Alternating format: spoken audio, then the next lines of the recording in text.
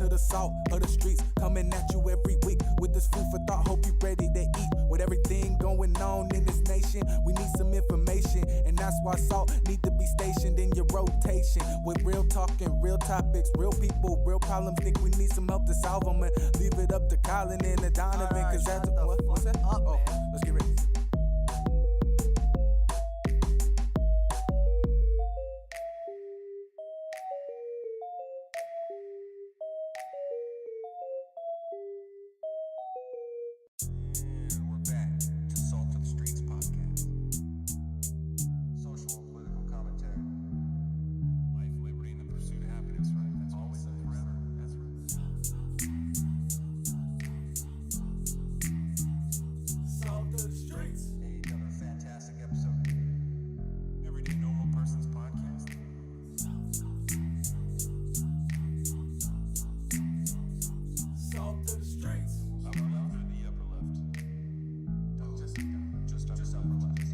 Welcome to the salt of the streets, coming at you every week with this food for thought. Hope you ready to eat. With everything going on in this nation, we need some information, and that's why salt need to be stationed in your rotation. With real talking, real topics, real people, real problems. Think we need some help to solve them, and leave it up to Colin and the Donovan. Cause that's what's that? Let's get ready.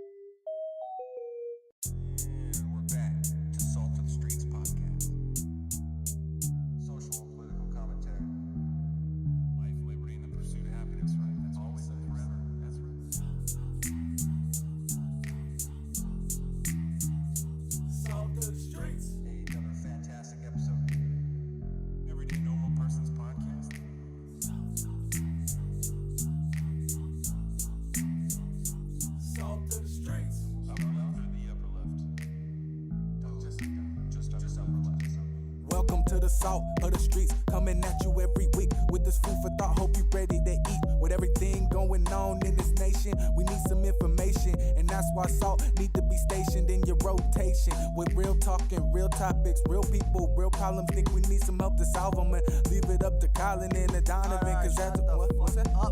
Let's get ready.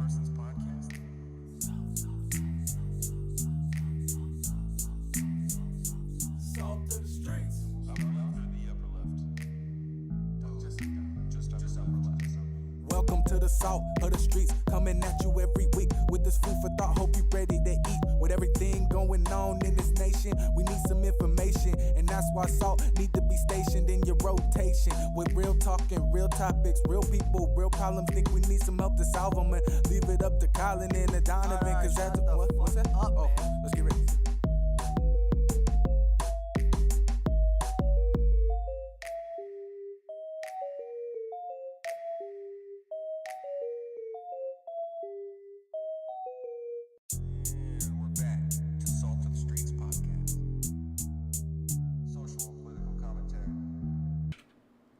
Oh, it would help if I was on the right screen. That was a botched beginning. And just like a red, white, blue phoenix rising from the ashes of political bipartisanship, we are back to Salt of the Streets podcast. This is Saturday, April 16th, 2022, 12:17 p.m., episode 125. And welcome back, everybody, to the Salt of the Streets podcast, your one and only source for social and political commentary and all the weekly news, pop culture, and sports that you can handle. And the best part of the whole deal is all built from the ground up for people like you and me, the everyday normal person. So come down and join us as we discuss life, liberty, and the pursuit of happiness, and continue our endless endeavor to bridge the gap between people and information. As always, we are your hosts. I am Colin. I am Donovan. And today, There we go. We're switching to the right screen. We are joined by two very special guests. We call them the Brothers Gaeta, also Zeke and Ivan. Ivan, for everybody that's watching, he's the guy up in the blue shirt. Wave, Ivan. Say hi. Hey, what's going on? And then the returning guest, Mr. Zeke, first time on video. Welcome back, brother. Hey, thanks for having me. So what are we talking about today as I show everybody my show map? So, here we go.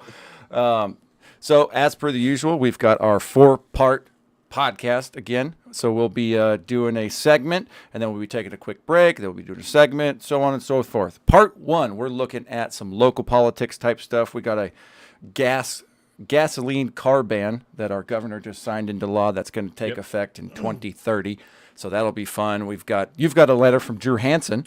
Local representation. I right? have two. Oh, I have God, two this is emails, gonna be good. and it won't take long. Don't worry. Yeah, I have two emails, and I want to talk about that so we can kind of compare and contrast, Zeke, the experience you had getting in quick contact with your representative, and then we'll talk about exactly my experience. My letter was fairly fucking quick, dude. Yeah. I have it on my fridge. That's awesome. And then are we going to talk about that redlining thing in Seattle if we have some time? Yeah, that's a pretty quick that. one.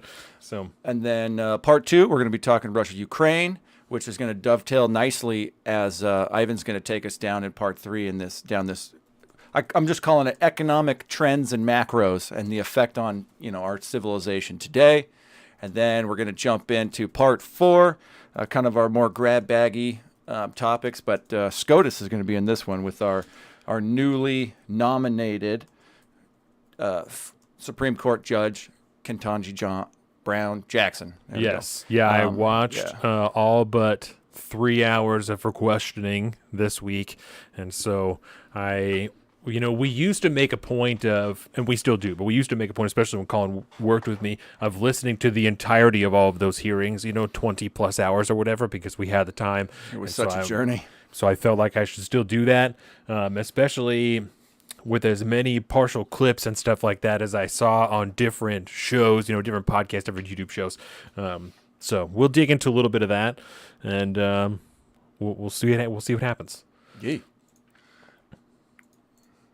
Just checking here, make sure our audio is working. All of a sudden, I'm just checking here. It looks like it's not working. Stand by. You guys vamp for a second. I'm going to look at this audio thing. I don't know why all of a sudden it doesn't seem to be. Okay. We have a couple of the topics that we have in the grab bag. Amazon had its first union, right? They had a union vote, last week? And so we have the first Amazon union out of a warehouse in Staten Island. So we'll talk about that a little bit. A few episodes ago, episode 123, Colin and I talked about the PRO Act and compared that with, I don't remember what it was called, but a bill proposed by Marco Rubio that has to do with non-voting board member. So it's like a union alternative. So we kind of compared and contrasted those things. And then there was a ruling decision for no charges to be laid down in the death of a man named Amir Locke out of Minnesota, and that was in regards to a no-knock raid that happened, and so we'll talk about that a little bit if we have some time. And then Jen Psaki is going to take a job at MSNBC, so obviously we're going to take turns shitting on Jen Psaki a little bit. That's my boss, calls her Peppermint Patty. He always calls her Peppermint Patty. That's great. Yes. Why is this not seeming to work here? Oi. Actually, Captain Fire Pants. Captain Fire Pants seems to be working, actually. Yeah, I mean, I really do feel bad for her sometimes. I don't. Not even for a second. Not even for a second. She's been bought into that admin for a long time, to that breed of administration that's in there. I think she was the press secretary for the Department of Defense, I think, during the Obama administration for at least part of that time. Yeah. So, yeah, she sold her soul to the devil a long time ago. If I learned anything over COVID, working is she didn't have to work for him. Right. You don't have to do that. You don't have to work. A lot of Americans weren't working for shit. Yeah. So let's. She constantly has to lie through her teeth and look like a dumbass in front of the whole world. Yes. Because she doesn't play it off as well as, I don't know, I feel like as well as like Sarah Sanders. Sarah Sanders was just a bulldog. You know, we've talked about her a dozen times. She was an absolute savage when she worked for Donald Trump. People didn't like to talk to her. She was unpleasant to interact with, not because she was lying to all the time, even though she was, but because she was very aggressive. And it was just it was an unfortunate experience. Kayleigh McEnany had her book of, well, actually, Lethal, this bro. is what he said. You know, she was reading out word for word exactly what the quotations were, slamming and walking the fuck out. She wasn't waiting for anybody. Jen Psaki is she's just lying boldly all of the time. I don't know. I guess it's not that much different. It's just not as fun to watch, maybe. I feel like the level of condescension is not as severe Yes. back then as it is today. Yes. This is, I feel like mommy's up there shaming us every time she gets up there. Well, she lies to my face. Right. Which does not hit me well. But that's why I think she's so much more off-putting than... I mean, Sarah Sanders didn't even have two straight eyes, for God's sakes. And then we went right into the dime piece known as Kayleigh McEnany. So. I mean, you're right. So whenever you sit there, you're like, okay, you're dishing out some bullshit, but at least we know you're full of shit. Oh, man. But, that's funny. I forgot that she used to do that kind of stuff. She literally just said, all right, this is what I was going to give you guys, and that's it. Bye. Yes. Yep. Peace. She was my absolute favorite. So you want to start off with... I didn't even think to ask you, but do we have a... Let me ask you this. Today? I do. Okay. I do have a let me ask you this, and it's one that everybody can ask or everybody can answer. So something we've discussed many times is thoughts that still exist in people said when they see economic collapses around the globe or civil wars in different countries that, like, this could never happen here. You know, we don't need to worry about that type of stuff. This can never happen here. We, on the show, obviously fight against that as much as possible. That people in this country need to understand that we have only been the exception for so long, and we are not immune to the things that we have seen happen around the globe. They could happen here, and that's the reason that we talk so much, particularly about the Second Amendment. We're big Second Amendment people here, and so that's one of the reasons that we talk about that so much. But we've also talked about storing food, cryptocurrency, things like that. You know, we've talked about all this stuff for a long time. And so I want to ask you guys, and you can answer one at a time, decide whoever wants to go first, is why do you think that ideology still exists in so many people in America, that those things could never happen here? Who wants to go ahead? Oh no, I'll give you that one, Ivan. Okay. Deference to his elders, you know, it's good. Here. Excellent. Then you can go first. Yeah. Well, so in my opinion, I think that, like, there's just an enormous amount of complacency. I mean, we've been kind of lulled to sleep over the course of the last 40, 50 years. I guess more or less it's been about 30 years. The mid-90s were very, very innocuous, very laissez-faire, not a whole lot going on. And then the early 2000s, we had some conflicts and some major stuff that was happening. And but nothing that, like, was so overt that, like, we kind of, like, pulled us out of our sleepy, drunken stupor. But I think that, and we haven't had a whole lot of things pulled from us. But over the course of the past, 2 years, I think that, I mean, there's a saying that I think it was Lenny said that there are decades that nothing happens, and then there are days that decades happen, right? And I think that over the past 2 years, there's been many of those days that have happened, and people are starting to realize, oh my gosh, that things can get away from you. You can't have your rights ripped from you, and I mean, and you can be boldly lied to, and you just have to eat it. There's no recourse. So prior to the past 2 years, 3 years, I think that there's just a vast amount of complacency, and no one really thought that it was possible that civil wars can happen, famines in America, all of these sorts of things. But I'll kind of get into a lot of this other stuff a little bit later on, but you'll kind of see that like it's a progression, and people need to wake up and they need to realize that all of this is completely possible, and it is happening right in front of our eyes. Mm-hmm. Yeah, no, I think that's a good answer, and something we've talked about a lot that I think is a good example of that is China, right? And we're seeing a renewed version of that again in Beijing right now. We're seeing all kinds of videos, people being locked up in their houses, they're just being dragged. Shanghai's going nuts, animals man. being killed. I mean, horrific things that are happening there, you know? And a lesser example we've used is like Australia. You know, those people were generally free until something popped off, and then they were all locked up, and people were coming and getting hemmed up out of their houses. It happened that quickly. So, Zeke, let me just jump in here before you answer the question real quick, because I just want to ask this question. You guys know what the Strauss-Howe generational theory is? The fourth turning and that kind of stuff. You guys heard that before? Yeah. Yep. Okay. I just feel like we're probably going to bring that up today, so I want to know if we can use that nomenclature. 100%. Perfect. So, Zeke, what do you think? Much more long-winded answer that I was hoping for, but I guess complacency I would have.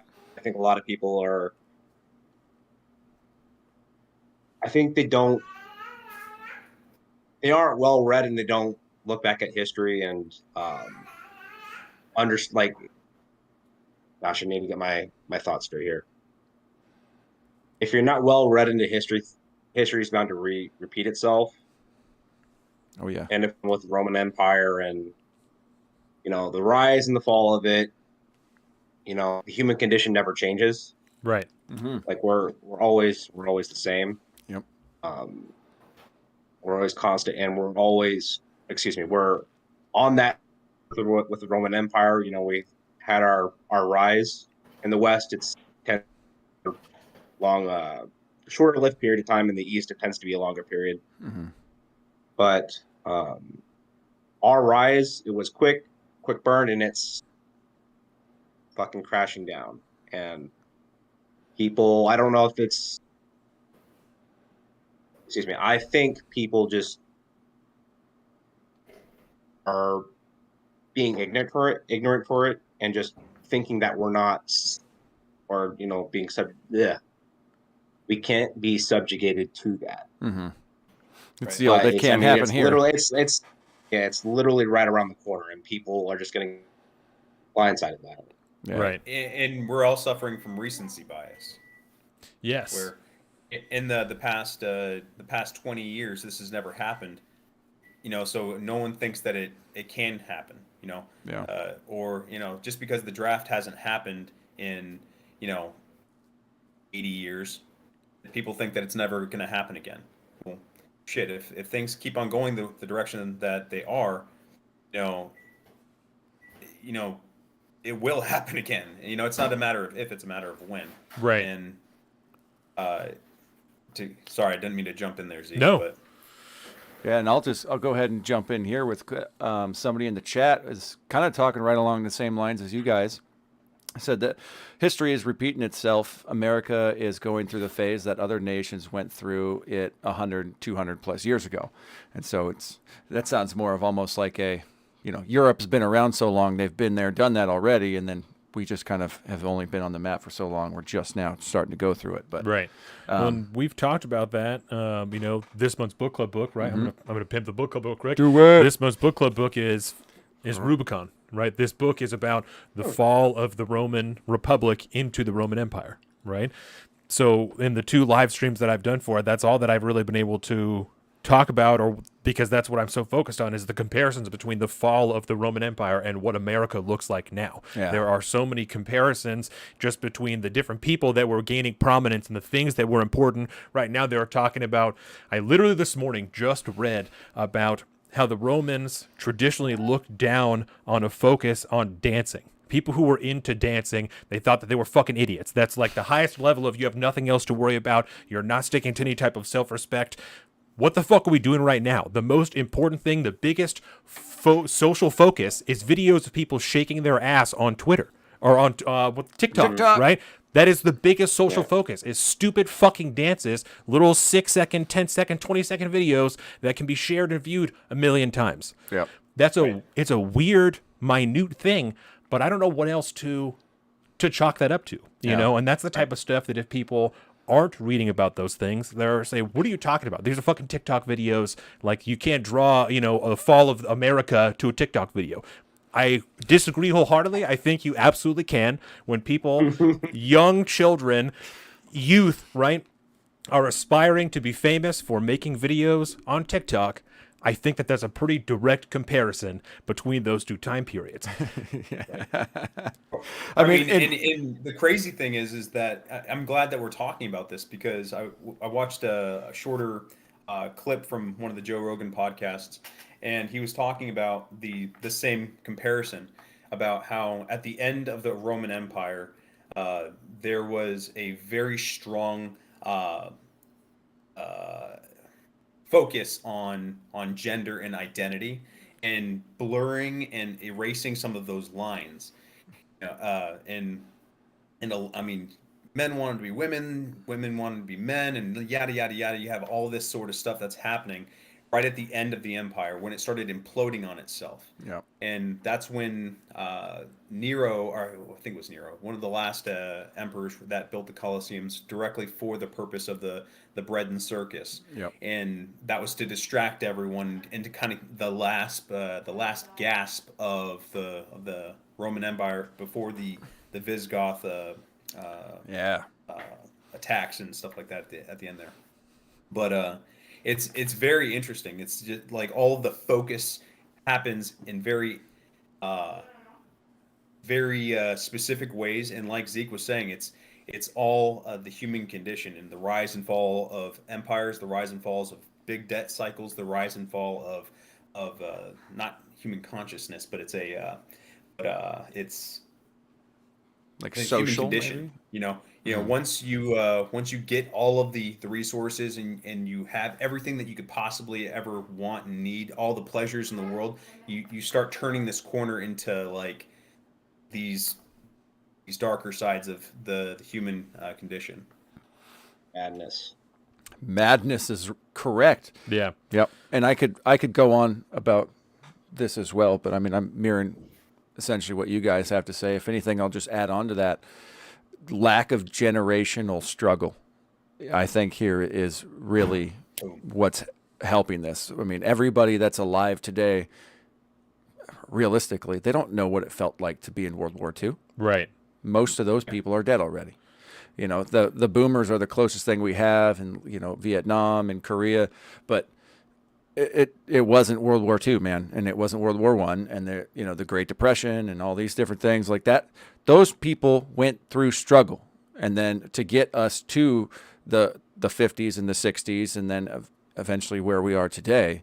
And so it's the old strong men create good times, right, create weak men, so on and so forth. I mean, we're at the weak men create bad times, and fairly shortly, I think we're going to have the need for strong men are going to be presented to us all. Right. But that's where. And that's one of the things I wrote down when Ivan was talking, was it almost sounded like he's like describing like true privilege, you know? Mm-hmm. And in America, the vast majority of people exist with a genuine privilege that most American people privilege around the world don't have, you know? Yeah. An We actual used to be real real one, badass. not a white privilege or any of that shit. It's an actual privilege of complacency, of being comfortable, and you're able to be complacent. You're able to sit around and not do anything and be taken care of, and think that your life is still as hard as the mean that it would be around the world. Yeah. You know? Like, realistically, if you were born in America in the last 40 to 50 years, you were pretty much born in the best spot that you could have been. Right. According to, to the, I guess, the general world consensus at that point. Like, it's been, if you wanted to be somewhere where you could just do whatever you wanted to do and have the ultimate outcomes, it was in America. And if you were born here, you had the privilege of being born in America, the luck of being born in America. Right. And we don't know what that is anymore, because nobody knows anything else. Yeah. At least yet. And that's why, and you know that you've arrived in this point when you have people that are conflating their problems with massive problems that we've experienced and gone through in the past. When people are saying, "Oh, you got Colin Kaepernick saying that the NFL is like slavery," it's Right. like that's when you know. That's when you know that he has no idea what the fuck he's talking about, and he's conflating it with one of the worst parts of world history, right? It's like you have so much privilege that you're actually thinking that you're not off at all. Yeah. I can't believe that they let him make that scene in a documentary, or what I guess it's a documentary because it's about him, right? Make that scene where it turns the NFL Combine of people being measured into them walking into a slave auction. Those people are going to be offered, at a minimum, multiple thousands of dollars to do something they want to do for the rest of their lives. Or we're really going to let this guy compare slavery to this, where he was given millions of dollars when he was done being asked to work out, right? You get invited to go to the Combine.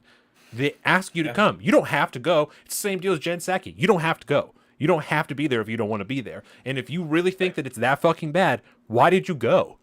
Why would you do it? Because you just didn't realize at the time how akin the Combine was to a slave auction? You couldn't see the comparison at the time until you did a few semesters at whatever fucking college you sat in at? What are we talking about? You know?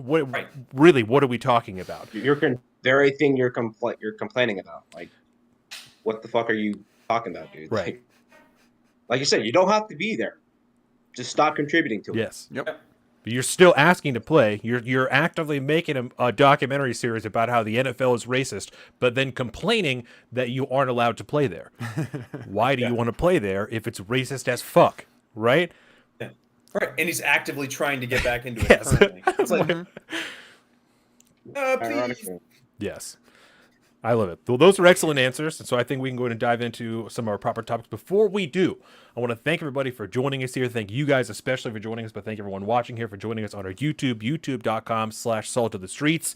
We also have Patreon, obviously, patreon.com/saltofthestreets. If you guys want to go there, subscribe, help us make more, better content.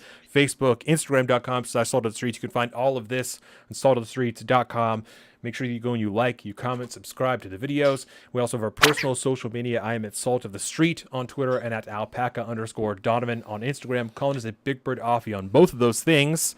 We also have the beer shows, the book clubs, the newsletters that come out at the end of the month for the Patreon subscribers, the review previews that come out on the first day of the month for the book club.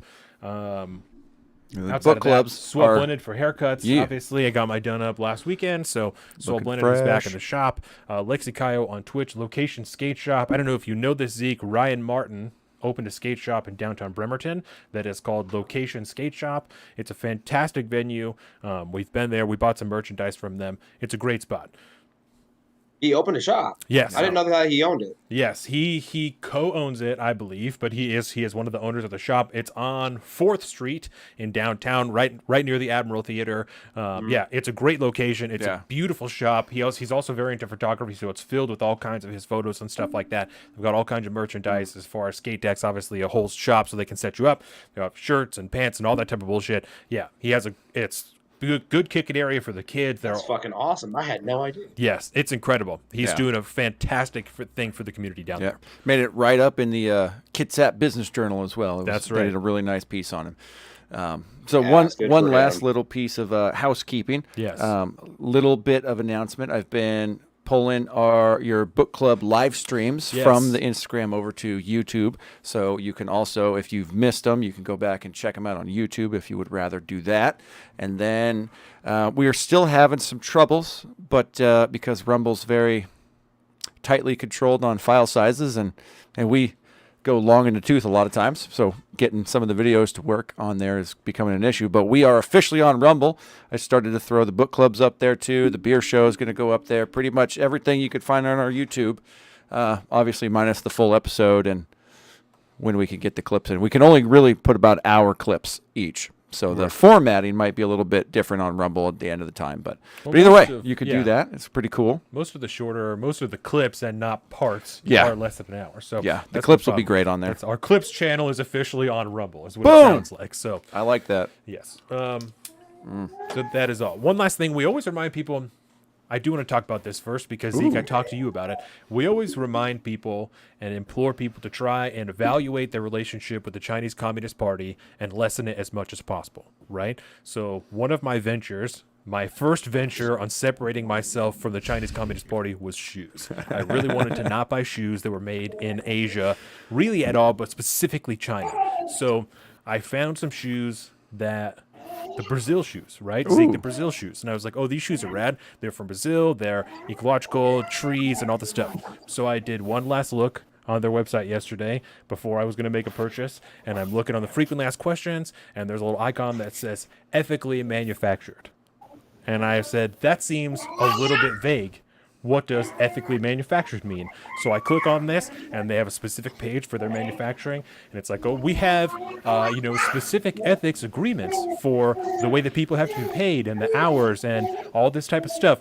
Doesn't say where they're manufactured at. There's pictures also only of Asian people, right? And I'm like, okay, so where the fuck are these shoes made at? So I go to their Instagram. I send them a direct message on Instagram, and I'm like, hey, where are these shoes made at?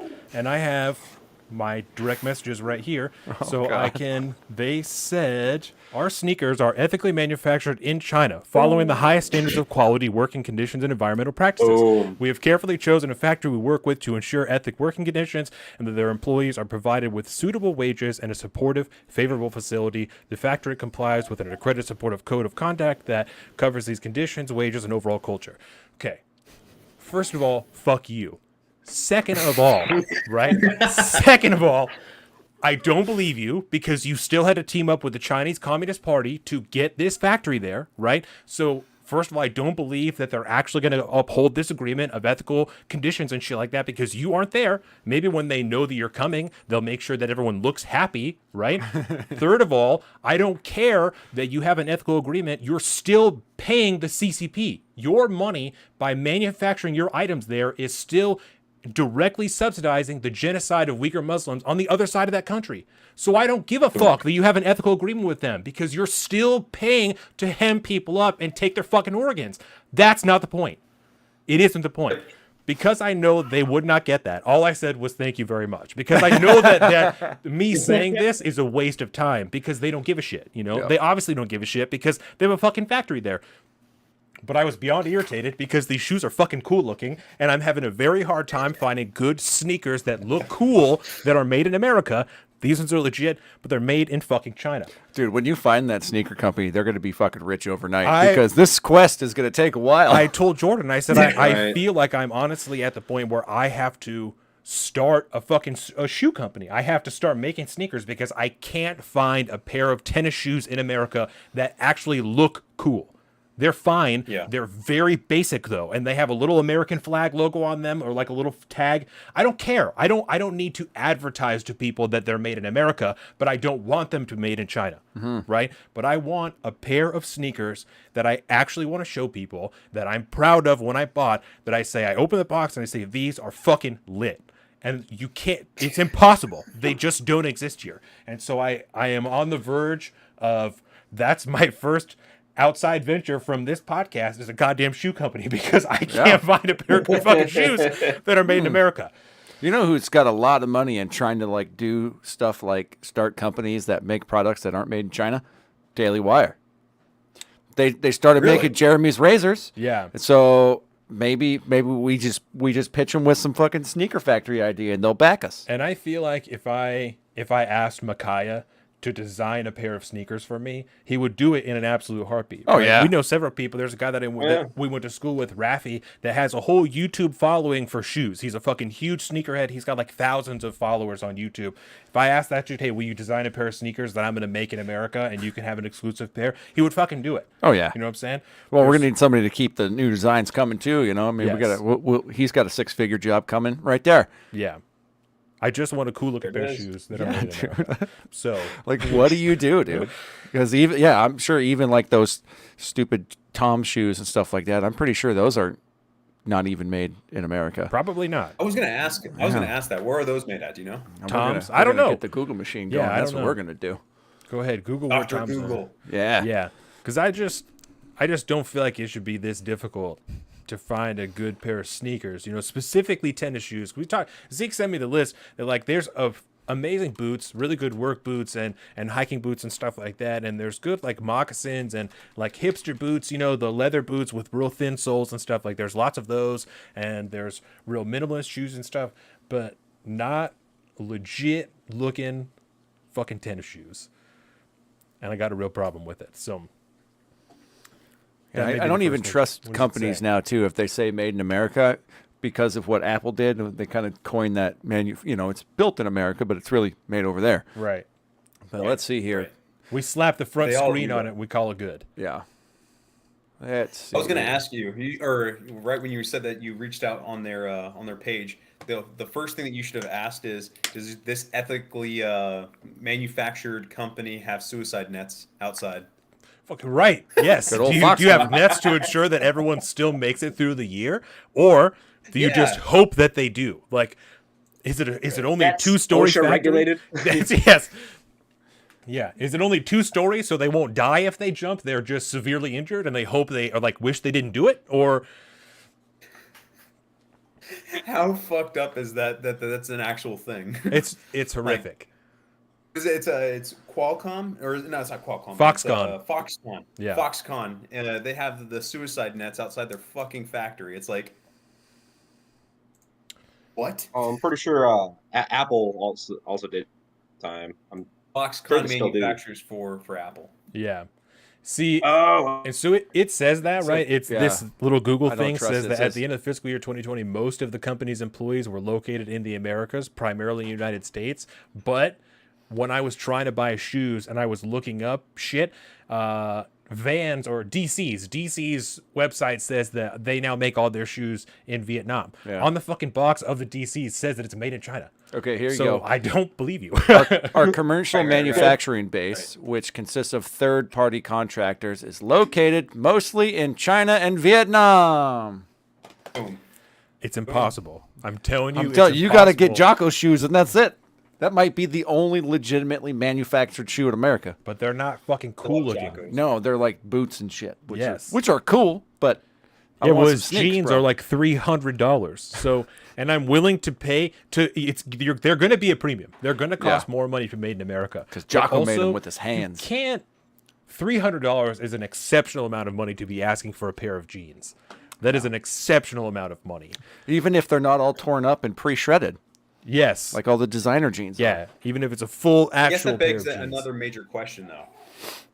I mean, are you willing to pay, 5-6x what you would pay for a Chinese shoe? Yes, because especially if you're talking about something like a pair of Vans, a pair of Vans is like $50. Mm-hmm. You know, I don't know. I guess I'm saying the same thing. That's a $300 pair of shoes, but I would say that I I guess if probably they're cool looking enough. at the end of the day, if it's something like shoes, right, where you don't really have a choice, everybody needs shoes, I have a feeling that after a little bit, the vast majority of Americans they'd take better care of their shit. Is I guess what I'm saying. Right. If you're spending $300 on a pair of shoes and it's the only pair of shoes you're going to be able to afford for another year, you're going to treat those things like gold. You're not going to beat them up. You're going to wash them. You're going to take care of them. If they're leather, you're going to condition them, something like that. It would take a little bit of a shift, I think, in the American mindset, the American consumer mindset, but I don't think we'd be worse off for it. Well, it also would just demand that I make a better quality product so Yeah. that it will last you an entire year. And the one pair of good sneakers that Zeke and I did find they looked like they were mostly for like CrossFit and stuff, but you could wear them for every day. That company also sells like a resoling of those shoes. Oh. So if you wear out the soles, you can send them back in and they'll resole. I think it was only like $40. Oh, yeah. They'll put a whole new sole in the bottom of your shoes for you. So that must mean that the top of them, the top and sides or whatever, the rest of the shoe is manufactured with a high enough quality that it will outlast the sole of the shoe. Yeah. All you need is a cobbler, and he can change out the parts that are broken or restitch or do whatever it is that you need. So let's bring cobblers back as well. Yeah, we will revitalize single-handedly the American cobbling industry, and now we're really cooking. We're talking about making two industries here. Yeah. Salt the cobbly streets.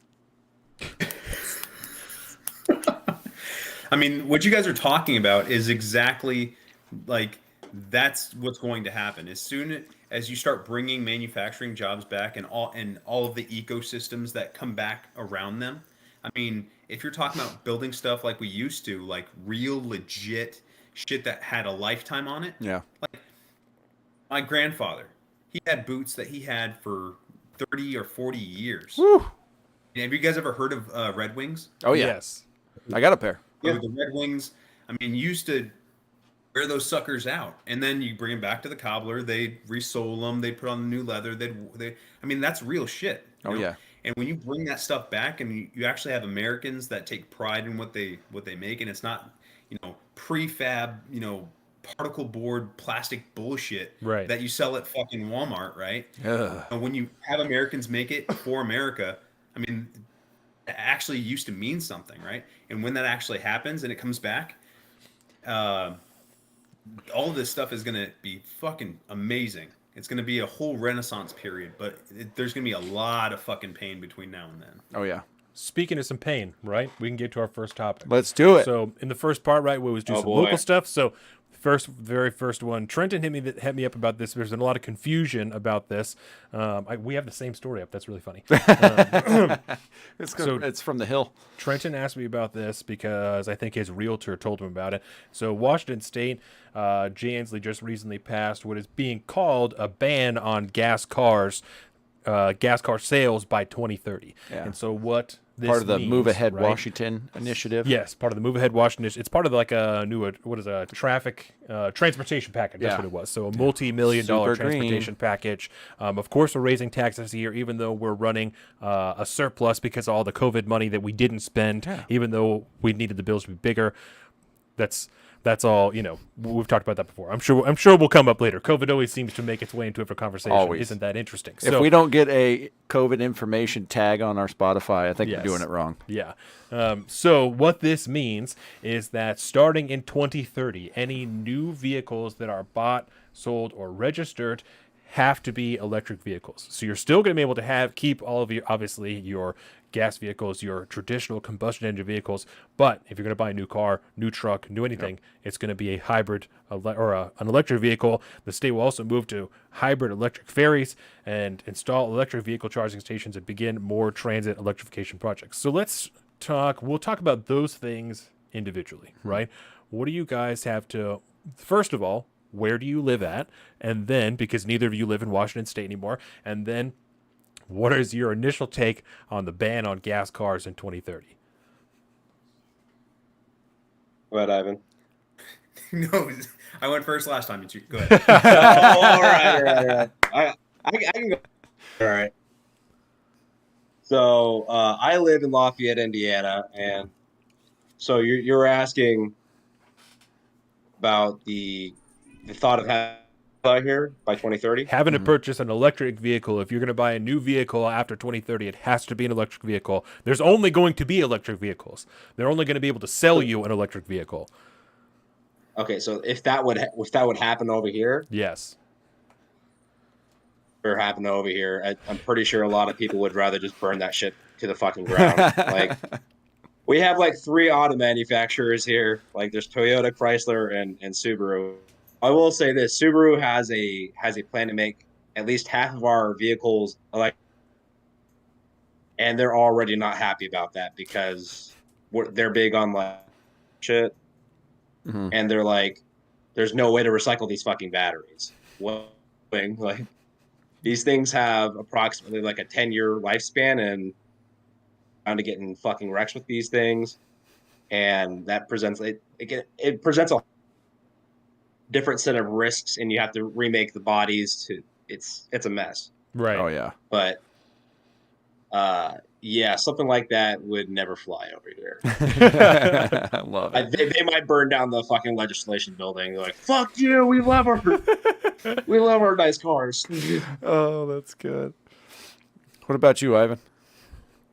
So, I mean, there's a whole bunch of different thoughts I have on that particular topic because it is such a hot one right now. But watching an interview with Elon Musk, and he was talking about this whole integration of why he bought Solar City, and why he wants to go in a certain with Tesla, and all of these different things are all building on themselves for him. If you look at all of his companies, they're all pointing in a direction. They're all one way. Strategic, and yeah, they're all pointed one way.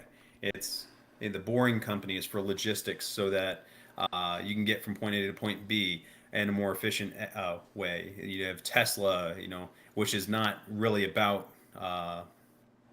It's not a car company. It's a technology company that's just happens to be moving people and tracking people, which is key. Right. And then you have the Hyperloop, which is about moving people. It's all about logistics and getting the economy moving again, right? And in my opinion, I think that as soon as people start realizing that we don't have the materials to actually deliver on this, it's going to open up a lot of people's eyes.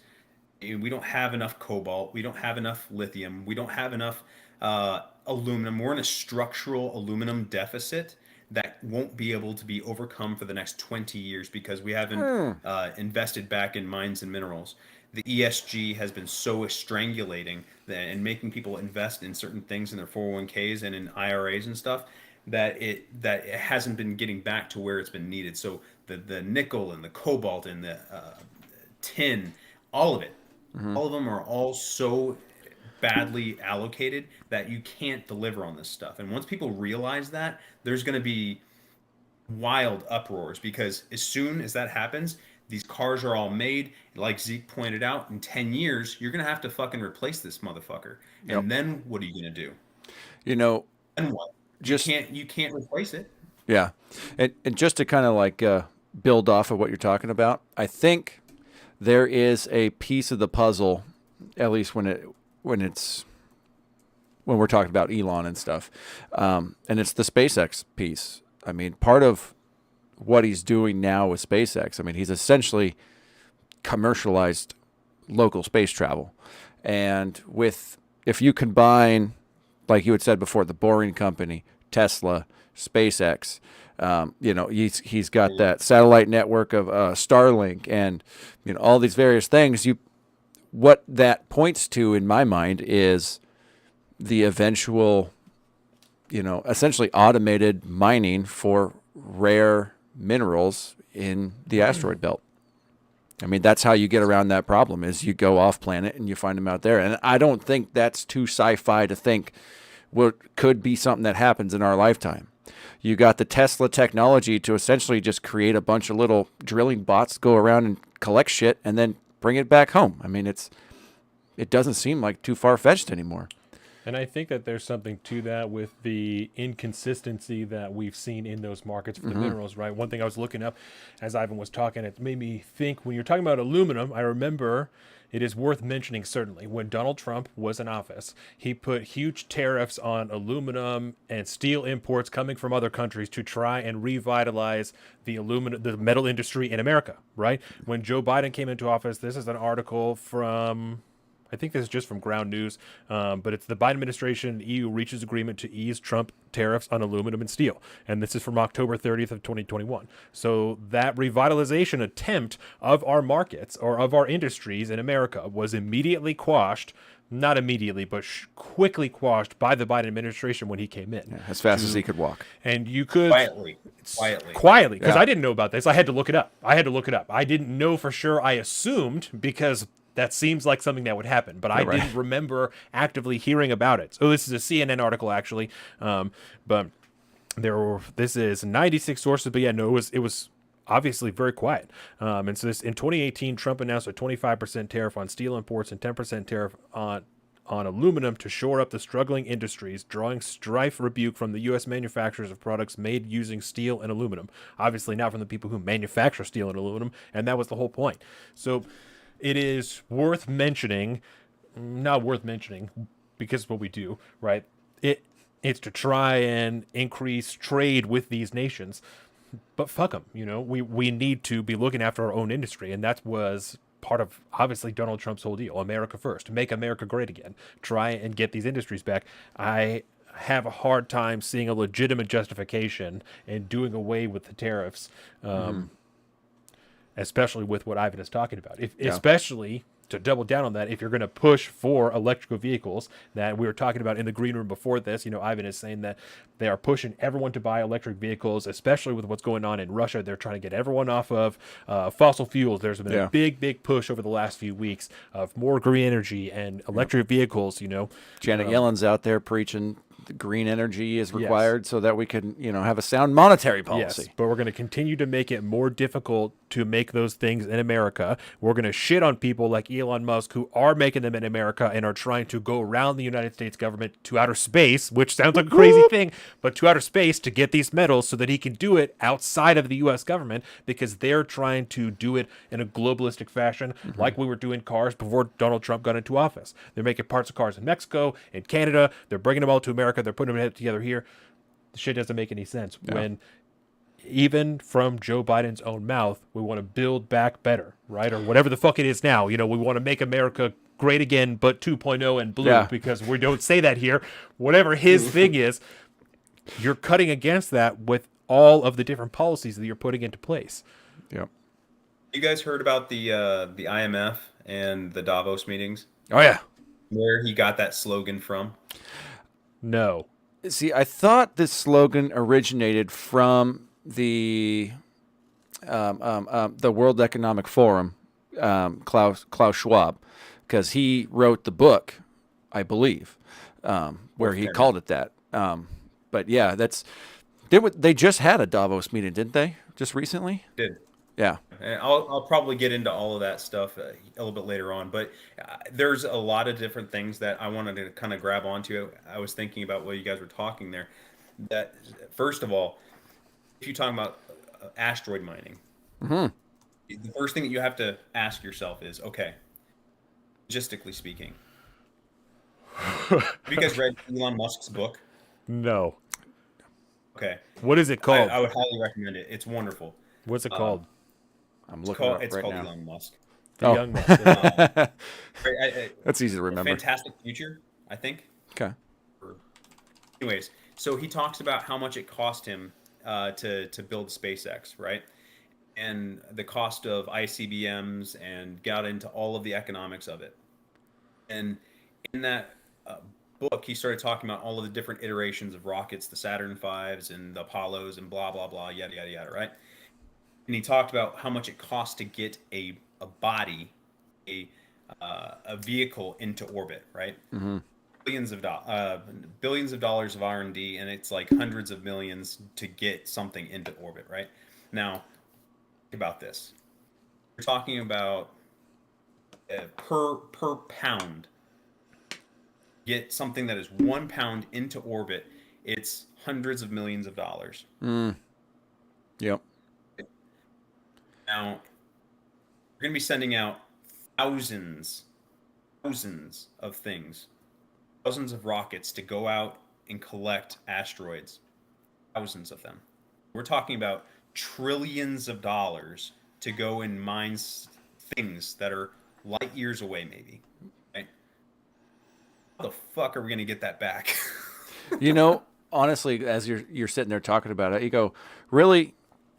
Because all you need to do is launch it out into space, get it on the right trajectory, have it be automated to the point it could do its job when it's there.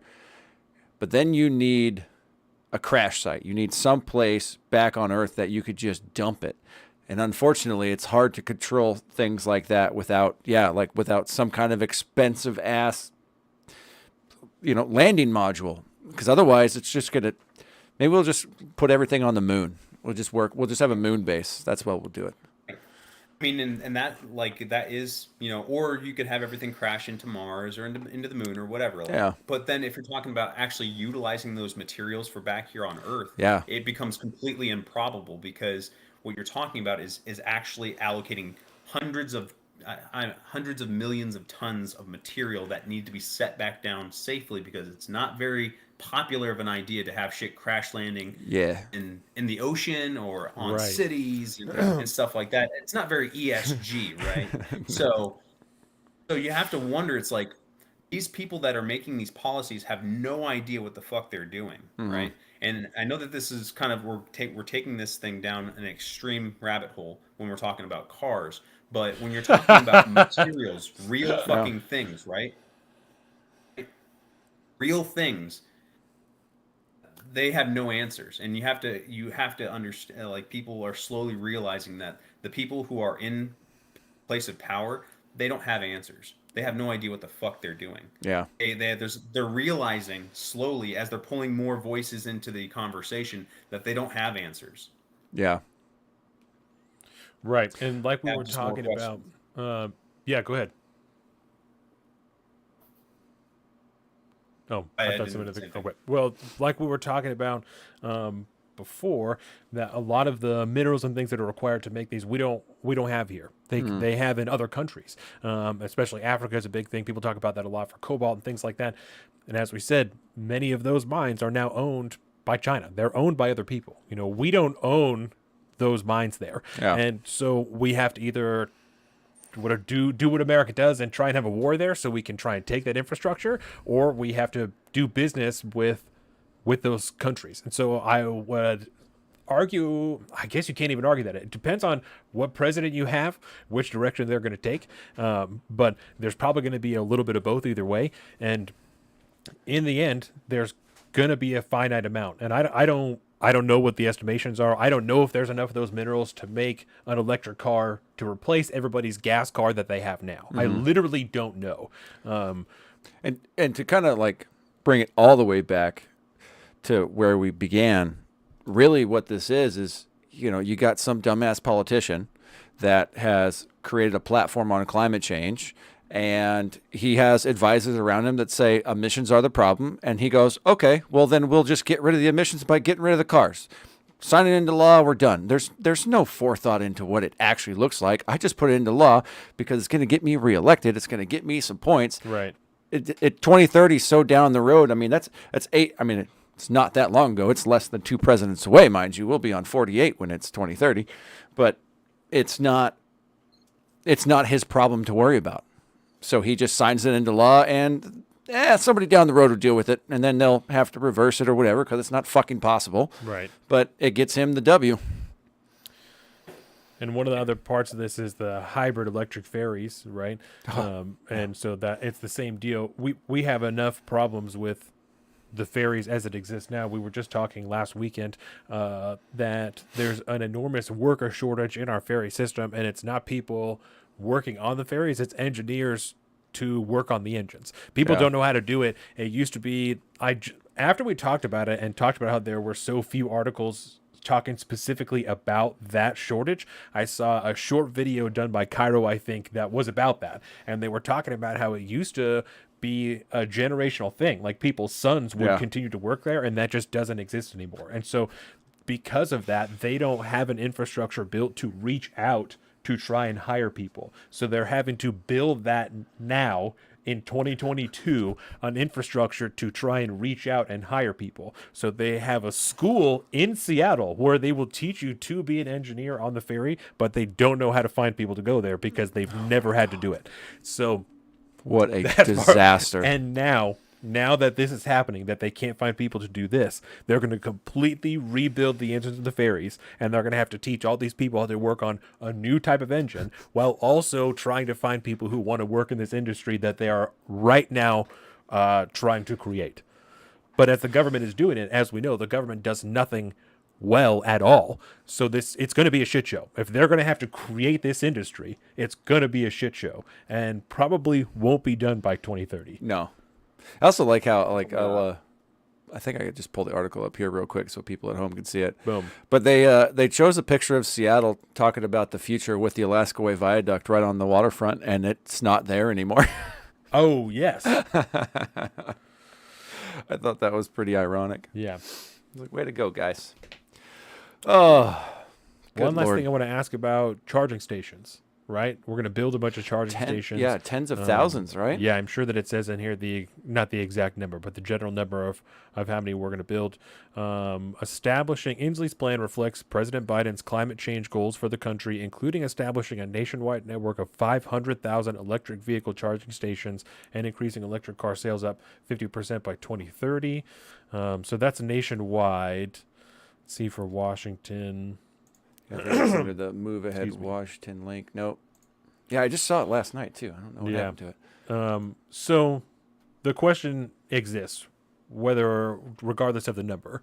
And I've heard a lot of people talk about this, right? The government doesn't own gas stations, right? People built them themselves. The industry created itself. When we had more cars, people built gas stations. They created them.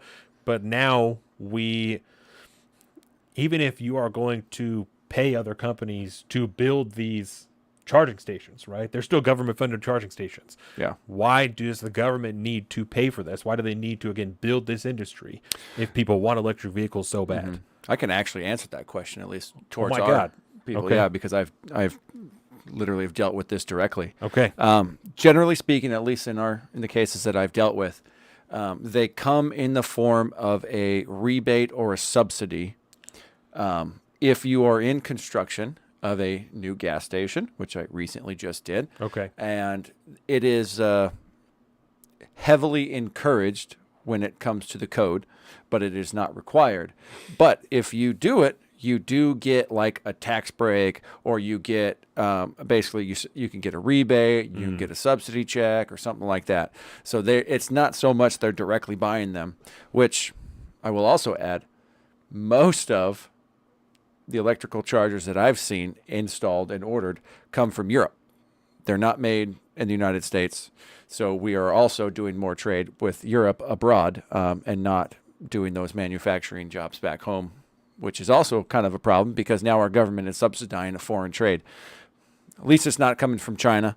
So there's that. But yeah, that's in the few that I've dealt with so far. It's never like a direct type of like, yeah, we're going to buy these things and install them. I'm sure they might on properties that the state actually controls, right? Yeah, at like national parks and shit. Yeah, national parks, rest stops along the freeways, things like that. I'm sure, but other than that, it's just going to be they're going to have to try to encourage people to do it, or they're go straight unconstitutional, which they're not afraid to do, and just force people to build them. I was going to say they're making 500 million of them, or 500,000 of them. So. Yeah, 500,000 across the country. That's like one in every other town.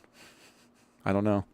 It doesn't seem like that many when you think about how big the country is, but whatever. Why not? I mean, I'm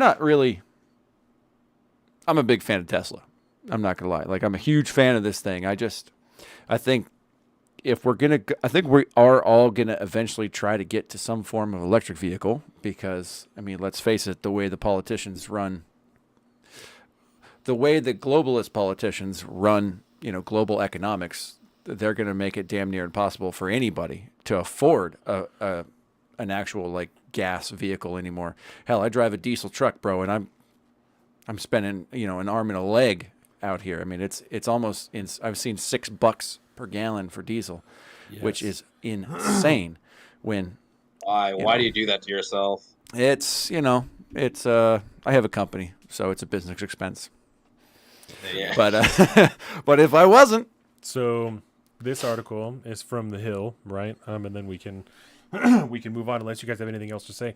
This is about. Actually, I was gonna mention that when you were bringing up the whole consolidation or removing of gas stations from private ownership and trying to force the market into electric cars and basically consolidating everything under the government by them subsidizing, or not subsidizing, but placing all of these chargers out there. Same thing with Elon. I mean, he's sitting there and he's talking about how place a solar panel on your house. You get one of those the power walls put in. Mm-hmm. That way you can have a localized, dispersed grid that's out there, right? You can not only charge your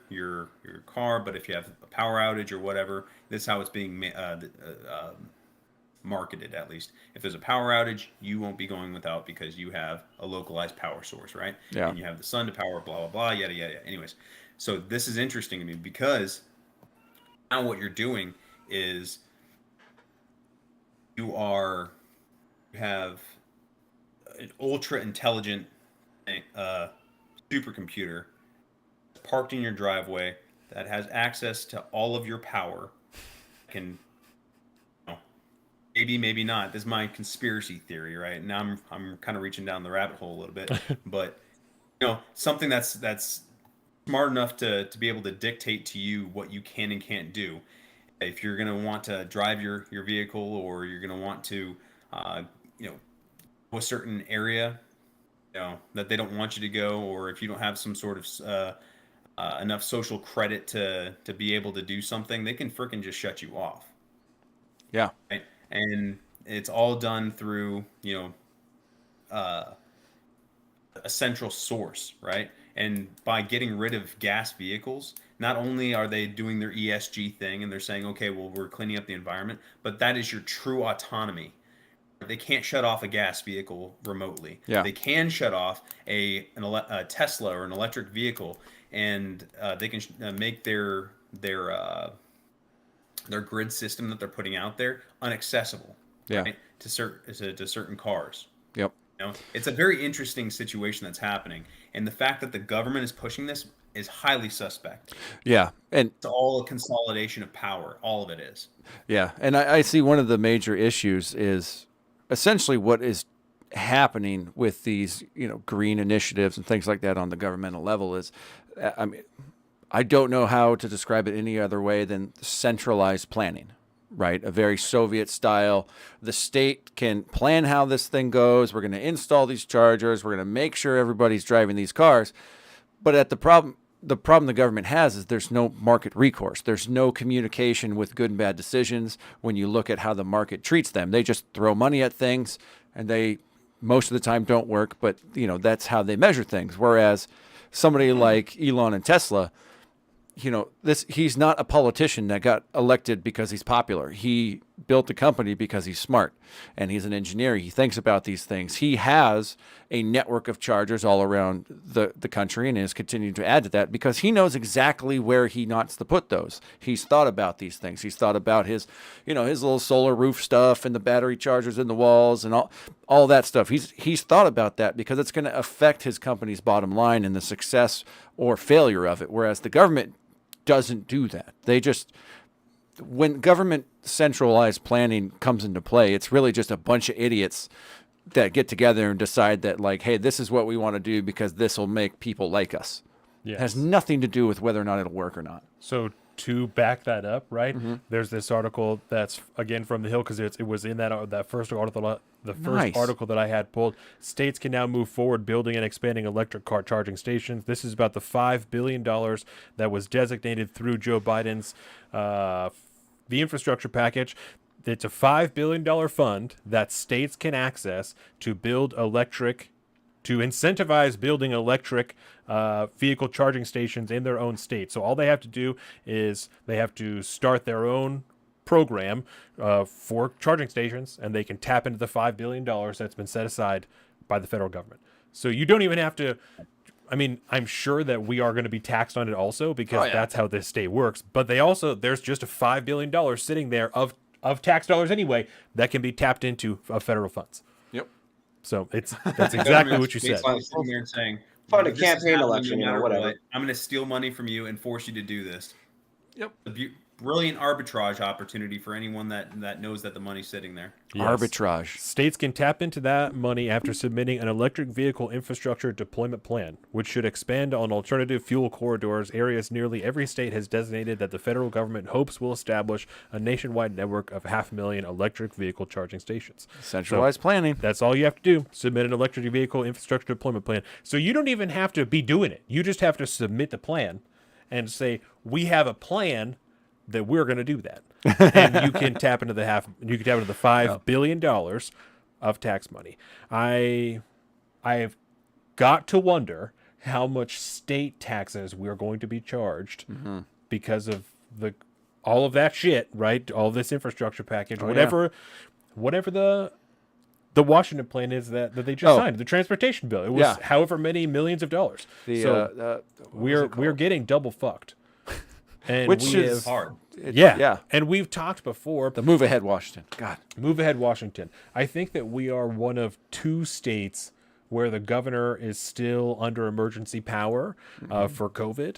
And the last time that I watched Jay Inslee be asked about it, his response was, well, I don't really see why we would need to do away with the emergency powers order, because it's good because we can expedite things for the schools and we can access federal funds. And also, 95%, he literally said this, he said 95% of the controversial orders have been done away with anyway. So I don't really see what the harm is. Right? So it gives him. We're going to keep in a perpetual state of emergency, so you can be local dictators. Yes. Fucking maniacs. Because it also gives him control over the state legislature of when they go into session and when they go out. He gets to call them back whenever he wants, gets to hold them there for as long as he wants, and then say, we're done, get away. So we can wait until we have all of this legislation lined up on the background till you guys have done your backdoor dealing, because you're not even in session, so you can talk to whoever, whatever senators, whatever representatives that you want about whatever you want. Then I'll call you into session. You can bring them in. You can revise them. You can move on. And then we'll close the session all over again. That's how they just passed the magazine ban that happened. That's how they just passed the home manufactured weapon ban that just happened. We've talked about the magazine ban. They introduced it as a 17-round magazine ban. It was almost immediately amended down to 10 and then was passed subsequently through the House, the Senate, and then signed immediately by Jay Inslee. Pieces of shit. And then they closed the session. That brings us into this next portion that we're going to talk about, right? Because, Zeke, you and I talked a while ago, months probably ago, when there was a Project Veritas piece that came out, I think maybe having to do with the elections or something like that, and you were super activated about it, and you reached out to your local representative. I think you said you even got on the phone with them, right? That same day? Yeah, same day. Word. So I got a phone number and everything. That is excellent. So our 2 state representatives for our district are named Drew Hanson and Tara Simmons. Drew Hanson has been around for a long time. He probably was our representative, Zeke, when you were still here. I'm not sure when you left, Ivan, but he's been in office for a while.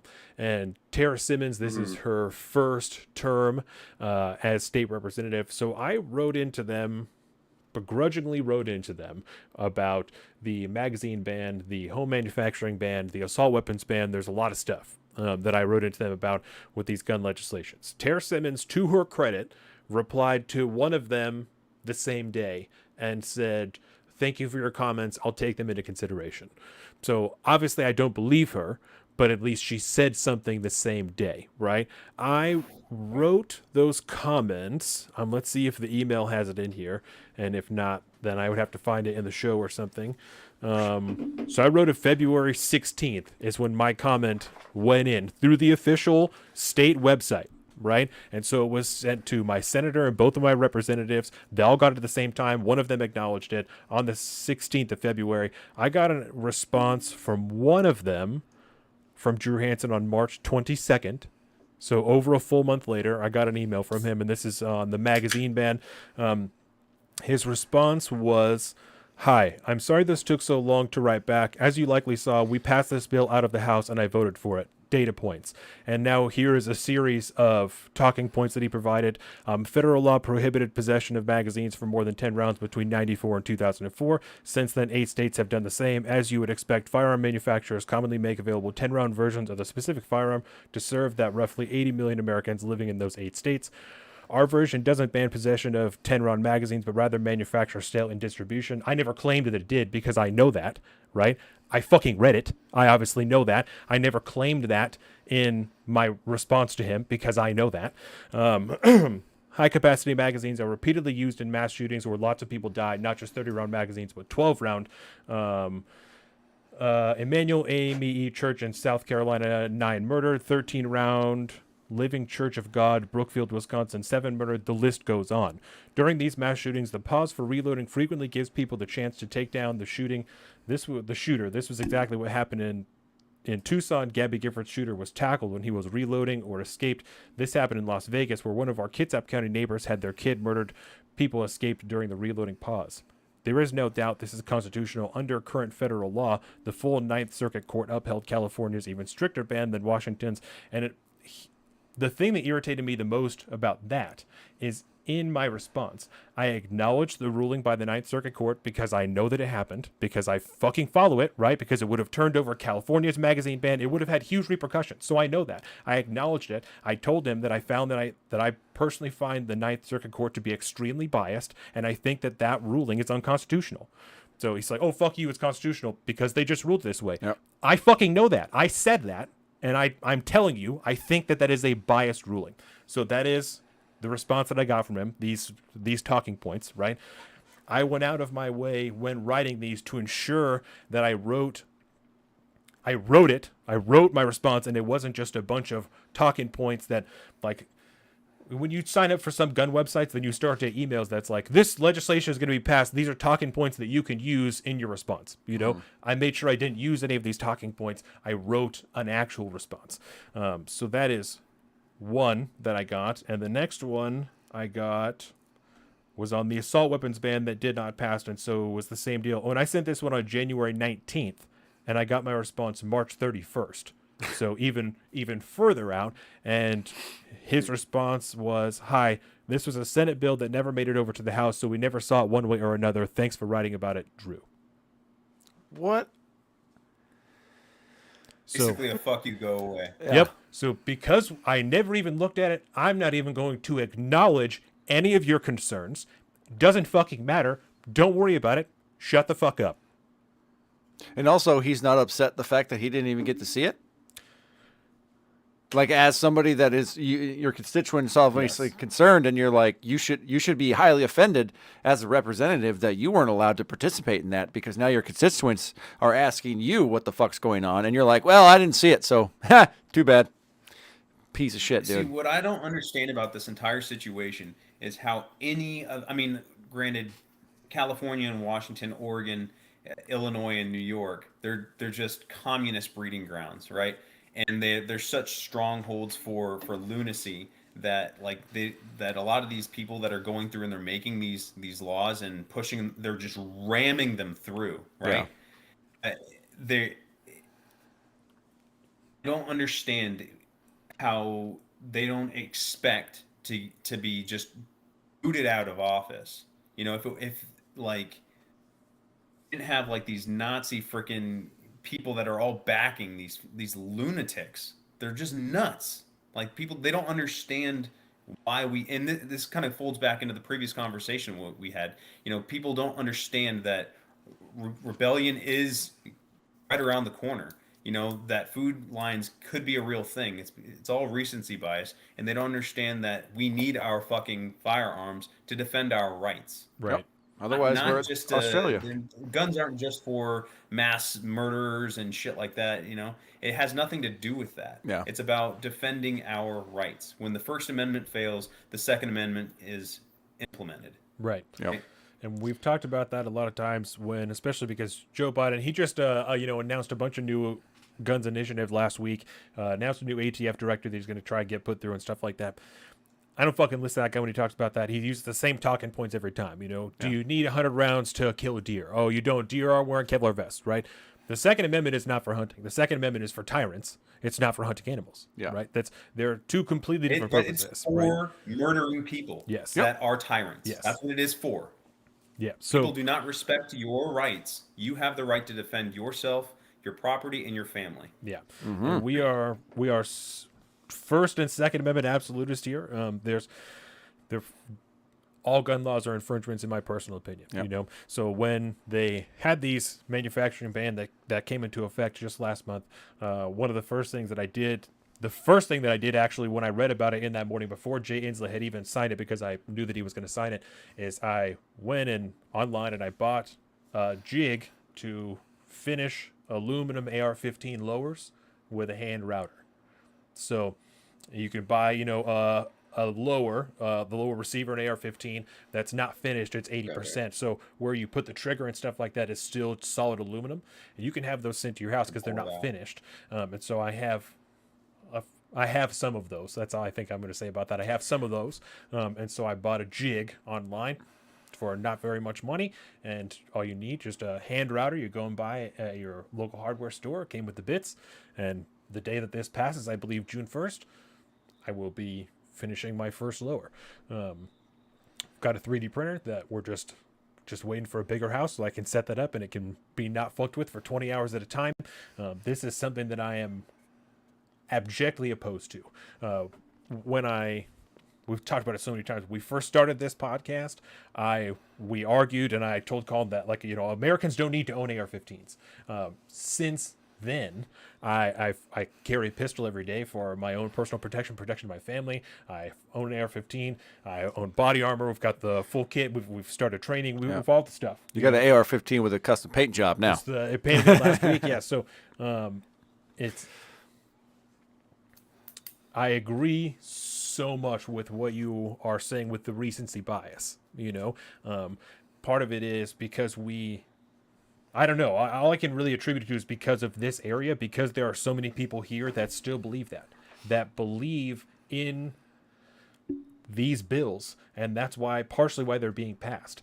And I guess I can only say that so much with the magazine ban. When we talked about, there were 5,000 comments sent in against the magazine ban and just over 1,000 sent in favor of it, and it was still passed. So there's even the majority of people that are reaching out are telling the state legislature that they don't want it, and it's passed anyway. So representation is dead. So yep. So I'm not sure if that lends to people's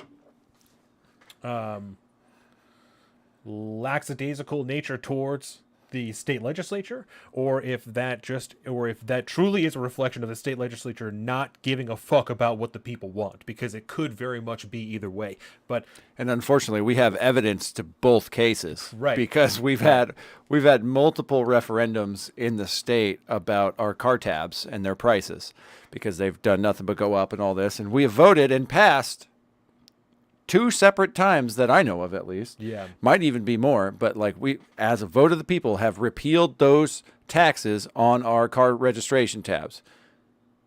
Both times the Attorney General got those flipped around in court and just shoved right back in the taxpayer's face because there's some legal, grammatical loophole that they found, or some kind of small error to just so they can get around it and tell the people to go fuck themselves. Right. But we've also passed gun legislation through the same initiative process before. Yep. And there's no problem with it. They'll completely endorse the gun legislation that someone in their house is able to cook up and get enough people to sign a document for. But when it comes to repealing taxes that the state has placed on us, they're not going to have it. Isn't that fucking crazy? Yes.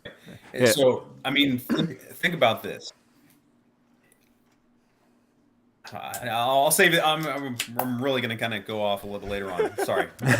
We'll attach that later. We'll just throw that right here real quick. Just put it in the pocket. Sidelined. Yeah.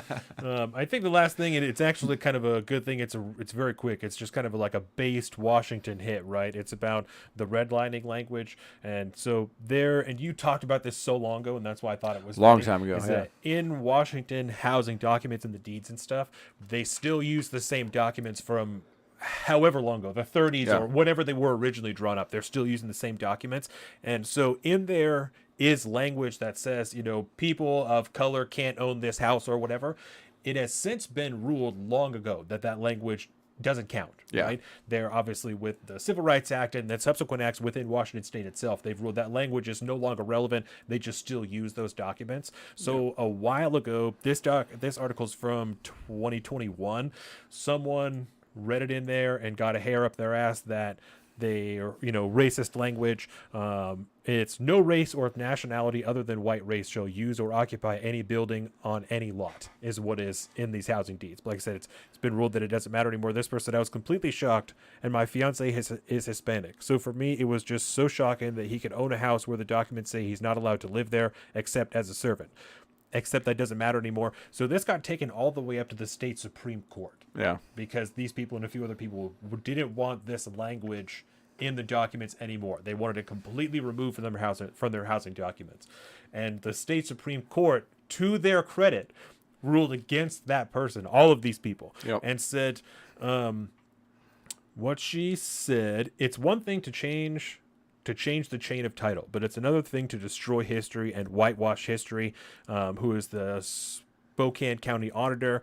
That's really dishonoring all those people who fought so hard to make those racially restrictive covenants illegal and unenforceable. Removing that information also removes the ability of anybody to study redlining, to study the discrimination. So destroying history. Based Washington. So where has this like entire line of thought been for the past like 10 years? I know. Yeah. Like this does not apply to the South. Up and broadcasted. Yes. And it's such a simple thing. It's so simple of just like, don't worry about it. You don't have to look at those documents ever again, because you just have to have them in your possession to prove that you own this house. You don't have to be reading them all the time. There have already been, it's history. History has ruled in your favor. This doesn't matter anymore, but we're showing you have so much power over it. You own these documents. They say that you can't, and you do, because we have ruled that this was a mistake. I feel like that's a way more powerful message than we're just going to remove it because no one should ever know. Like that's true doublespeak. That's I was going to say that's very right? 1984-esque if they went yes. through and struck out that old language, and and it's actually I was having a conversation with my surveyor at work the other day about this, and he goes, I mean, you can't really do that because that was the legal document of the time. You can't go back and update the legal document. I mean, it's unfortunate that it says what it says, but it does not apply today. It doesn't matter anymore. The current language that applies to you only applies to you, and it has nothing to do with the rest of that. But it's Seattle. I did actually, when I first started working at Bennick, I think it was either that or I was working at Sage at the time. But I took a couple online classes through the GI Bill and stuff like that, and I was taking a history class, and I wrote a paper that does not exist anymore on the redlining of Seattle, because for some reason you just needed to write some kind of history paper, do a little Google search, and it's like, oh shit, Seattle used to be hella racist. This is interesting. Yeah, and now they're having other separate redlining issues because of systemic racism handed down through the days and generational, locations of where they're at, and it has bad air quality, and it's a whole nother can of worms nowadays. But Seattle's not going to be satisfied, man, until they just kick everybody out of the city and just have a totally empty city for a while and let it all collapse, and the forest will regrow, and everybody will be happy. What they'll end up doing is they'll sit there and they'll turn it into a freaking homeless camp. They already did that. People, sit in their own raw sewage, and there'll be drug needles everywhere, just like San Francisco. And then someone's gonna be like, "Hey, this place used to be kind of beautiful," and then they'll be like, "Oh fuck, we kind of did this, didn't we?" Yeah. Here you go, Don. H. Toro in our YouTube chat says, I want to buy an RPG for home defense. I'm here for it. That sounds awesome. I'm not against that. I'm fully in favor of you owning an RPG, not even for home defense, for whatever purpose, because it's none of my or anybody else's business why you want to own that. I want I'm not even against, currently as it stands. I don't know if you guys watch Tim Pool at all, but he has this argument lately about people owning nuclear devices. Nuclear weapons, I'm like, right. I don't really have a problem with that, technically. Not unless we update the Constitution. Because if my tyrannical government can have nukes pointed at me, I want the ability to point a nuke at them. And until I am satisfied, I have the right to do that. The Constitution says it. It's pretty simple to me. I don't like the idea of somebody. I fucking dare you. Yeah. Hey, you know what? If there's one person that you can always count on to be listening to you, if you ever need to throw out a secular prayer to the government, the NSA's got your back. They are listening to you 24/7. That's why. That's why we use Signal, boys. Did you see what's his name? The late night comedy guy. Where he acknowledged that Siri's listening to him, and he was getting advertisements for something for some obscure conversation he was having. I don't know. I know that happens to me all the time, so it does not surprise me. I mean, like 5-6 years ago, I was talking to some friends where it was not taboo. It was definitely conspiracy theory. It was like, oh, my phone's listening to me, or your phone, or people are listening in on. It's the NSA, or it's blah blah blah. And it's like, bullshit. It's fucking Google. It's Apple. It's all these freaking companies that they sure as shit are listening to you. And now they're going through the mainstream media is joking about it, and they're like gaslighting everyone like it wasn't just a conspiracy, right? Right. Yeah. They were denying it, and now they're acknowledging it, and they're making it funny. It's like, There is a how the fuck is this okay? How is this? There's a clothing company that my wife, Colin's wife, and one of our other friends' wives all buy stuff from Shein, right? They all buy stuff from this company. And before my wife bought anything from it, but Carolina and Morgan were still buying stuff, Jordan started getting email advertisements from that company. Theoretically, because she interacts with Carolina and Morgan so often, and they have Google accounts. They all had iPhones until not too long ago. Carolina had an iPhone too, so they are interconnected on two different enormous, ecosystems. Thank you. And on top of that, they communicate on those different platforms on social media. Yep. And so, yeah, before Jordan even bought anything, she's getting email advertisements from a company that her friends are buying stuff from so frequently. Yep. It's fucking weird. And the really shitty thing is, there's no way to ever reset that stuff, man. We didn't know that data was going to be such a commodity, and now it's too late. We've just lost our own. We just gave it away. Right to privacy. Yeah. I mean, so that to me, I was talking about this in 2015, and that whole initial conversation was breached about data rights and how anything pertaining to you that is on someone else's platform, it no longer belongs to you. Your pictures, your opinions, your whatever it is, that is your personal data, and you have no rights to it, right? I mean, that's why I don't have any social media. I don't put myself out there too much. Now, I mean, I don't know what they're using all of this data that they're collecting on this platform for, or if they're even allowed to. That's why we brought you here. That's why we brought you here. We are deep state agents. Yeah. Yeah, we're feds. I knew it. What? Got you, bitch.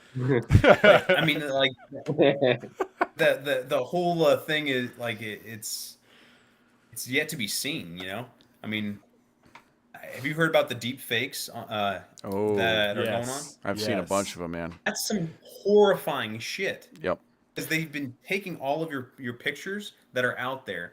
They've been mixing and matching and making people never lived in their entire life. They've never been a real thing. Yeah, they really like me on Instagram for some reason. But they can interact. You can interact with them. Check. In the metaverse, they exist. They're not real people.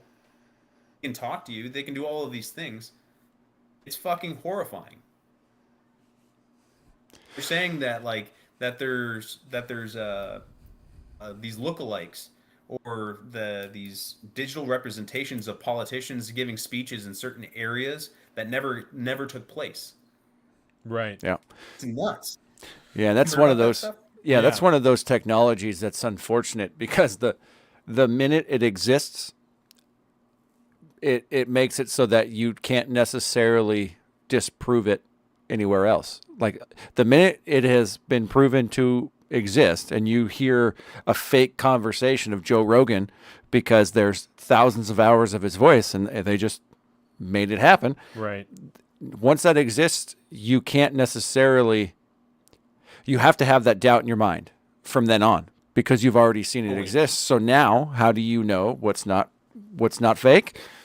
I will say this, just to kind of cap off the segment, maybe close us out for this one. There was a time at the beginning of the internet. I know I'm not that old to be at the cutting edge of the internet, but I had dial-up and shit when I was a kid. Okay. The golden rule on the internet was you never give out any personal information, period. You didn't use your real name. You didn't use your real birthday. Nothing. Right. And the minute user-friendly interfaces and browsers and all this stuff became a thing. People felt more comfortable. You're creating passwords. You're Social typing this media, thing. It's for my friends to know. It's Yeah. only my friends are going to know. Why would anybody else know Exactly. besides my friends? Once we knew the rules when we got into the internet, and somehow or other, we were told to forget them. That's fucked up.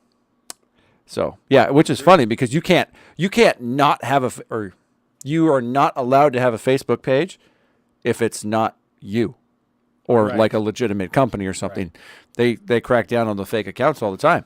So that just add that to the pile, dude. It's not a good place anymore, the internet. It's a rough place out there. Well, and No. if you want, we ran into this when we started this because I didn't have a Facebook. If Yeah. you want to have a business Facebook, you have to have a personal Facebook to be a manager of that account. I didn't want to have my own Facebook, but I had to make one so that I could run our Salt of the Streets Facebook. So Yep. you have to give them personal information if you want to have a business on there. And then they're going to sell it. Yes. And then they're going to sell it. Yes. Yep. Oh, That's it's fucked up. it's so scary to me because, like you were just pointing out, all of that stuff is being monetized and sold. And I mean, when you talk about being a serf or a modern day slave, we are like truly, but it's not in the same context that these idiots that are out there that are claiming to be, there being systemic racism and that's Oh, yeah. omnipresent everywhere, right? I'm talking about They're it being from oppressed. the perspective that we are slaves to the technology oligarchs, right? Yeah. The to use modern recent colloquial terms, right? Like there's companies out there that are buying and selling you everything that you're worth. yep. You are a It's commodity sick. now. We're techno surfs. Techno surfs. Yeah. I like it. That's the name of the episode. That's a Techno new Surfs. techno. That's a new T-shirt. Is what that is. That sounds dope. We're going patriotic Silver Surfer You have with someone, Mark Zuckerberg. Oh my God, this is the image. It's a person who's mining a rock for Bitcoin. We're techno surf. That's what. Pickaxe onto a rock. Bitcoin is coming out. Ching. Techno surf. Yep, with the scraps of Ethereum falling off No, too. it's got to be information. It's got to be like your birthday or something. you Yeah. know, that's coming out of the rocks because we're being mined for our own information. So it's There it got to be is. something like that. Social security number. That'll be some of the, you know what I'm saying? That's what they're getting you for. It's happening. That's the goal. Okay, so unless you guys have anything else to say, I think we can end this segment. We take just like a 3-minute break. We stay on here. Yep. But the YouTube goes to a waiting screen for 3 minutes, and then we come back here. So Yeah. it's really so that we can all go pee if that's what we're gonna do. Yeah, peas, beers. Perfect. Yes. All yes. that. So with that, we will take a break. We'll be back in 3 minutes for the rest of this conversation. 5 minutes, gotcha. We're back to Salt of the Streets podcast. Social and political commentary. Life, liberty, and the pursuit of happiness, right? That's always and forever. That's right. Salt of the Streets. Hey, another fantastic episode. Everyday Normal Person's podcast.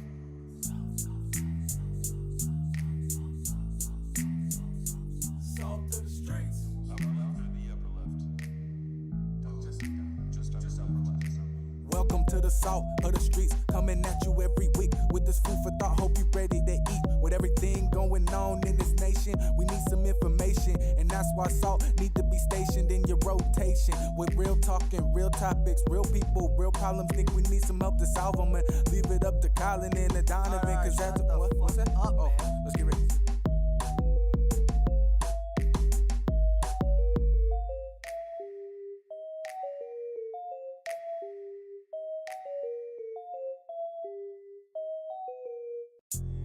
We're back to Salt of the Streets podcast.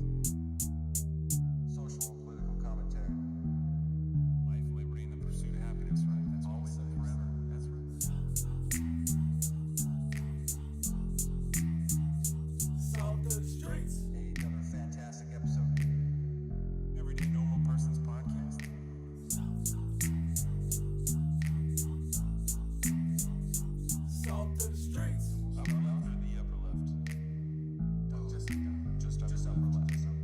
Welcome to the salt of the streets, coming at you every week with this food for thought. Hope you ready to eat. With everything going on in this nation, we need some information, and that's why salt need to be stationed in your rotation. With real talk and real topics, real people, real problems. Think we need some help to solve them, and leave it up to Colin and the Donovan. Cause that's what's that? Oh, let's get ready.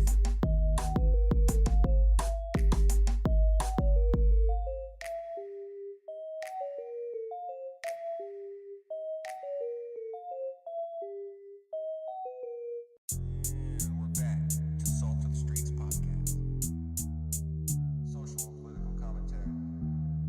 Life, liberty, and the pursuit of happiness, right? That's always and forever. That's right. Salt of the streets. Another fantastic episode. Everyday Normal Person's podcast.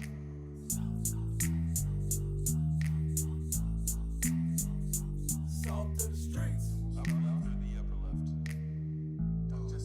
Just upper left.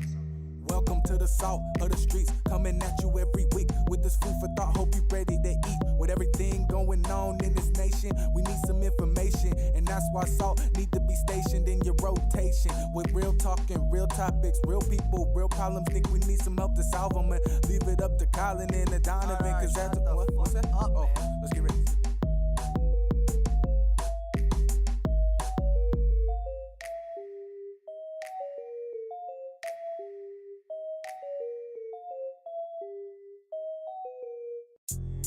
We're back to Salt of the Streets podcast. Social and political commentary. Life, liberty, and the pursuit of happiness, right? That's always and forever. That's right. Salt of the streets. Another fantastic episode. Everyday Normal Person's podcast.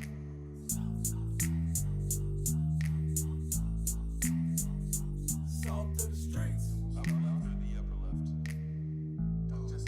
Just upper left. Welcome to the salt of the streets, coming at you every week with this food for thought. Hope you ready to eat. With everything going on in this nation, we need some information, and that's why salt need to be stationed in your rotation. With real talk and real topics, real people, real problems. Think we need some help to solve them, and leave it up to Colin and the Donovan. Cause that's what's that? Oh, let's get ready.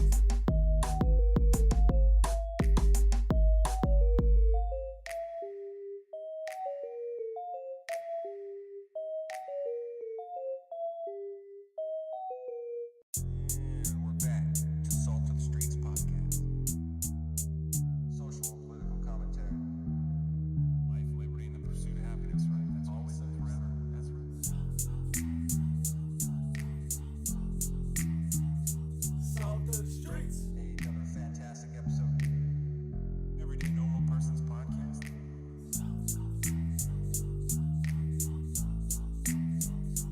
Salt of the streets. Upper left or the upper left?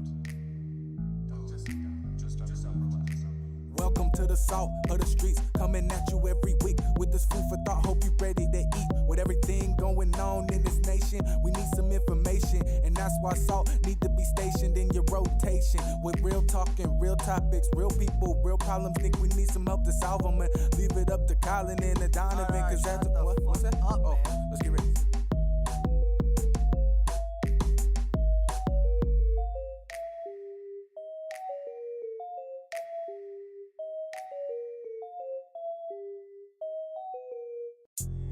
We're back to Salt of the Streets podcast. Social and political commentary. Life, liberty, and the pursuit of happiness, right? That's always and forever. That's right.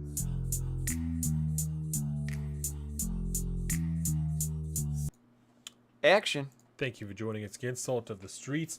I want to thank you again for joining us here at Salt of the Streets YouTube, obviously, youtube.com/Salt of the Streets. We also have our Instagram.com/Salt of the Streets, Facebook, fuckfacebook.com/Salt of the Streets, Patreon, of course, patreon.com/Salt of the Streets. We also have our beer shows on there, the book club, the newsletters, the review preview. Go there, subscribe, help us make more, better content. I also want to thank Swell Blended for the haircuts. I want to thank Lexi Kyle on Twitch. You can go there if you want to watch some video games. Location Skate Shop, downtown Bremerton, if you need some skateboards and leggings and aprons, but she's taking some time off, maternity leave, so the baby's due like at the end of May. Like right now. Yes, yeah, pretty much any time. So, of course, like, comment, subscribe, and all those things. That really helps us out.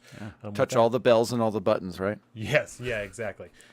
So, in this here part 2, we're going to be talking some Russia-Ukraine, right? This has been a pretty consistent topic over the last, like 4 episodes, probably, something like that. Yeah, since the war began. Before the war began, actually. Yes, since the war began, exactly. Ever since, it was about...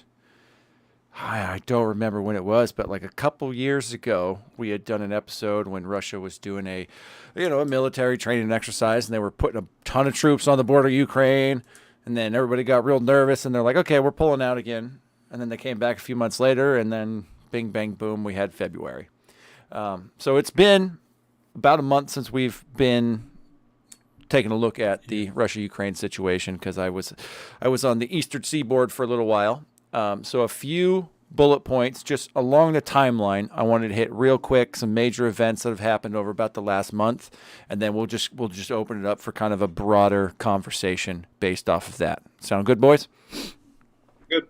All right. So at this point, we have over 10 million people that have been displaced from Ukraine as refugees. The primary place they're all going is into Poland, and then all up and down the rest of the UN line, essentially, at that point. There was a guy, I'm kicking myself now because I don't remember who it was, but I was listening to the Joe Rogan episode when I was driving to the airport right before we left. And this guy, he's like a tech guy, but he had like somehow or other decided to like hook up with some other journalists, friends of his, and head over to Ukraine, spent some time in Poland. And he said, it's madness. I was like, you show up at the train station and there are just tens, if not hundreds of thousands of people that have just walked there from Ukraine. And it's all women and children, because they're not letting fighting age men out of the country. If you are an 18-year-old male, you can't get out of Ukraine because you're staying to fight. If you are a trans person in Ukraine, there's been some issues with trans folks in Ukraine trying to leave, because if they see you as a man, you are staying. End of story. That's how it goes over there. There's little room for fuckery when Russia's invading your home country. That's savage. Right? So, real quick, we're going to start. Where are all the trans advocates right now? Exactly. They're trying to, promote World War III. So they're putting Ukraine bumper stickers on their car. Oh my God! I told Colin. Flying the flags. I saw a bumper sticker yesterday on the back of a Subaru that was a handprint, and the top half of it was yellow, and the bottom half is blue, or whichever way. And in the middle of it was the outline of the country of Ukraine. Thirsty boys. Yes. Thirsty. It's everywhere, dude. It's a new bumper sticker, obviously. Yeah. I drive into my neighborhood, man, and I see more Ukraine flags flying high than I do American flags, and it's really weird. I feel like I live in little Ukraine now. But hey, I guess it's, it is what it is, man. I mean, how can you not feel bad and root for the people that are getting invaded? I mean, that's... Well, no, sovereignty it's a thing. And I'm not saying that, because we've talked about this before. Obviously, when it boils down to it, we're picking Ukraine's side. Yeah, I mean, my position is that I stand with the sovereignty of the people of Ukraine. Mm-hmm. Right? Those people they deserve to be independent. Yep. They deserve their own liberty, and that's where I'm at with it. I have a difficult time. We'll get into this later. So I was like, just to say, like, if Ukraine for some reason was trying to invade Russia, I'd be on Russia's side, because sovereignty's a thing for us. So before we dive into this, let's just go ahead and hit this timeline real quick. Yep. March 21st, Ukraine rejects the ultimatum from Russia to surrender in Mariupol, which is their southern port city, which is basically complete ruin and rubble at this point. March 22nd, and mind you, I should caveat all this stuff that this is from a Western news standpoint. This is where these things are coming from, because we've talked about this before in the past. You get very, very different stories depending on which sources you're reading. If you're reading or listening or watching Eastern sources like from RT or something like that, you're going to get a very different story than what you're going to hear about in, the BBC or any of the American corporate press. But this actually timeline came from Al Jazeera. So I feel like that's kind of literally right in the middle. March 22nd, Biden says Putin Putin's constant claims that Ukraine has chemical and biological weapons are a, quote, clear sign he is considering using both of those. I don't know if you guys remember when he said that during a press conference, but it was massive news because the President of the United States just said that there's a clear sign that Russia is entertaining the use of chemical weapons, which I don't know how you go from point A to point B on that one, but hey, whatever. That's the story. April 3rd was the Big Buca Massacre, supposedly. According to Buca's mayor, there was a mass grave found with 280 bodies that were coming out. I mean, you see pictures of these things, so it's kind of hard not to believe that this is somewhat true in some fashion of it. April 4th, Zelensky accuses Russia of genocide. April 5th, President Zelensky addresses the United Nations Security Council regarding the events that happened in Buca and what he dubbed as a genocide.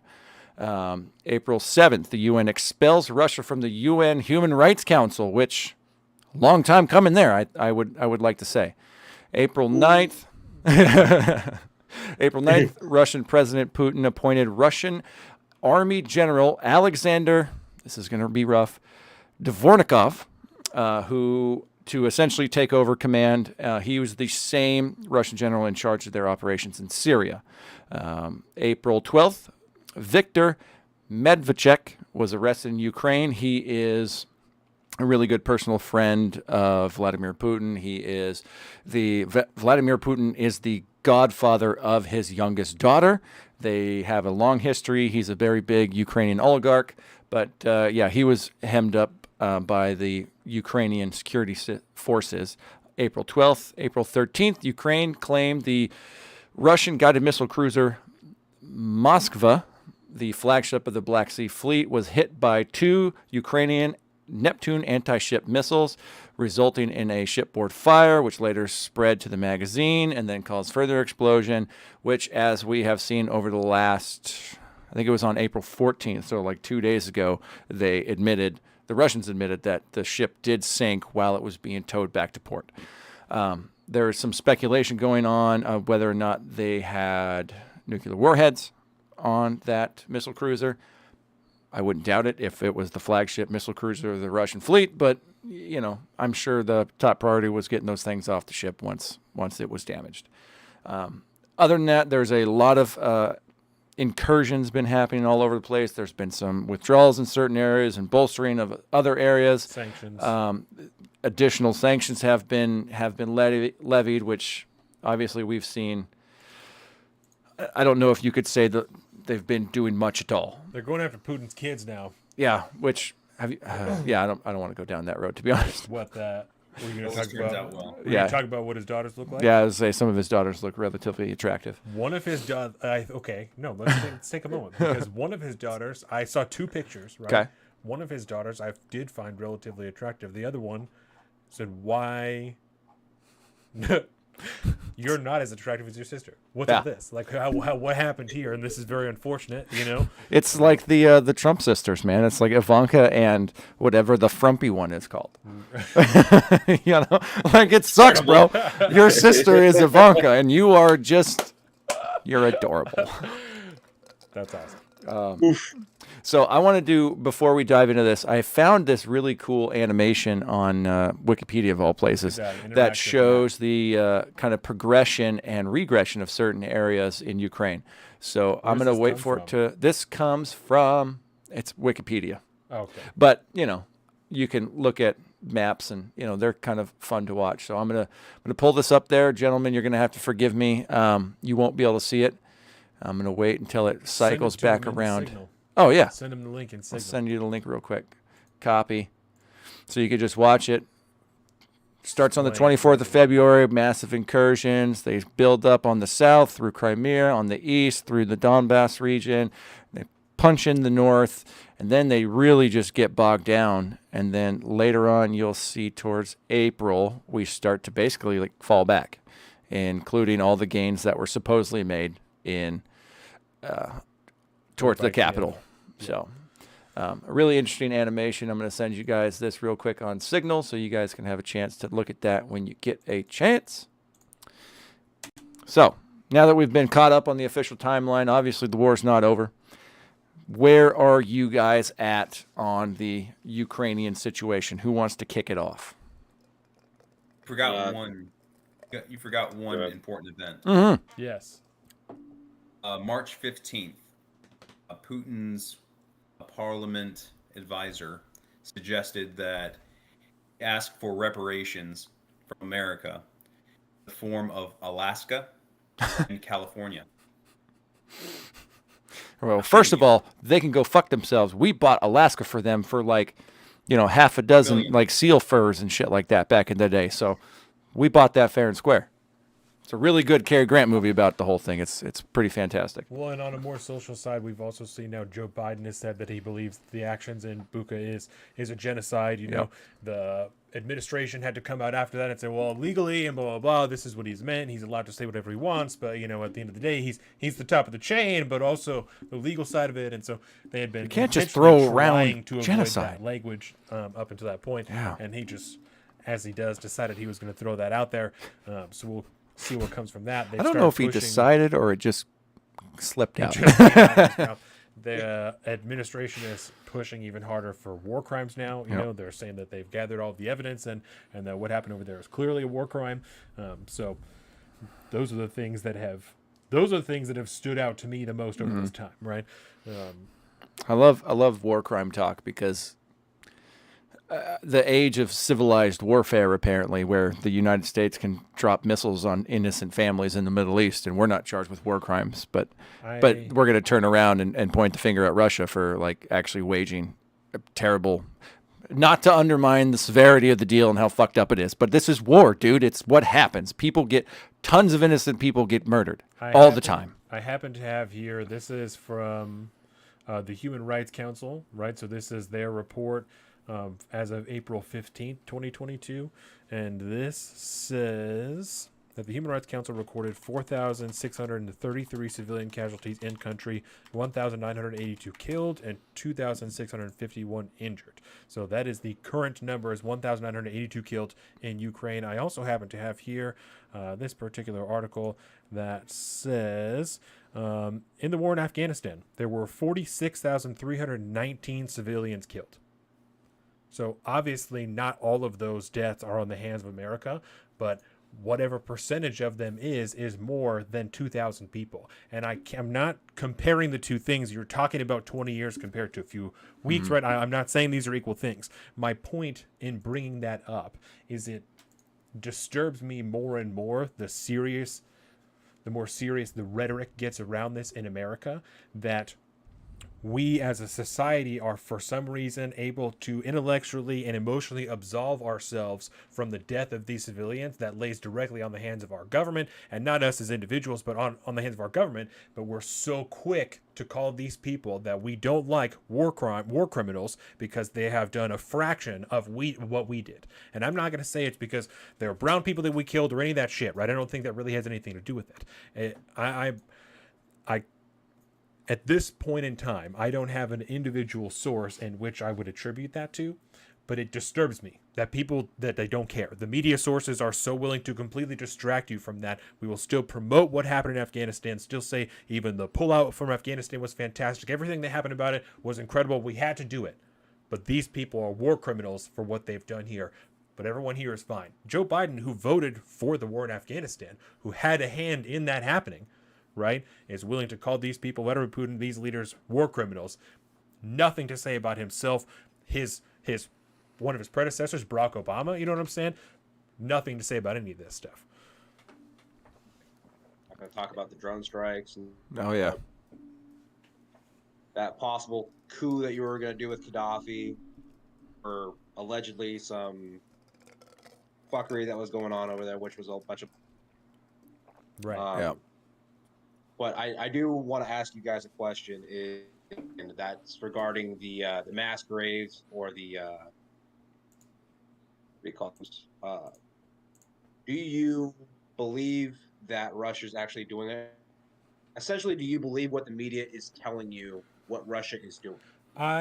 That was one of the things I was going to say when Colin was running through the timeline. First, I want to say hello to Lonesome Lenny. Yep. And Marcus. And Marcus. Shout out Marcus. Yes. I feel like you guys might know him. There you go.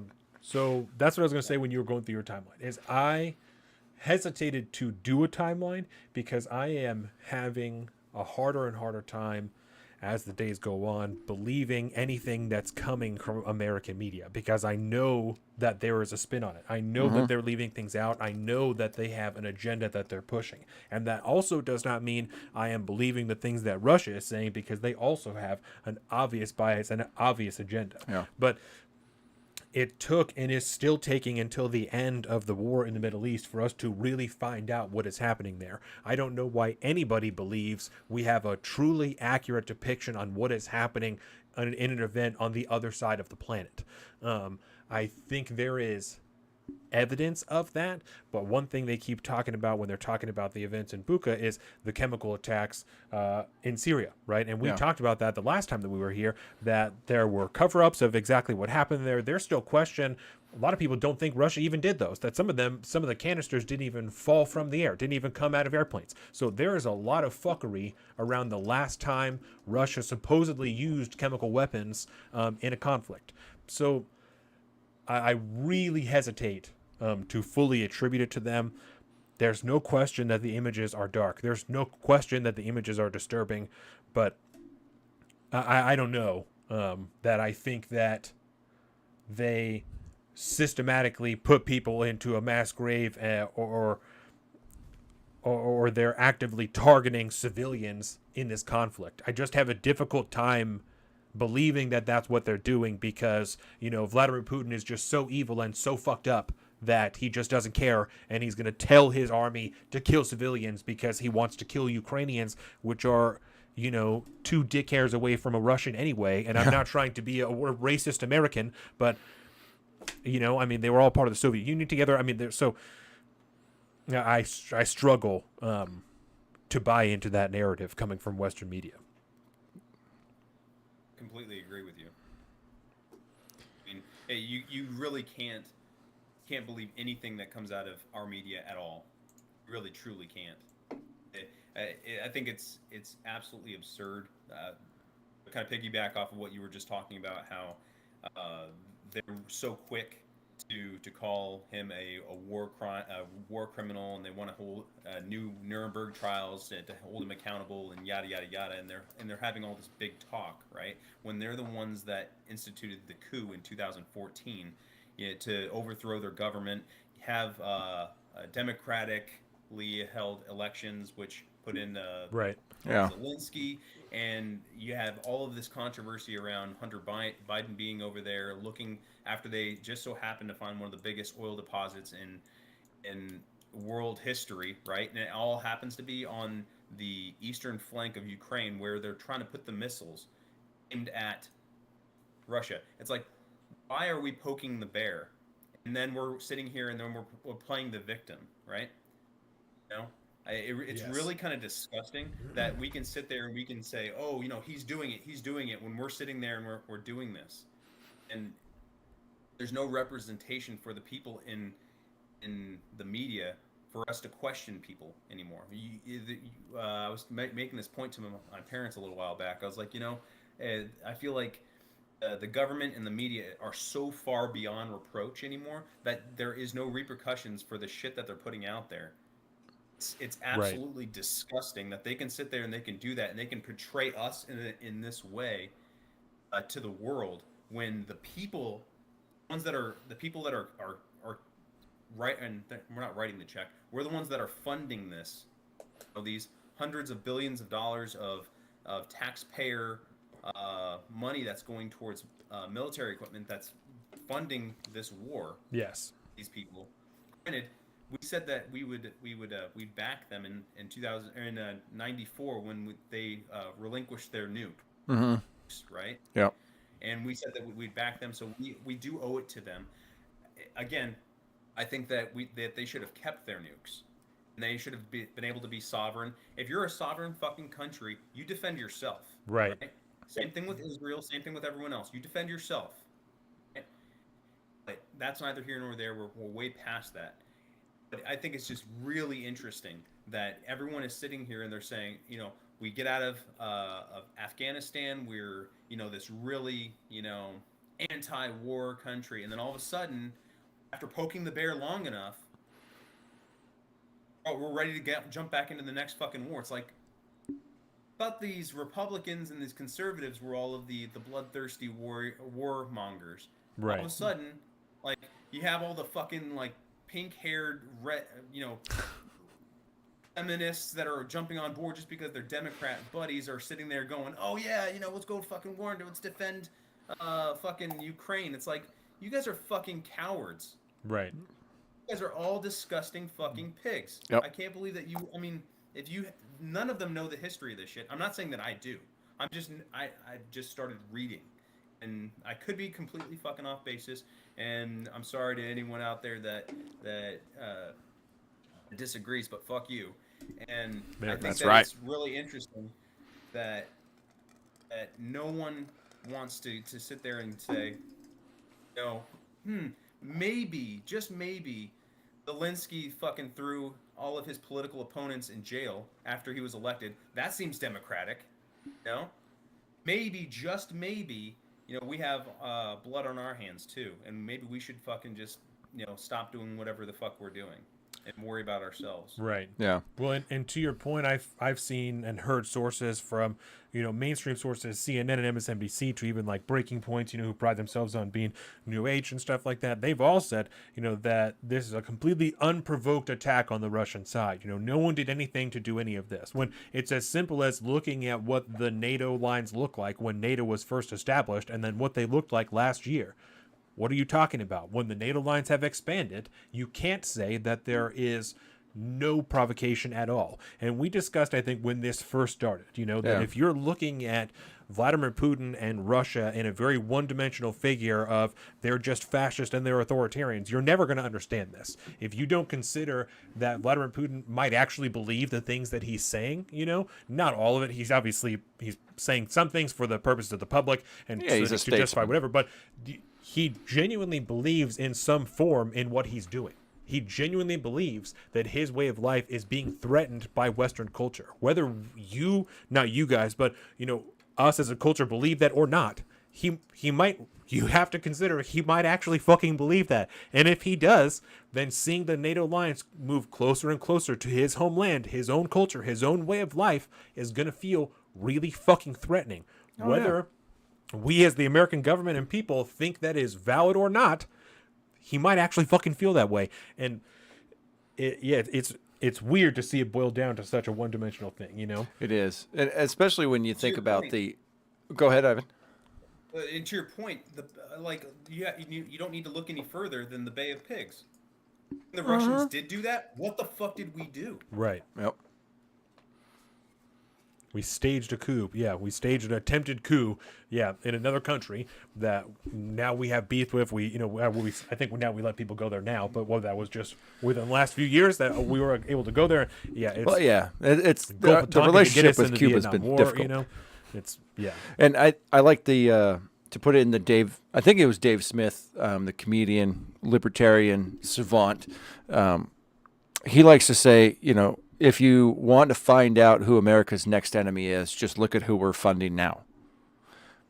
And I mean, I feel like you could go back through history and that works out pretty damn well. Right. And and also I would say this, if you are Vladimir Putin and you are trying to wage this war against your neighboring nation of Ukraine, how is it that when your guys are being shot, your MiGs are being shot out of the sky, your helicopters are being shot down, and all of your soldiers being, killed and all this stuff by UN weaponry, even though they're being held by Ukrainian soldiers, how do you think, his perspective is he's at war with the West? Period. I mean, you're obviously, you don't have the boots on the ground and so on and so forth, but you're fighting against the combined military manufacturing power of the West, essentially, at this point. They're shooting 5.56 right now. Yes. They're shooting 5.56 at the Russian soldiers. That is where we are at. They are sending millions of rounds of ammunition over to Ukraine. They're using American weapons to shoot American bullets with Ukrainian soldiers.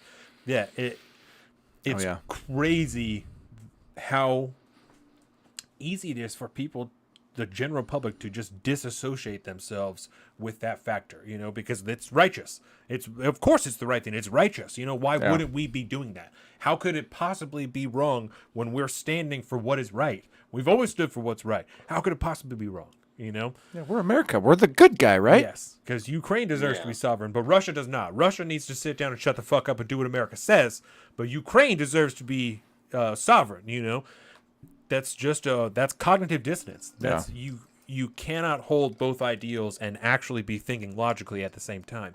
Mm-hmm. It's not a good situation. Yeah. So Zeke, what are your thoughts towards where we're at now, I should say, and where this might go next? With Russia and Ukraine? Yeah. World War III, just nobody's calling it that yet. No. So the conspiracy theory part of my mind is like Russia and China, they're wanting to drag this shit out as long as possible. Right here I can actually speak out of the company I work. A lot of our precious metals, they originally came from Russia. Gold, the zinc, the silver, all that shit. What happened when we stopped getting it? A lot of more expensive. Production slowed the fuck down. Silver market popped. So, there's also, let's see, we have, that's all. Precious metals here. Oh, and the natural gas, right? Mm-hmm. So, while Biden is tapping into our gas reserves, giving us some temporary relief, gas bills, it's only going to just rebound worse. Yeah. Relief. Once that shit's gone, much, much worse. Well, we have to refill it. We have to refill the reserves. Yeah. Where's that going to come from? Some more Russian gas? Right. At some point, you have to refill the reserves, or else you don't have a reserve anymore because you fucking wasted it all. Right. So I'm in my head, because I don't have anything to prove this, I'm telling Russia, like, just keep on dragging this shit along. Like, if we're gonna fucking drag America's economy through the fucking mud. Right now, China's going through the same shit with their whole COVID thing, and they're trying to get the whole world to. They have a whole COVID thing going on again. Yeah, they got a big COVID thing going on now. Yeah, and that's a whole other can of worms. They're trying to reinstate those whole mask mandates that back up in Philadelphia. But anyway, with what I see in the future is that Russia just keeps on dragging. They'll probably make some progress and they just pull back. They'll make some and just fucking pull back. Yeah. Like they will be getting a lot of their shit from Russia, whether it's ammunition, missiles, tanks, whatever. They have the financial means now. They have the financial backing because they trade in the U.S. reserve currency. They can just trade it in the reserve yen. Yep.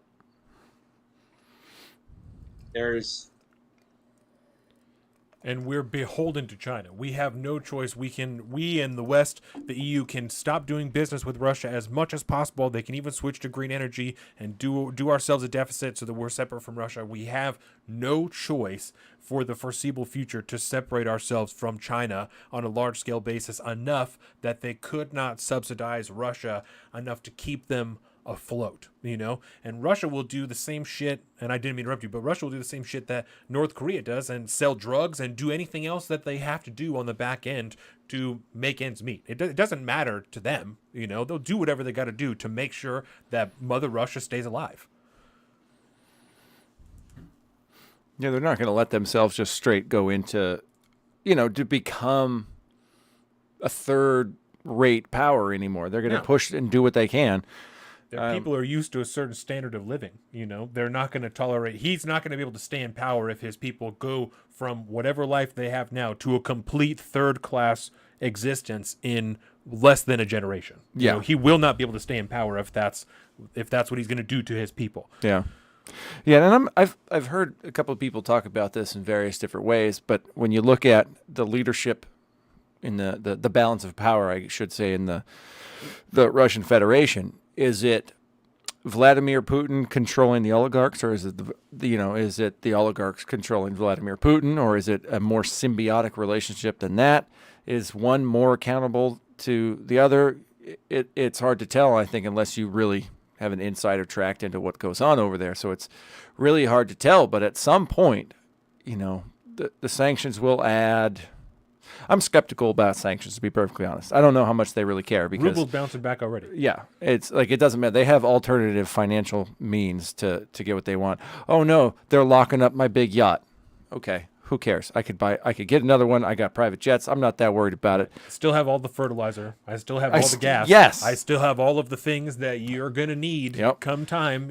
And when it comes time, and we are continually bombing the fields of Ukraine, so you cannot plant the grain and the wheat and whatever it is, then we're gonna starve you out. I mean, it's The same way. Oh my God, I'm so glad you said that, because that's literally, we were talking about this earlier, Rome and all this shit. That's the same way that Rome ended up winning wars, especially civil wars within the Roman Empire itself. And they didn't invade these enormous cities until the end, when they would go and take all the treasure. They would just starve the people out. They would just surround the entire enormous city and cut off all the supply lines and let them exist on their reserves until they could anymore. The same thing we're doing with our fucking gas right now. You can spend all the reserves that you want. When they are tapped out and you are doing this circular bullshit with your gas industry, where you're having Jen Psaki say, "Oh, well, they have all these leases. Why can't they just do this?"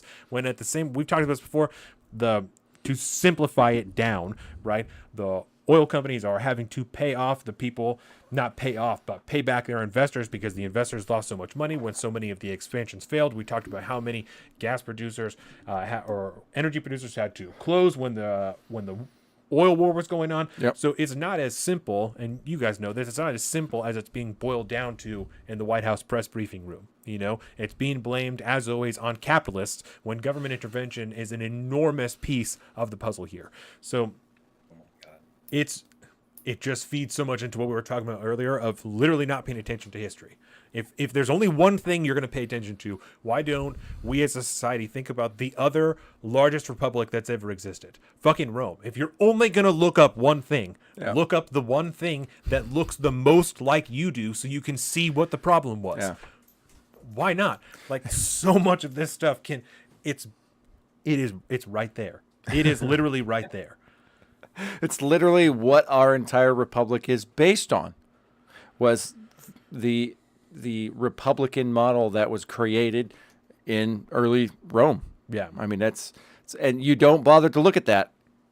And if you did, you didn't like the answers, because it doesn't necessarily follow your narrative. So just distracted, move the other way. Like, it really doesn't matter. It's because the narrative is going to be crafted, right, whatever way that they want it to be crafted, because of the incestuous relationship between. We're going to talk about this in part 4 today. Jen Psaki going over to MSNBC. right. I mean, does that not strike anybody as a conflict of fucking interest? If you work for the White House as the press secretary, and so you're getting, by default, because that's your job, you're getting the spotlight for the White House. All eyes are on you. You become a personality all in your own. How is there not like a 4-year waiting period before you can go back to media or some shit? It's incestuous. And so the two of them will work together to decide whatever narrative will work for them. The corporate press will run the story. They'll make money off of it, and they'll make the White House look good. And there's nothing that we could do about it except for what we're doing now, which is just trying to have these types of conversations, supporting other people that are having these conversations, and just, tell one or two of your friends. So I want to ask you guys about something that Zeke said in regards to the Russian military, right? And that is the pushing forward and bringing back, right? Pushing forward and bringing back. The surging.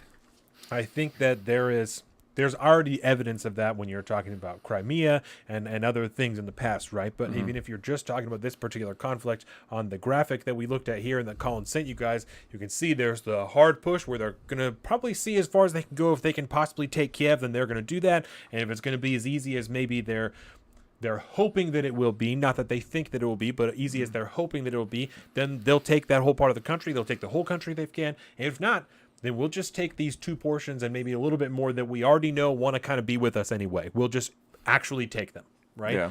I think that there is some evidence of that, and I think that it makes sense to me for sure. So I want to know what you guys think about that. Ivan, you first. Well,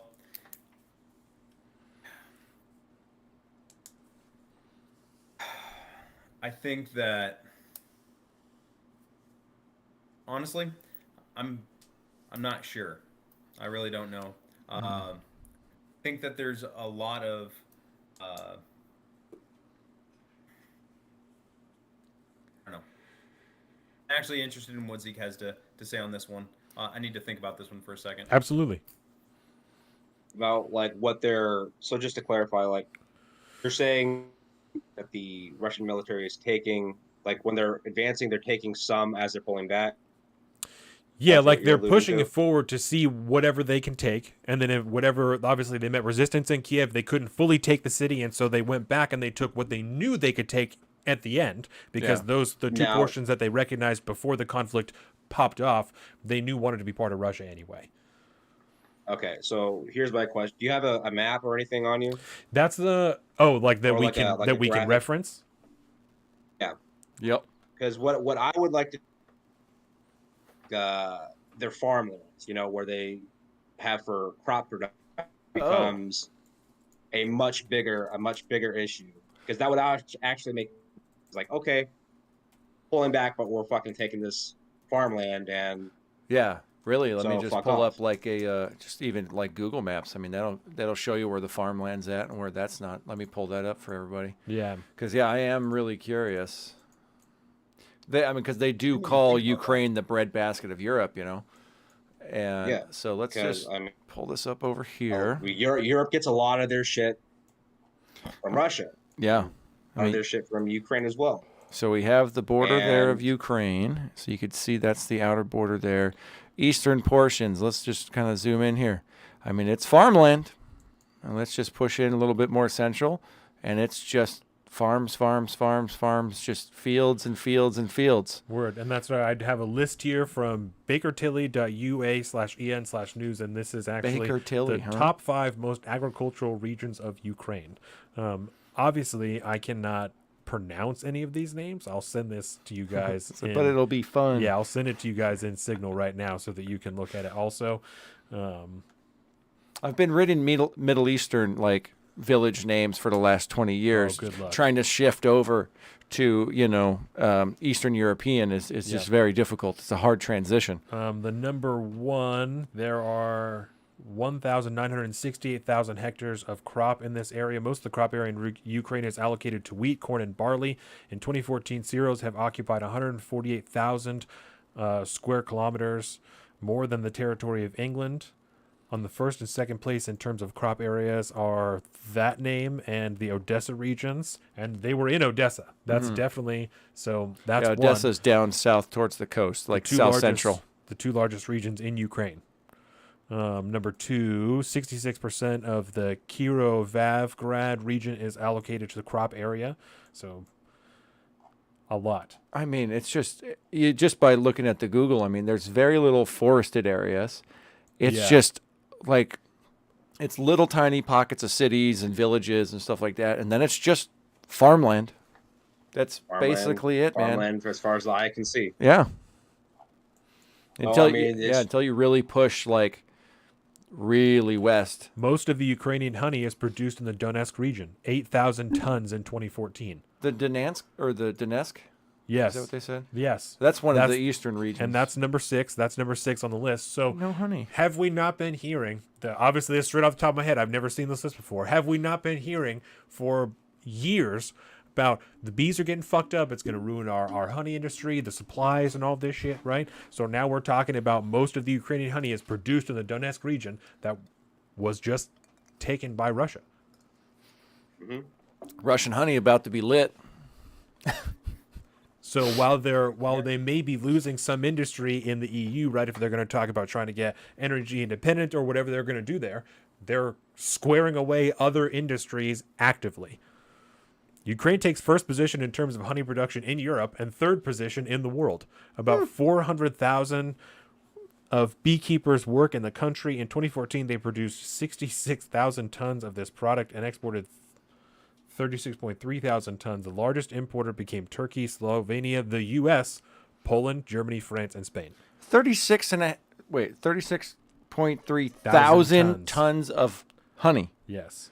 That's a shit ton of honey. And looks like we're number 3 on the list. We're number 3. Interesting. Isn't that interesting? And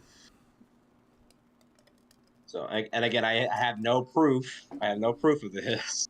It sounds like proof to me, bro. No. Like, wait, obviously that.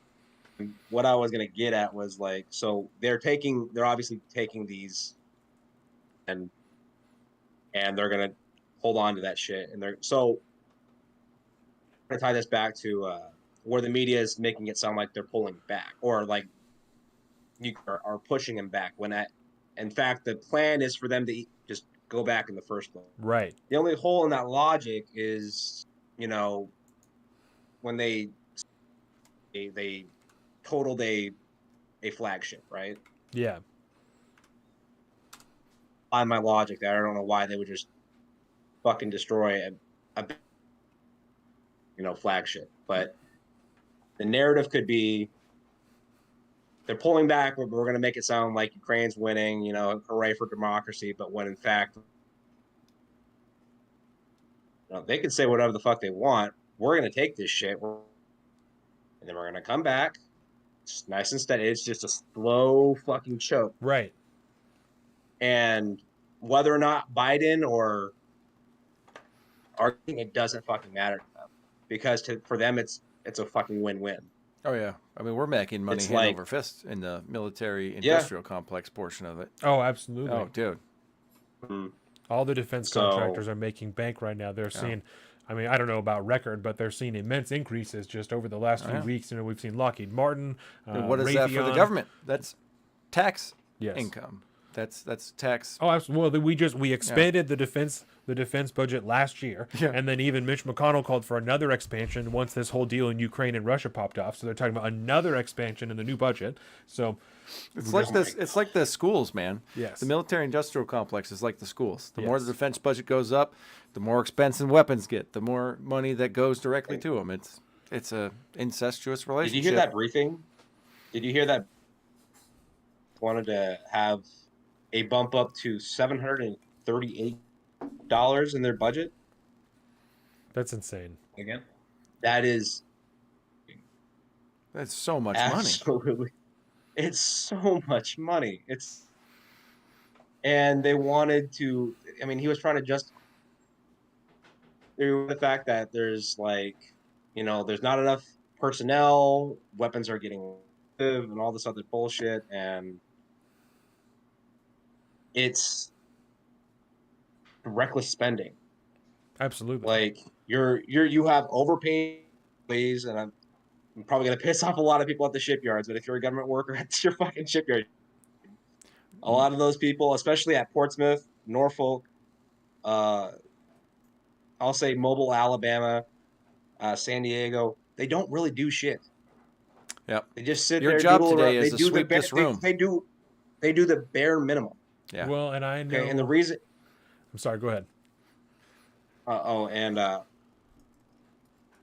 And the reason why we lost our defense contract in Arabia to Russia is because they fucking bust their ass. And why would Saudi Arabia pay us out the ass when all we're doing is twiddling our thumbs and doing the bare Russia comparable amount in currency, and they're busting their ass. Right. Yeah, it's that the sounds same like answer a good deal to me. Yeah, it's the same answer to why everything's made in China, because it's cheap because they have slave so labor. You know, it's the reason. But yeah, it's not a total parallel there, but it's a problem because that does mean, like we are going to be the more expensive guy in town for no reason. Yeah. For no reason.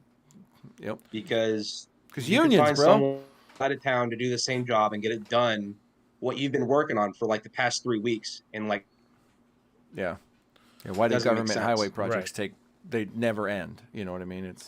They're never fucking end. Yeah. Well, and I have heard firsthand accounts from our own shipyards, from my best friend when he worked there, when Trenton worked, when he was a rigger, when he was on certain projects where there were weeks and months at a time where he would be at work waiting for people to cut a pipe that always took longer than his shift was, but he still had to come in just in case they finished cutting the pipe early so they could use a crane to lift it out.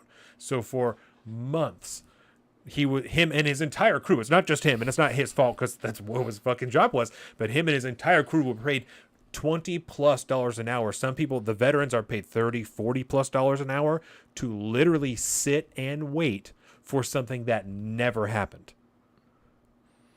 And that comes straight from our pockets, straight from tax dollars. Straight from taxpayers, and why people don't cause an uproar is fucking beyond me. Well, And they keep on fucking raising taxes. Yep. And what do you have to show for it? And like for a really good, because this is going to hit home, I think. When you look at the number one employer of the county, right? Yeah. The federal government. Absolutely. And so these are the people that are making all this money. Now, when the vast majority of workers are making that kind of money, guess what happens to like the housing market? The cost of living is greatly increased. And so now everybody that lives there that does not have those government jobs, that cannot make that kind of money, even the business owners that run the businesses here, we can't compete with that. So there's no market, there's no direct competition because you cannot compete with those numbers. So it's either unions or federal. And then people like you and I have to compete for tiny cookie cutter houses in developments for $700,000. They're literally selling uninhabitable houses in Kitsap County for $300,000. That you can't even get a mortgage for. You can't live in. Yep. They won't allow you to live in it because it's so fucked up. Yep. Houses that don't have entire backsides for $250,000. The whole backside of the house is not there. It's open to the wilderness. The floors are not there. $250,000 to live in Port Orchard. Why do you guys lived here? Why would you want to live in Port Orchard anyway? Yep. So you're close to the shipyard, and you're not going to buy a house that doesn't have a back half on it if you work in the shipyard.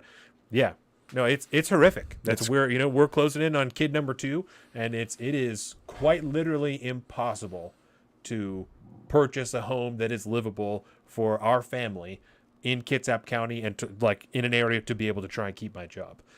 It's not feasible.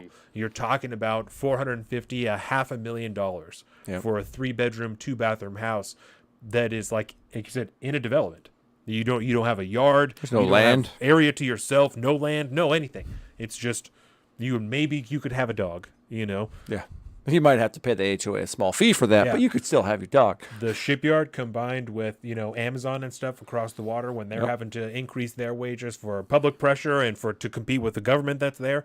They're paying people $20 an hour or whatever to work in the facilities. They just built a new facility out by the Bremerton Airport on your way out to Belfair. Massive. So there's one right in town. If you go through Gorst, you will literally see between 5 and 10 Amazon trucks just coming into Bremerton to deliver shit straight from that facility. Yep. Every time, no miss.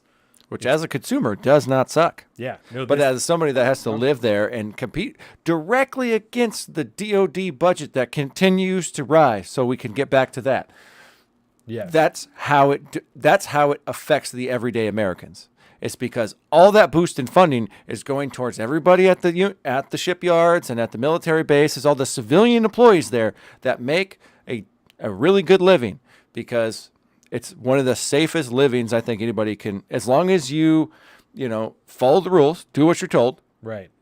and you just be quiet and do your relatively do your job, you can ride a cushy career for 20 years, get a nice cushy pension, and make a fat fucking paycheck all the way through it.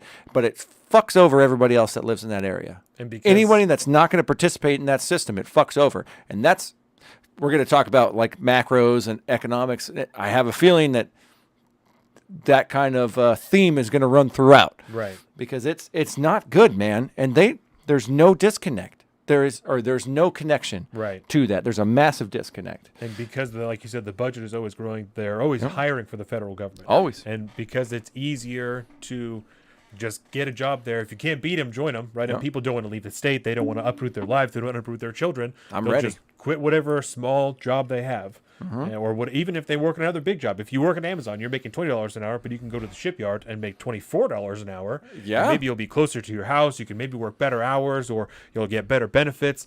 I'll just go work for the federal government instead. Yep. They hire more and more and more people all the time. The quality of the people goes down and down and down. And when you do, it's the traditional stereotype. When you have new people, fucking Jordan's dad, right? He just came back from Japan, so he has always been a good worker anyway, and then was revitalized with the Japanese work ethic. Oh, and yeah. so he's there, the head of that whole department, the head of the shop. He's trying to get all of the terrible people out, and people fucking hate him. The workers are complaining about him because he wants them to do their jobs. He wants them to actually be good and get projects done and not waste taxpayer money. And people are fucking complaining How about him. dare you? It's ridiculous. Tyrants. Yes. He had people. Yes, it's horrific. Yeah, I don't want to get too. No, I don't. I bet. It is Right. horrific. I mean, I'm telling you, when Trenton worked there were stories of people literally getting drunk at work in the shipyard because they had nothing else to do. They're getting paid to sit around. And I blame them and I don't blame them, because complacency does bad shit to people. Yeah. And when you're sitting at work with your thumb up your ass for 40 hours a week for 6 months at a time, you're going to do weird shit. They're fucking building hammocks and storage containers to sleep while they're getting paid $20, $30, $40 an hour in taxpayer money to literally fucking sleep. It's deadening. It's Only enable it. Yep. Those Yes. unions only enable behavior. Yep. That's right. And it's happening, like you said, it's happening all over the place. Happening here, San Diego, anywhere where when that is the industry, when the federal government is the industry, that is what is happening if you don't work for them. It's a mafia-style fucking cabal that teams up with the enormous hedge fund capitalist industry to fuck people out of housing and other jobs and to destroy industries and companies so that they buy them up and do whatever they want. I work for an incredible small company where there is no union and they treat us amazingly well. I got a fucking Yeti cup for Easter yesterday. Damn. You got an Everyone. Easter There's- gift? There's 50 employees there, and everyone got a Yeti cup that has their name on it, and it was all full of candy because it's fucking Easter. That's just a thing that they did. Man, I They're- feel bad. I didn't do anything for my employees for No, Easter. and I'm a secular work environment. it's horrific that civilians whose tax dollars, or people, fucking Zeke, who you worked for the federal government and you work for a private company, and you still get fucked by the federal government. Yeah. Because you choose to not work for them full time. It's dark. Disgusting. Yeah. So let me ask you guys this. Pulling all the way back to, let's refocus on Ukraine for a second. Oh yeah. Where do you guys see this going? What's the end game here? How is this gonna end? And why would it end that way? So I'm gonna throw this to Ivan first. And I mean, just guessing, long term. Yeah. What do you think? None of us are experts. We're all just throwing shit around here. Right. And you're referring to specifically the Ukraine-Russia conflict. Yeah. Yes. Where does it We will end? expand in part 3. Okay. Well, I honestly think that Putin's going to get what he wants. He's going to he's already got Belarus. He's already got Latvia. He's already got Moldova and Kosovo. Right? I mean, they're all puppets. And then the last little egg last ship that he wants currently, as far as I know, is Ukraine. So he'll get it, and there'll be a bunch of defectors, including the current president of Ukraine. And after that, I think that he probably will stop, just to rub it in everyone's face that say that he won't. Right? And then what he'll do is he'll continue doing what he is already doing. He backed the ruble with gold. That was a big move. Emphasis there. He backed the ruble with gold. It was in a free fall. And then when he announced it, that he'd be buying at a floor price of 5,000 rubles to the gram, rebounded so jarringly that it broke necks. Yeah, I got whiplash. Back up to terrible whiplash. And side note, just a point of contention that I have with the West, especially with the plutocracy in upper politics and banking. The Goldman Sachs and J.P. Morgan were allowed to buy Russian bonds right when they announced sanctions in the throes of the free fall. They bought bonds from Russia, knowing that it was going to rebound. This kind of plays into everything that I'm going to end up talking about soon.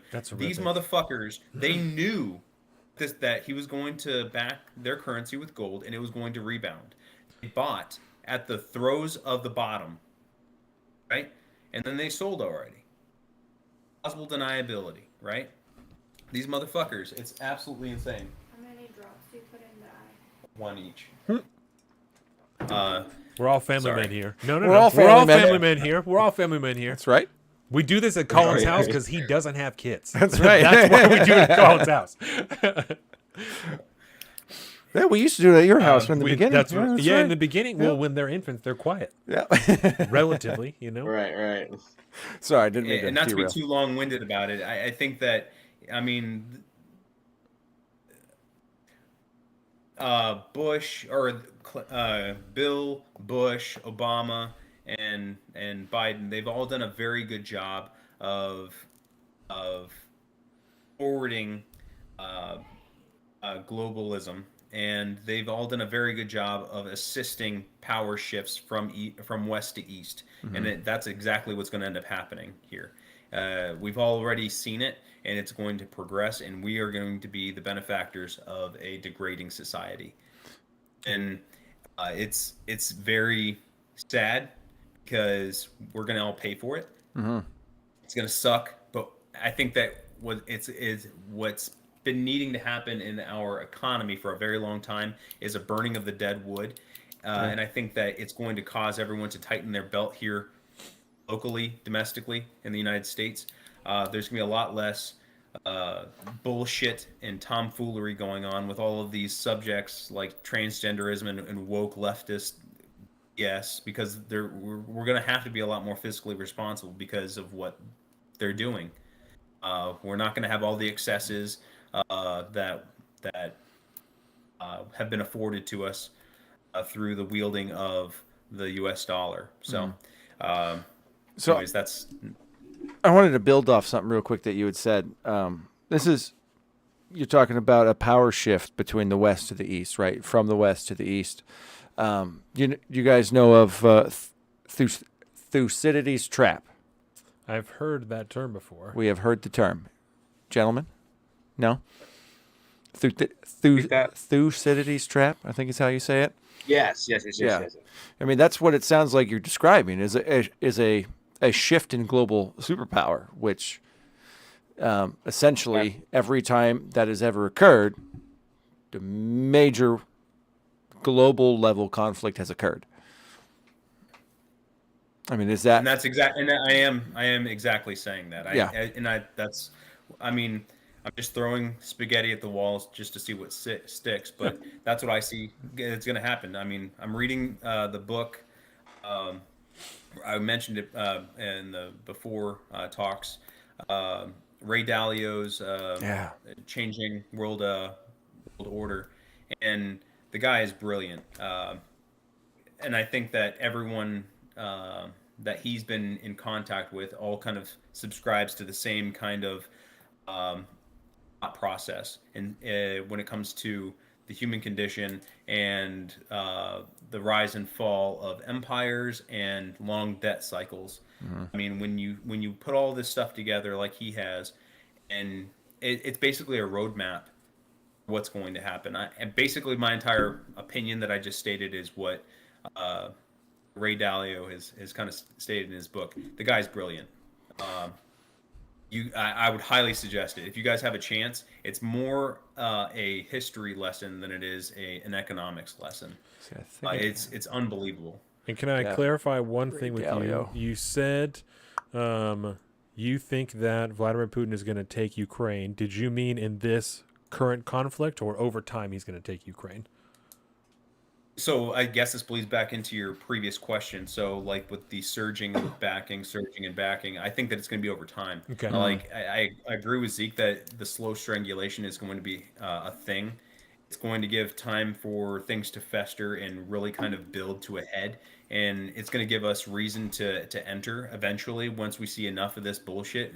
Things are going to, people are going to say, okay, enough. And then we're going to finally jump in, and it's going to be ugly. I think I don't know that that there's going to be a world war. I really freaking hope not, because I mean we're talking about the possible end of humanity as we see it, or humanity period, right? But at the same time, I don't think I hope that cooler heads will prevail. But at the same time, I think that if things do get escalated, this is the perfect way to get it escalated, is to let things, let a slow burn happen, let things fester, let people get really upset about what's happening. And, once people start seeing the starvation and the complete ruin of war, and it's going to end up happening. Yeah. So just right before we get to you, Zeke, I'll re-ask you the question again to kind of refresh. But Ivan, would it be safe to say that essentially you see this more playing out life like in Afghanistan compared to a Crimea? Crimea being quick, fast, and then a long drawn out. This would play out more of like an Afghanistan thing. Not as young, obviously.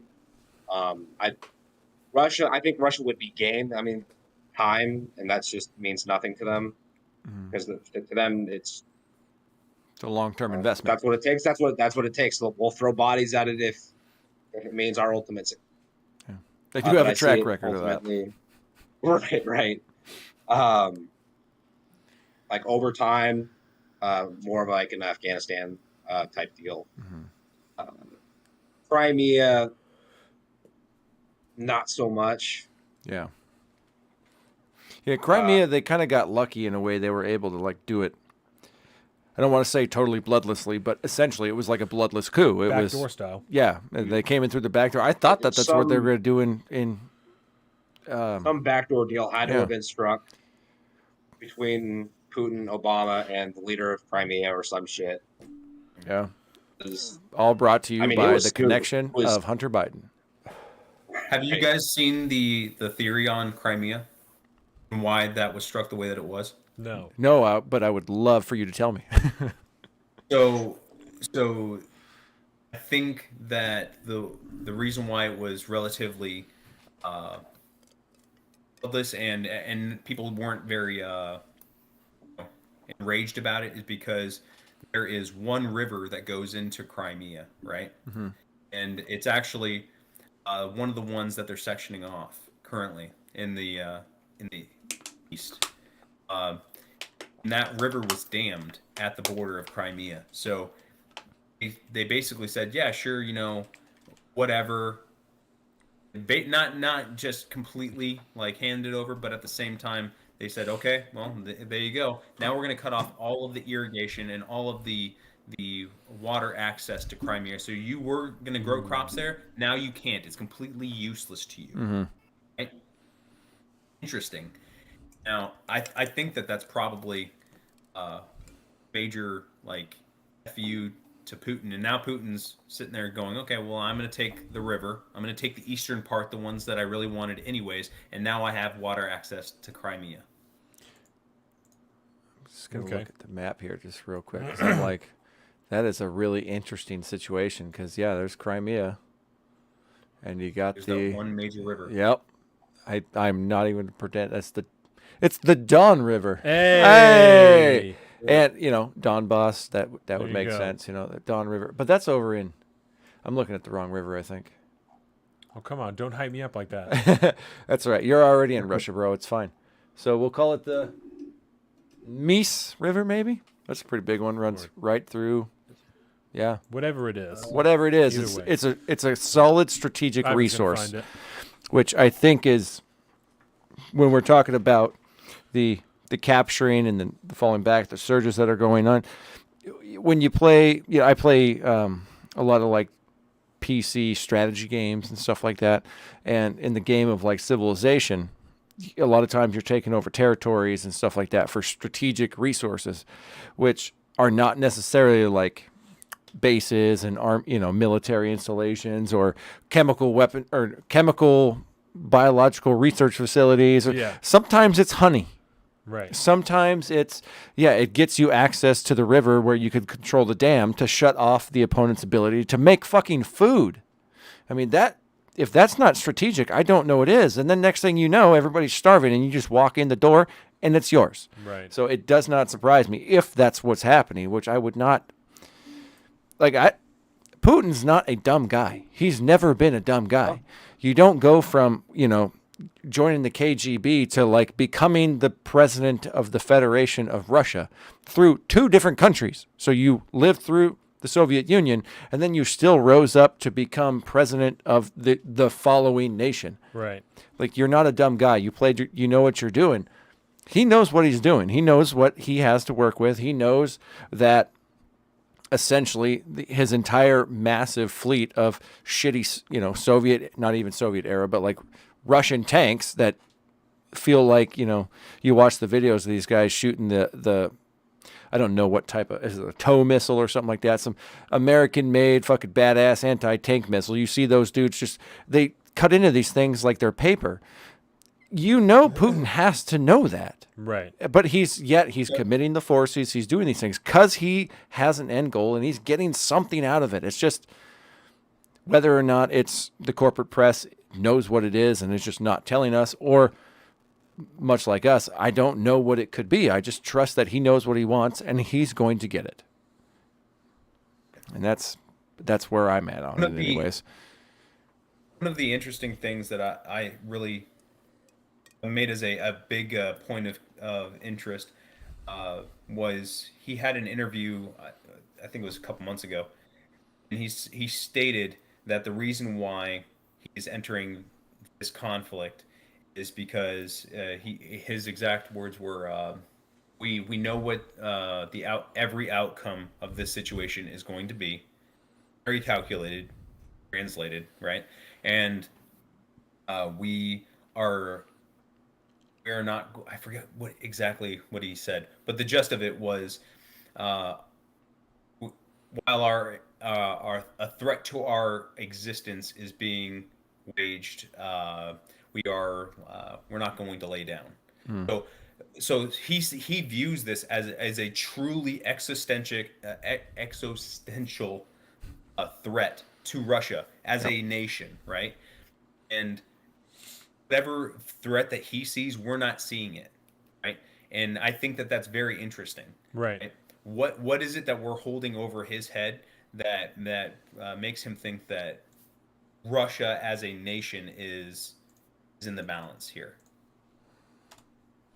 Yeah, and I think we might have talked a little bit about that last month on last month's episode, but there was that big talk about Joe Biden said the world liberal order, or the liberal world order Right. was being established after like World War I or World War II, whatever version that it was, whether it was the League of Nations that became the UN or whatever it was. I mean, it's rather obvious. Anyone with two eyes can see it, that Vladimir Putin has no interest in participating in this kind of like global, liberal, democratic, kind of centrally controlled like thing the West has going on right now. I mean, he's watched the birth and growth of the EU, where he watched all these sovereign European nations be swallowed up by a giant, stupid fucking bureaucracy that does not represent the citizens that it pertains to. I mean, and then he's watching the UK dip out during Brexit. The dude does not want a part of this thing, and he's going to grab what he can while he can, and he's going to defend. He sees that as not just an adversary, but an enemy. It's like you said, it's an existential enemy. This is the end of the Eastern Russian way of life. If that was allowed to come over, I can understand where he's coming from. Salute. That's the way we do it in this house. We say it in Spanish. So I think that's wonderful. Do you either have anything extra you want to say, Don? Do you have anything you want to add to Ukraine stuff? I think we've been going a little over an hour on this topic. We could probably get close to switching directly over to our economic big picture stuff. Yeah, I think the last thing that I want to say outside of economics is one of the things that Colin and I talked about when this conflict first kicked off and we started contributing all of this money to the Ukrainian war effort is I don't remember which one of the three of you that it was that said it, but that talked about if you want to know who we're going to fight next, look at who we're paying right now. One of my big concerns is, Zeke, I think you touched on it too, it's like it is kind of an Afghanistan factor where when Russia makes its next push, there is a counter effort, a Russian sympathizing counter effort that exists in Ukraine that is against America because it doesn't think that we did enough, or for any number of reasons that they could be upset that we didn't put troops on the ground, or we watched things be destroyed, or we didn't invade Russia, or whatever reason it is that those people don't believe that America did what it's supposed to do. I have a huge concern that we will end up fighting portions of Ukraine in the future with our own money. Dave Smith. So that's something I have put on the back. Not on the back burner because it's an active concern. But yeah, I keep it alive in the back of my brain. I think is what I'm getting at. Yeah, that's wild. If it wasn't Ukraine. If it wasn't Ukraine. That we were fighting there? If it wasn't Ukraine. But if Russia took Ukraine and now Russia is in control of all of those. The American arms and bullets and all that 5.56 we talked about. Then on top of that, look at Afghanistan. Yeah. We left $80 billion worth of equipment and shit there. We're good at that. Like, and this was the situation that I was mentioning earlier. It's like we left. The reason why we went to war with Afghanistan was because of the Taliban. And guess who's in power now? And guess who has 8 million times the armaments is when we initially got there. Mm-hmm. Exactly. And technology. Exactly. That's very interesting. Yeah. Exactly. Now warfare there has been escalated. Yeah. Yeah. No, exactly. Due to our own fucking incompetence. Yeah, so even if it isn't anti-American factions, even if it's just a civil war that is prospered and allowed to happen because of the existence of the American arms in Ukraine, the enormous increase in firearms, in military arms that are there, that if there are other factions, even if they're not anti-American, but still pro-Russian factions that begin to exist, shit, man, like we just saw in these eastern portions of Ukraine, if Russia infiltrates on a individual civilian basis like they did in Crimea, and they just have people move into these portions of Ukraine that are pro-Russian, and they then get involved and are able to get their hands on these American weapons that are there now, there's an active pro-Russian threat that is pushing the border actively a little bit further into Ukraine. Past Kyiv, where now they have control of the capital, now they've got the whole country. They're legitimate, you know what I'm saying? I feel like there's evidence of that. And one has to ask the question is, why they didn't do that again? Why is it that it couldn't work in the Donetsk or Luhansk? I think is the other one over on the east side. Like, why couldn't they do that there? is it that we actually they actually invaded? Why did they actually invade if they could have replicated what they did in Crimea? That obviously I feel like would have been the first result. So what was it that pushed that back? Is that going to be more evidence towards looking at like a larger like Ukrainian civil war in the future as the Russian occupation grows, and then they build up the sympathies on both sides, and next thing you know, we're looking at instead of the Berlin Wall, we got a Kievian wall, or it's Eastern and Western. And I've personally come to the conclusion that I think I just don't know enough about that area and those leaders to decide why he stopped where he did. Yeah. Because like you said, he's not stupid. So I don't think that, I don't know. I think maybe there was more opposition than he thought, but not enough for him to be completely repelled from the preparation to take the whole country if that's what he wanted to do. Could, yeah. Zeke, when you were in one of the chats a few episodes ago, you were talking about this is not the entire Russian force. This is whatever he was willing to commit to this particular conflict. Mm-hmm. If he wanted the whole country, he would have taken the whole country. He obviously didn't, So I don't know what that reason is. I don't know. I don't know. I'm not sure why it stopped there. I feel like the logical reason would be for the inevitable, I'm going to reach out and I'm going to aggress towards this nation. I need to be ready to take the punch back. So that would be, to me, the only logical and like the first logical reason towards it. That I could actually, I've never really thought about it like that until you were just talking about it. That actually makes sense. Yeah, it's like, hey, this is the spearhead, and then everybody else is ready. In case the entire world actually does punch back, I'll be ready.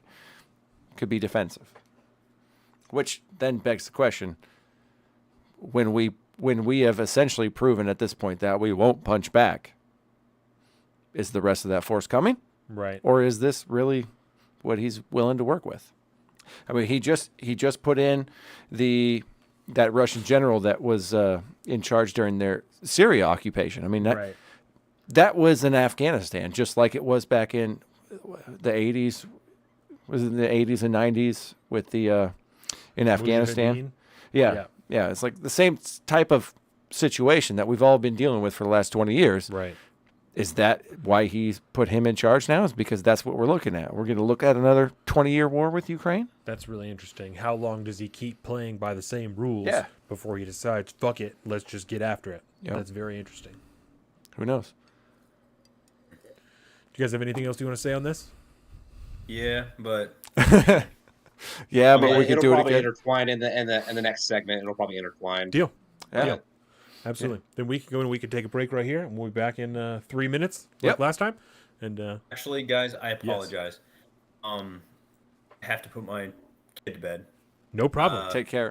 Do you mind if we do the fourth segment in place of the third, and we do the third afterwards? Absolutely. Hey, we could do that. We can do that. Are you cool with that, Zeke? That works for you? Yeah.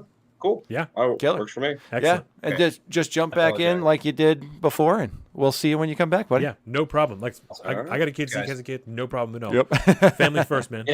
Yeah. Family first, no problem. All right. We'll see you on the other side. Appreciate it. And we're back to Salty Streets Podcast. Social and political commentary. Life, liberty, and the pursuit of happiness, right? That's always and forever. That's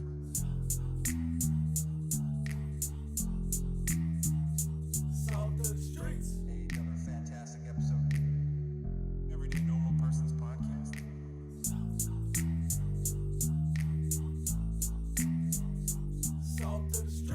Upper left or the upper left? Oh, just upper left. Welcome to the salt of the streets, coming at you every week with this food for thought. Hope you ready to eat. With everything going on in this nation, we need some information, and that's why salt need to be stationed in your rotation. With real talking, real topics, real people, real problems. Think we need some help to solve them, and leave it up to Colin and the Donovan, cause that's what's that? Let's get ready.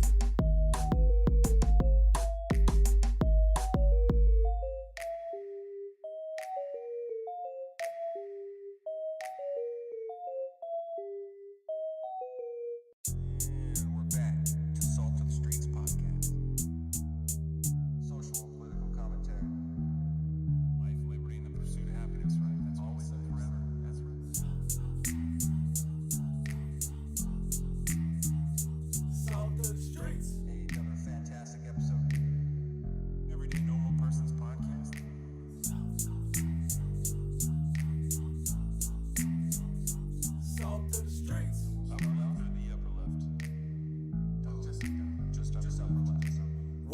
the salt of the streets, coming at you every week with this food for thought. Hope you ready to eat. With everything going on in this nation, we need some information, and that's why salt need to be stationed in your rotation. With real talking, real topics, real people, real problems. Think we need some help to solve them, and leave it up to Colin and the Donovan. Cause that's what's that? Let's get ready.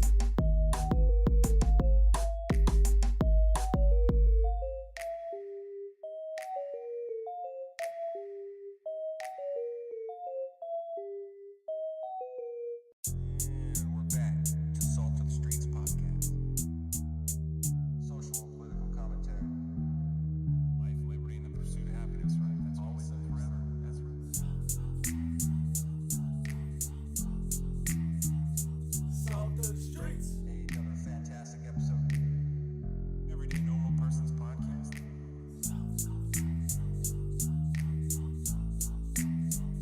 Salt of the streets. Upper left or the upper left? Just upper left.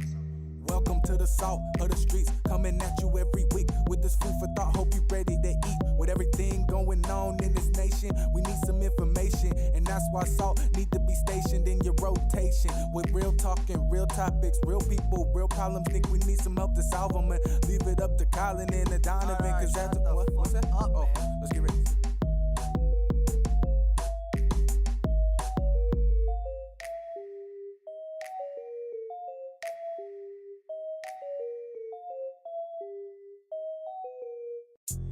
And we're back to Salt of the Streets podcast. Social and political commentary. Life, liberty, and the pursuit of happiness, right? That's always and forever. That's right. Salt of the streets. Another fantastic episode. Everyday Normal Person's podcast.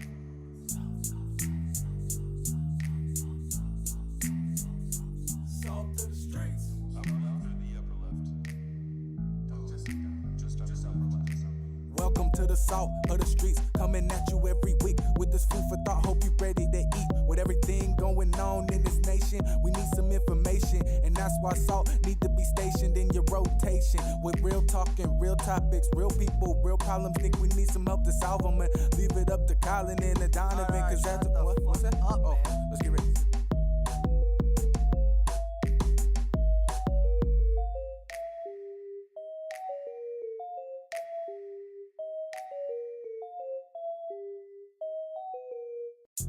And we're back to Salt of the Streets podcast. Social and political commentary.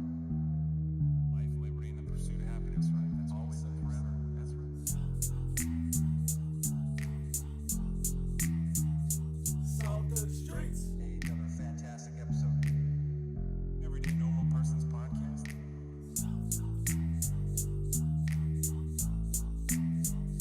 Salt of the streets. Upper left or the upper left? Just upper left.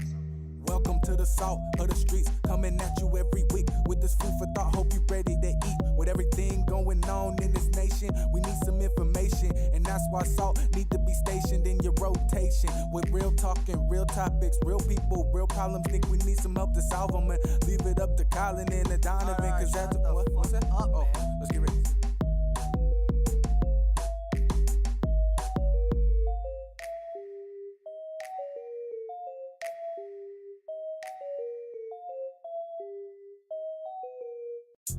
And we're back to Salt of the Streets podcast.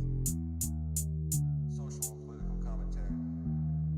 Life, liberty, and the pursuit of happiness, right? That's always and forever. That's right. Salt of the streets. Another fantastic episode. Everyday Normal Person's podcast.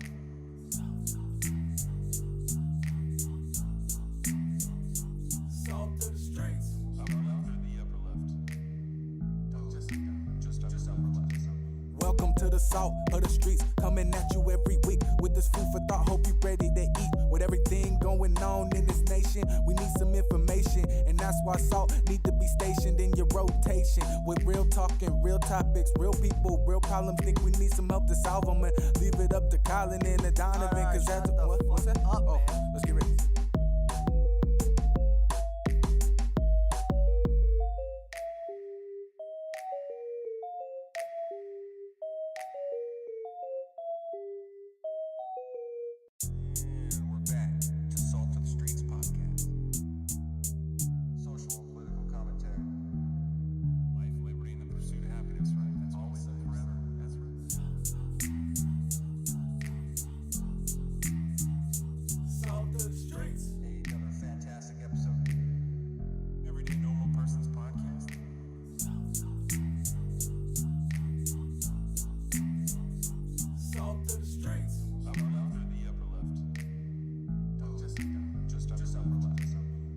to the salt of the streets, coming at you every week with this food for thought. Hope you ready to eat. With everything going on in this nation, we need some information, and that's why salt need to be stationed in your rotation. With real talking, real topics, real people, real problems. Think we need some help to solve them, and leave it up to Colin and the Donovan, cause that's what's that? Oh, let's get ready.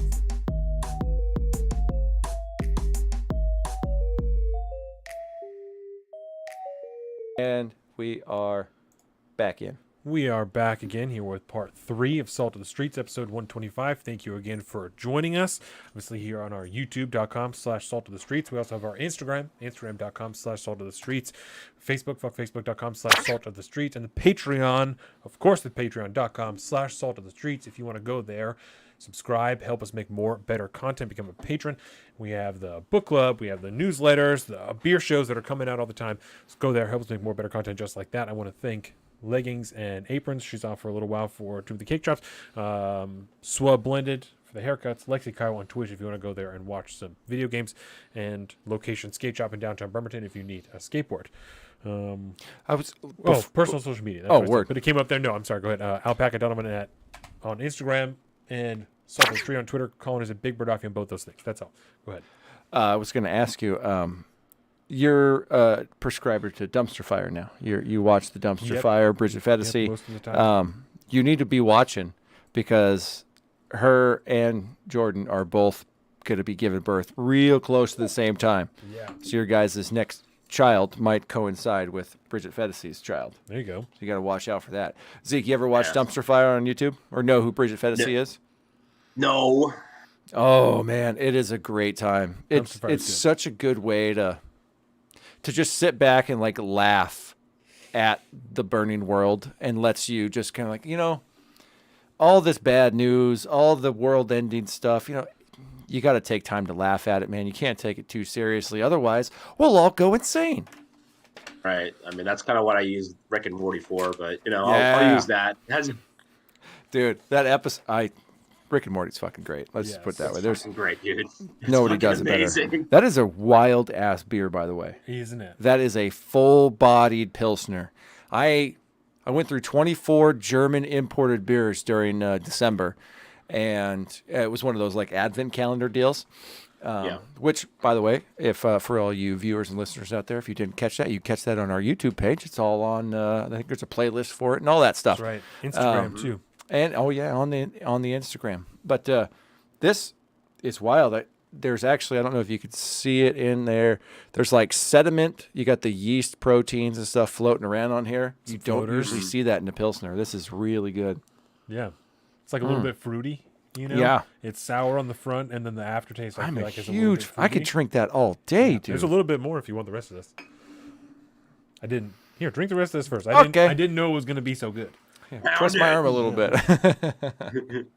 So, if you guys were here during the last segment, part 2, we are going to do kind of a little switcherooski because Ivan is a loving and caring father, and he's taking care of some family duties right now. So we're going to kind of jump ahead to our originally scheduled part 4, and so we're going to talk about the newest Supreme Court judge. I think they're calling her KBJ now. She's like the new acronym, right? That's what I wrote down. Oh here. man, they are. She's been on. She's not even ruled over any cases yet, and she's already has an acronym. She's KBJ. Yes. So. Oh my God. Yeah. So we're going to talk about this for a little bit. So I have a little bit of a preface, and then we'll kind of get into the conversation. So, like I said, I watched all but 3 hours of the questioning. And so sorry about that. And I stopped watching, and I told Colin because I got to the end, and she's been answering questions for like 18 hours or something like that. And now the Democrats are at the point where they're asking her questions that are just, could you expand on this particular idea? And so she has no idea what they're going to ask her, so there's no prepared answer for it. She's talking really slow, and it's no hit on her because she doesn't know what they're going to say, and she's been at it for 18 hours. So but the hearings itself are unlistenable at that point. She's talking very slow. She's repeating herself a lot because she's trying to think while she's talking at the same time, and it's been so long. And at that point, it's just unlistable. Her answers are like, in my time as a judge, I've learned that in your job as a judge, you have to do things that are very difficult because being, a judge is very difficult. And it is unlistenable. But not quite as bad as Kamala Harris's. It's time to do what we've been doing. No, the time is. no. It's not quite that bad. No, not quite as bad as that. all But right. it gets pretty close, and so I just had to stop. But I got the vast majority of it. So my only real preface to it, right, is that obviously she's the first black woman to serve on the Supreme Court, and that was one of Joe Biden's promises. Is that if I have a Supreme Court nomination in my time, it's going to be a black woman. I don't have any problem with this, right? My issue with this whole narrative is that, let me start with this. I have no doubt, and I don't really have any reason, because I've heard opinions either way. I don't have really any reason to believe that she's not qualified to be a Supreme Court justice. I don't have any reason to believe that, other than that's some people's opinions. Other people have ruled the other way. I'm not a lawyer. I don't know anywhere near enough about the law to judge whether or not she's truly qualified, right? I think that because there's no set criteria even to be a Supreme Court justice other than the few qualifying factors, but I do believe that by making the scope of your search so narrow in the beginning, you virtually guarantee you are not going to find the best candidate because you are looking in such a small group. And that doesn't mean that she's not a good candidate and that she's not qualified, but because you are not looking at everybody, you are virtually guaranteeing that you do not have the best possible candidate. But I also would acknowledge that there's no way to really say who the best candidate could be because there isn't a set criteria. So she could be, and like I said, I can't say for certain that she's not, but you almost guarantee that she's not the very best person at all because you only looked at a certain category of people. Yeah, you're how would you put that? I mean, the way in which you discriminated to get to your ultimate categorical list, by default, you have to consider the fact that you overlooked somebody, Right. because you Who didn't might be look at better. everybody. Right. And that people discriminate all the time. We've talked about proper uses of discrimination and how that works and what the word really means and how it is. And in this case, Joe Biden discriminated against every single possible Supreme Court judge nomination that wasn't a black woman. Right. And I mean, I don't know how, like you said, I don't know how many people there might have been, but obviously it begs the question, who didn't you look at? I mean, just for intersectional reasons, why did you not look at everybody? It seems like if you're going to go with their line of logic that it's been shoved down our throats since day one, there's not enough diversity on the bench like that. And so you have to you have to look at things intersectionally at that point, and then you make a decision from there. And, yeah, and obviously you don't know what you don't know. You don't know who might have worked if you didn't interview or look at least everybody that was qualified. You just said the only people, unless you're a black woman, you need not apply. Right. But also, I do recognize the reality of our political situation is that was something that he decided to hitch his campaign wagon to, and he doesn't need to think about it. There are enough, Democratic donor PACs and super PACs or 501c3s that donate to, that are so involved with the Democratic Party and their nominations and all this. They have a list ready to go to fit X, Y, Z type of categorical discrimination. Right. And they say, okay, pick her. The Republicans do the same thing. They get a list from like the Federalist Society or something like that, and they go, okay, well, those are our top choices. That's how you get a Rachel Levine as the deputy general or Yes. whatever as the health department. That's, Bro. like, she is perfect. Yes. She is the one for this job. Man, that patriarchy is so crafty. And she's a doctor. Right. That's great. Like, that's perfect. Let's find the highest job possible. Oh. Let's get her in there. Yeah. So, Zeke, do you have anything to say on this this initial portion? No, bro. I have. You're like, I'm not going there. Yes. No, it's just like, I try to put my politics aside on it. I don't know what her track record is on it. Yeah. She doesn't have a track record, so it would be disingenuous of me to be like, to just make these assumptions. It would be like a Brett Kavanaugh type deal by making assumptions based off of what Republicans are saying about her, Right. or what Democrats like.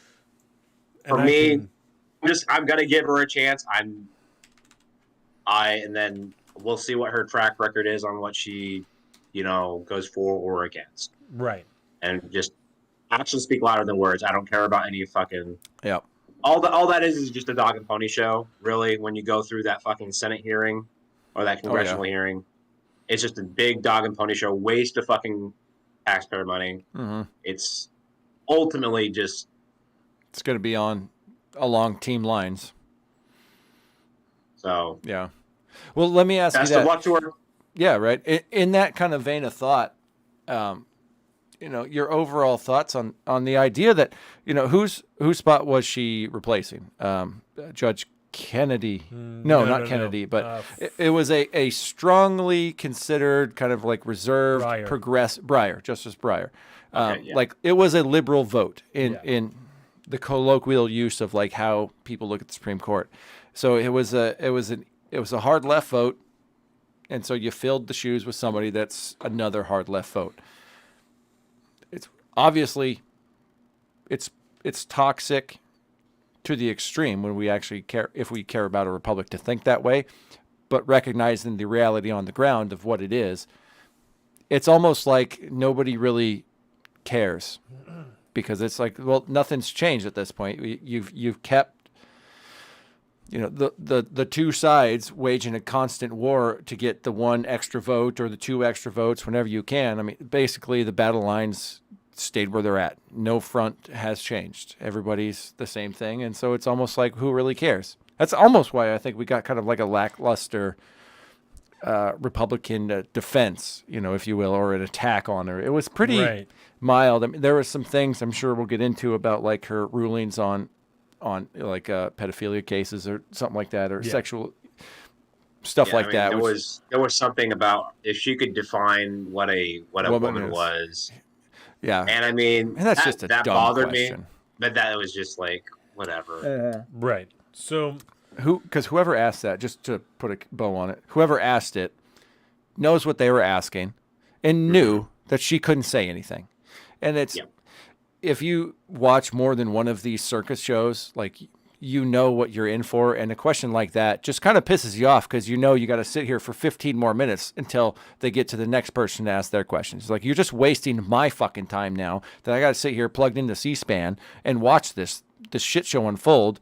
And then all the stupid headlines are going to come out the next day and all this. When it comes to actual substance and questions that have import and matter, it's not one of those. It's just a waste of time.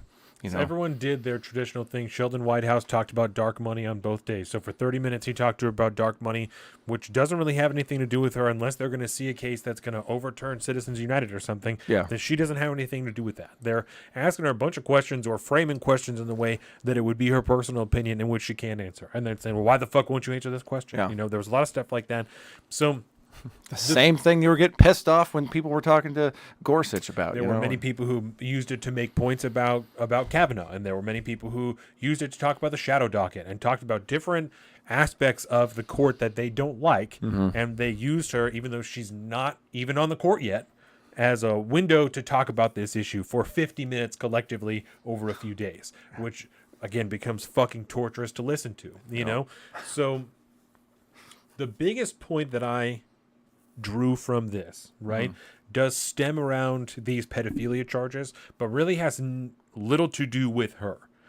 Because over these days and the reading that I've done, my understanding is that it's true that the way that she rules on these cases is not specific to her. This is how a large majority of the judicial system is ruling on these cases for a few very particular reasons, right? So, and especially because I'm not sure, and because I'm not a lawyer, I'm not sure the ways in which these rulings would affect her rulings as a Supreme Court justice. I don't know how much this bears relevance on her job or her position there, right? Yeah, because no Supreme Court justice is going to be sitting there hearing the case of a pedophile No. that had child porn and Exactly. then giving him a sentence. That's She's not going to be. She has nothing to do with sentencing when she's on the Supreme Court. Nothing to do with the defining of the laws. Nothing to do with Yeah. the changing of the laws. So, this to me, the issue is much more of the trend that her rulings represent than the way that she is ruling, because she has children. I don't have any reason to believe, over what I've seen from her, that she wants there to be more child sex abuse imagery in the world. I don't have any reason to believe that that's what she wants, because that seems silly. I don't know why she would want that when she has children. It doesn't make any sense to me. So I don't have any reason to believe that she wants there to be more pedophilia, more child abuse, more any of that stuff. I don't have any reason to believe that. So it seems the only large point about the political parties I will make, I think, is that it seems weird the Republicans didn't focus on that, the trend that they're representing, because I think they didn't want to acknowledge the role Congress has in the definition of those sentencing guidelines. And I think it's odd that the Democrats wanted to take so much responsibility away from the justices and focus so much on them, and also choose still not to do anything about it. Because the sentencing guidelines are up to Congress. They are the ones that either define what the guidelines are, or they come up with a commission who will define what the guidelines are. And Ketanji Brown Jackson, was on that sentencing commission when it existed before. And just, I don't know if we actually ever said it out loud, but the argument at this point is that her sentencing towards people that are involved in child sexual abuse imagery and things like that online, she was accused of essentially handing out very lenient sentences. Is that correct? Yes. Okay. And these most judges necessarily have sentencing guidelines that are developed by committees and things like that. Then off of those sentencing guidelines, there are statutes that they follow, and she's talked about, and seems to be justified in my reading, there is statutes that lay out further guidelines and things the judges need to consider when they are taking those guidelines into account and doing the sentencing. Because of the way that this is being done, there are a few ideologies in place, that are somewhat commonplace, that are leading into this type of sentencing, right? And one of them is that when these original guidelines around child sex abuse imagery were laid out, computers were not really around. So most of the imagery was sent over the mail. And so it is based off of the sentence length is largely based off of the amount of imagery that you have. These judges argue that because it's done on the computer now, it is easier to get more images, and so it no longer indicates a higher level of depravity for someone to have 10,000 images like it would have when you had to collect it all through the mail. Yeah. If you got 1,000 actual Polaroids or Kodak, I understand that argument.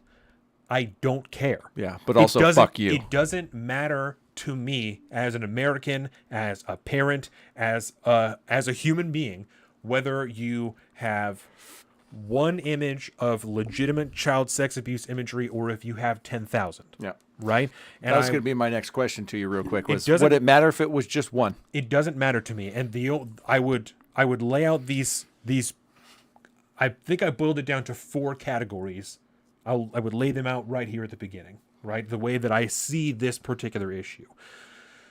Being of a child of the technological age, goddamn it, Zeke, you went to school when this happened. We know people that when they were teenagers received nudes from other people and then were sex offenders until they were 18, 21 years old because they got pictures of people they were with or were talking to.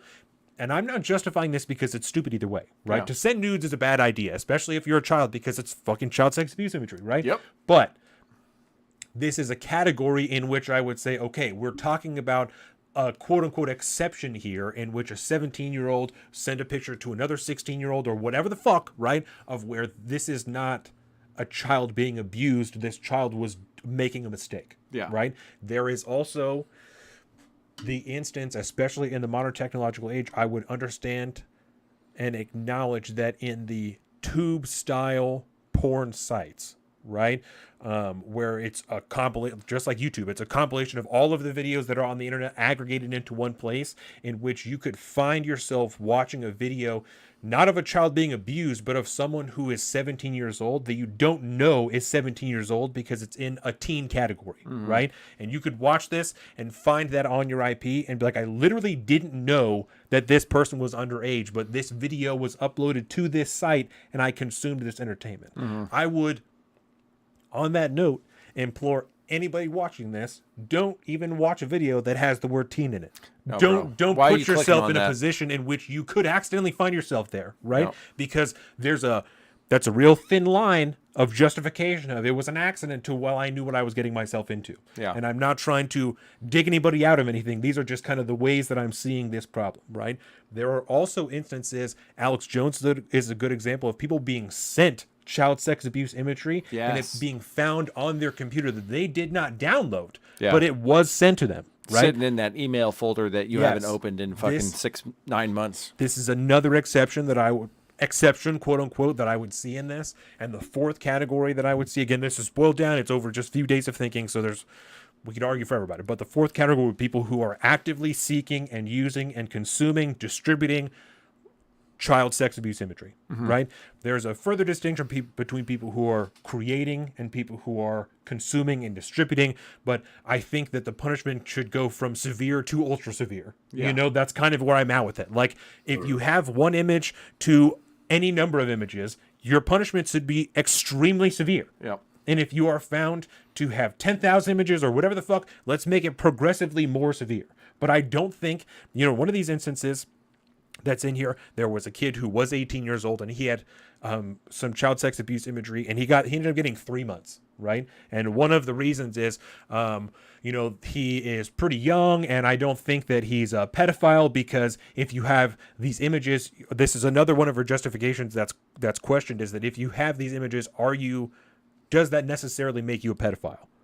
I would argue yes. I don't see why this distinction necessarily matters, right? Because, again, we've talked about before the distinction between pederasty and pedophilia, whether or not you've committed pedophilic acts or you have pedophilic tendencies, right? Because you are fucked in the head. There are differences here, and I think that it's splitting hairs, that I don't care. As a citizen of this country, I don't care. Yeah. I don't care at all. As a moral and ethical crime, I don't care.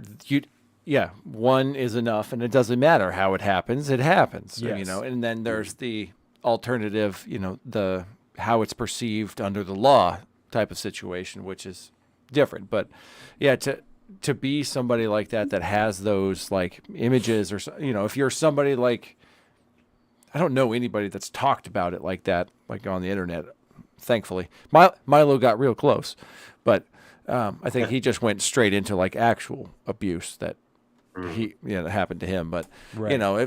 if that's happening, it's a moral crime. Like I don't want somebody to be thinking about that, even if they don't act on it. Right. But the minute they act on it, it becomes a different thing, because I'm not going to accuse you of a thought crime. Right. Right.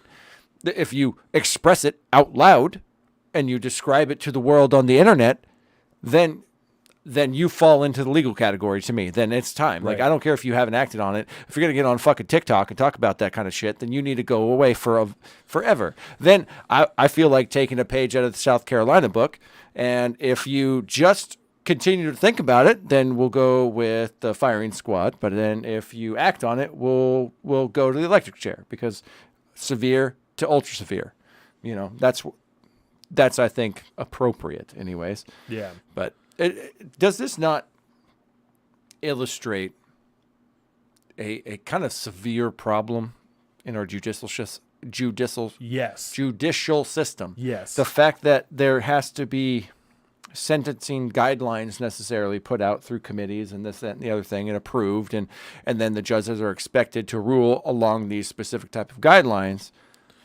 But there are only in certain cases are there mandatory minimums because of a Supreme Court ruling that does not bind the justices or the judges to these sentencing guidelines. And that's why in two of the cases that I think were actual pedophile cases or like actual sex abuse cases, she had to go with the mandatory minimum of like 60 months. But in the other ones where she had discretion, she ruled lower, or she sentenced lower. And so my only real issue with her is that she had the discretion and didn't go with the highest sentence possible. And I recognize as a judge, you can't put your own personal feelings into the rulings, but there are sentencing qualifiers and magnifiers, like using a computer and stuff, that she didn't take into account because she's like, oh, well, it all happens on computers nowadays. I don't give a shit. If there's a qualifier there to make it worse because it happened on a computer, then do that. Yeah. I don't care if you think it's not a good idea. If it's there, then do that. Yeah. So we've been going on for a minute. Zeke, do you have any thoughts on this? Sorry. Yeah, I was. No, we were talking. I probably should have paused you at when you mentioned the underage people with the consuming underage material. Mm-hmm. How do you feel about underage people consuming that content, and how do you feel about that as it ages? Right, so they've been consuming it. They've been caught with that material that they kept on their phone. Mm-hmm. And this question was actually brought up by Ivan because he can still hear you, so he's just like, ask me about that. And I don't know. I don't know, because I've thought that same thing as we turned 18, 19 years old. You get a new phone. You're like, you're like, oh, maybe I'll keep this. You're like, oh wait, can I even keep these? Yeah. Because when you think about, am I gonna be a felon now? And it lends to kind of the same idea of like a picture of yourself. Well, I mean, if you're 17 years old and you have a picture of yourself, is that still child sex abuse imagery? Because it is you. Is that a possession of yours? So it's private. But I think that's an interesting point. I don't know.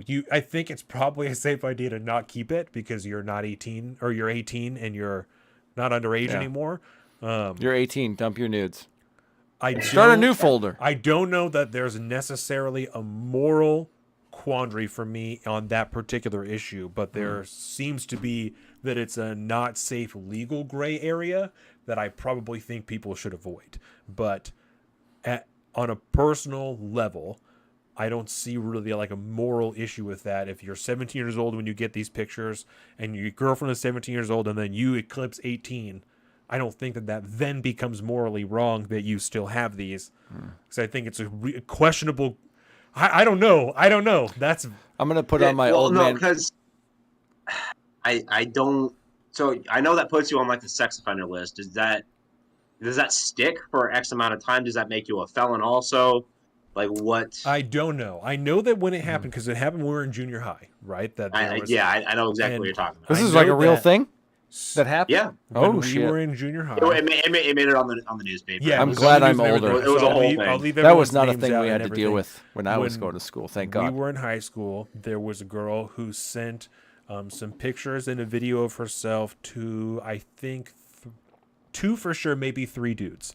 And we're in junior high, so we're 15 at the most, because I think maybe we were freshmen. So we're 15, maybe someone was 16 or whatever, but we're all underage. And those two guys show it to some other people, and I think maybe they sent it to a third person, I think is what it was. And they sent it to a third person, showed it to some other people, and this girl wasn't shaving yet, and so it was a funny thing. It was a joke, right? It became a joke. There was like a name involved. It was a whole deal.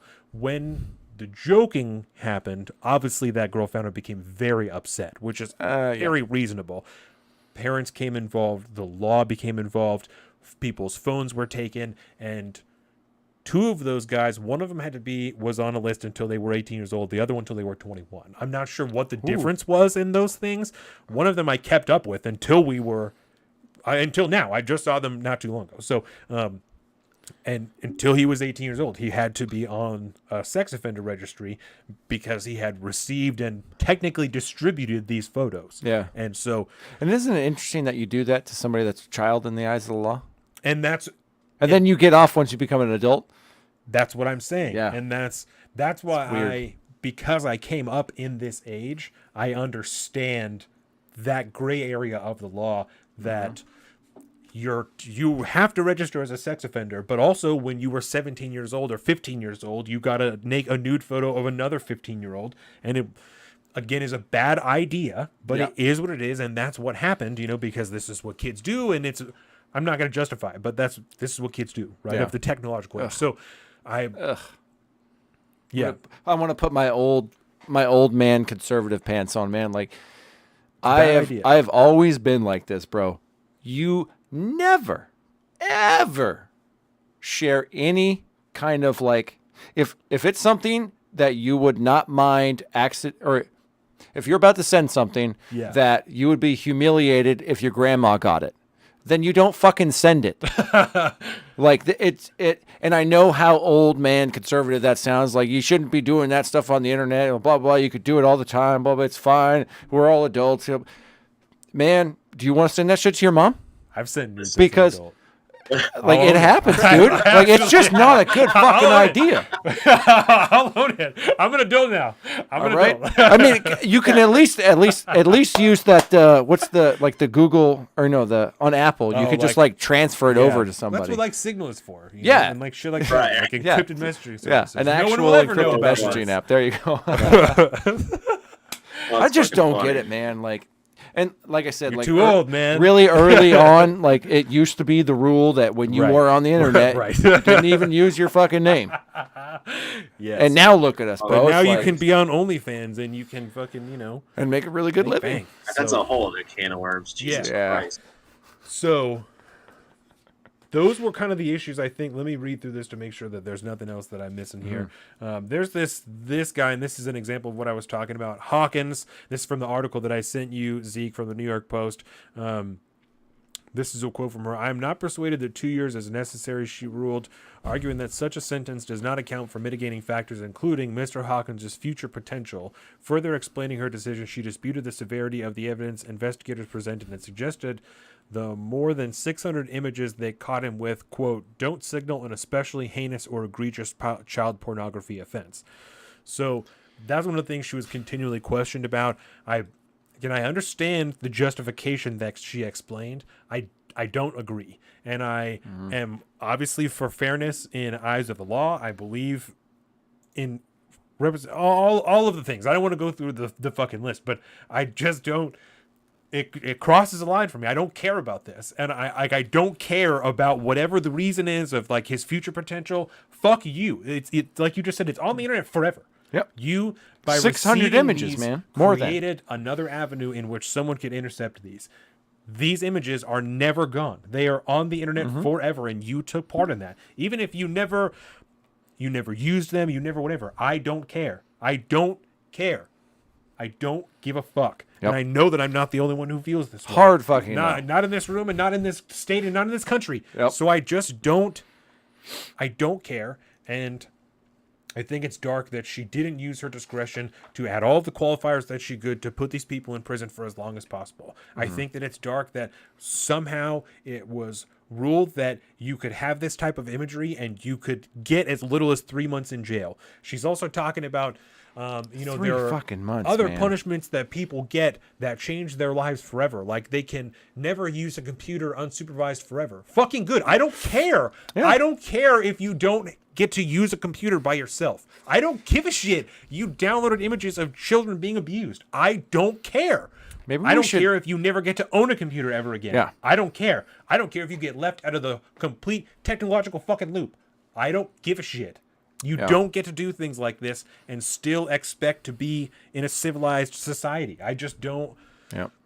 I'm just not here for it. I don't know. I understand that it's severe. I totally recognize that.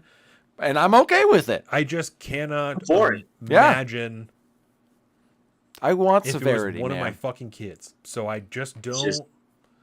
The delicate line there, I think, is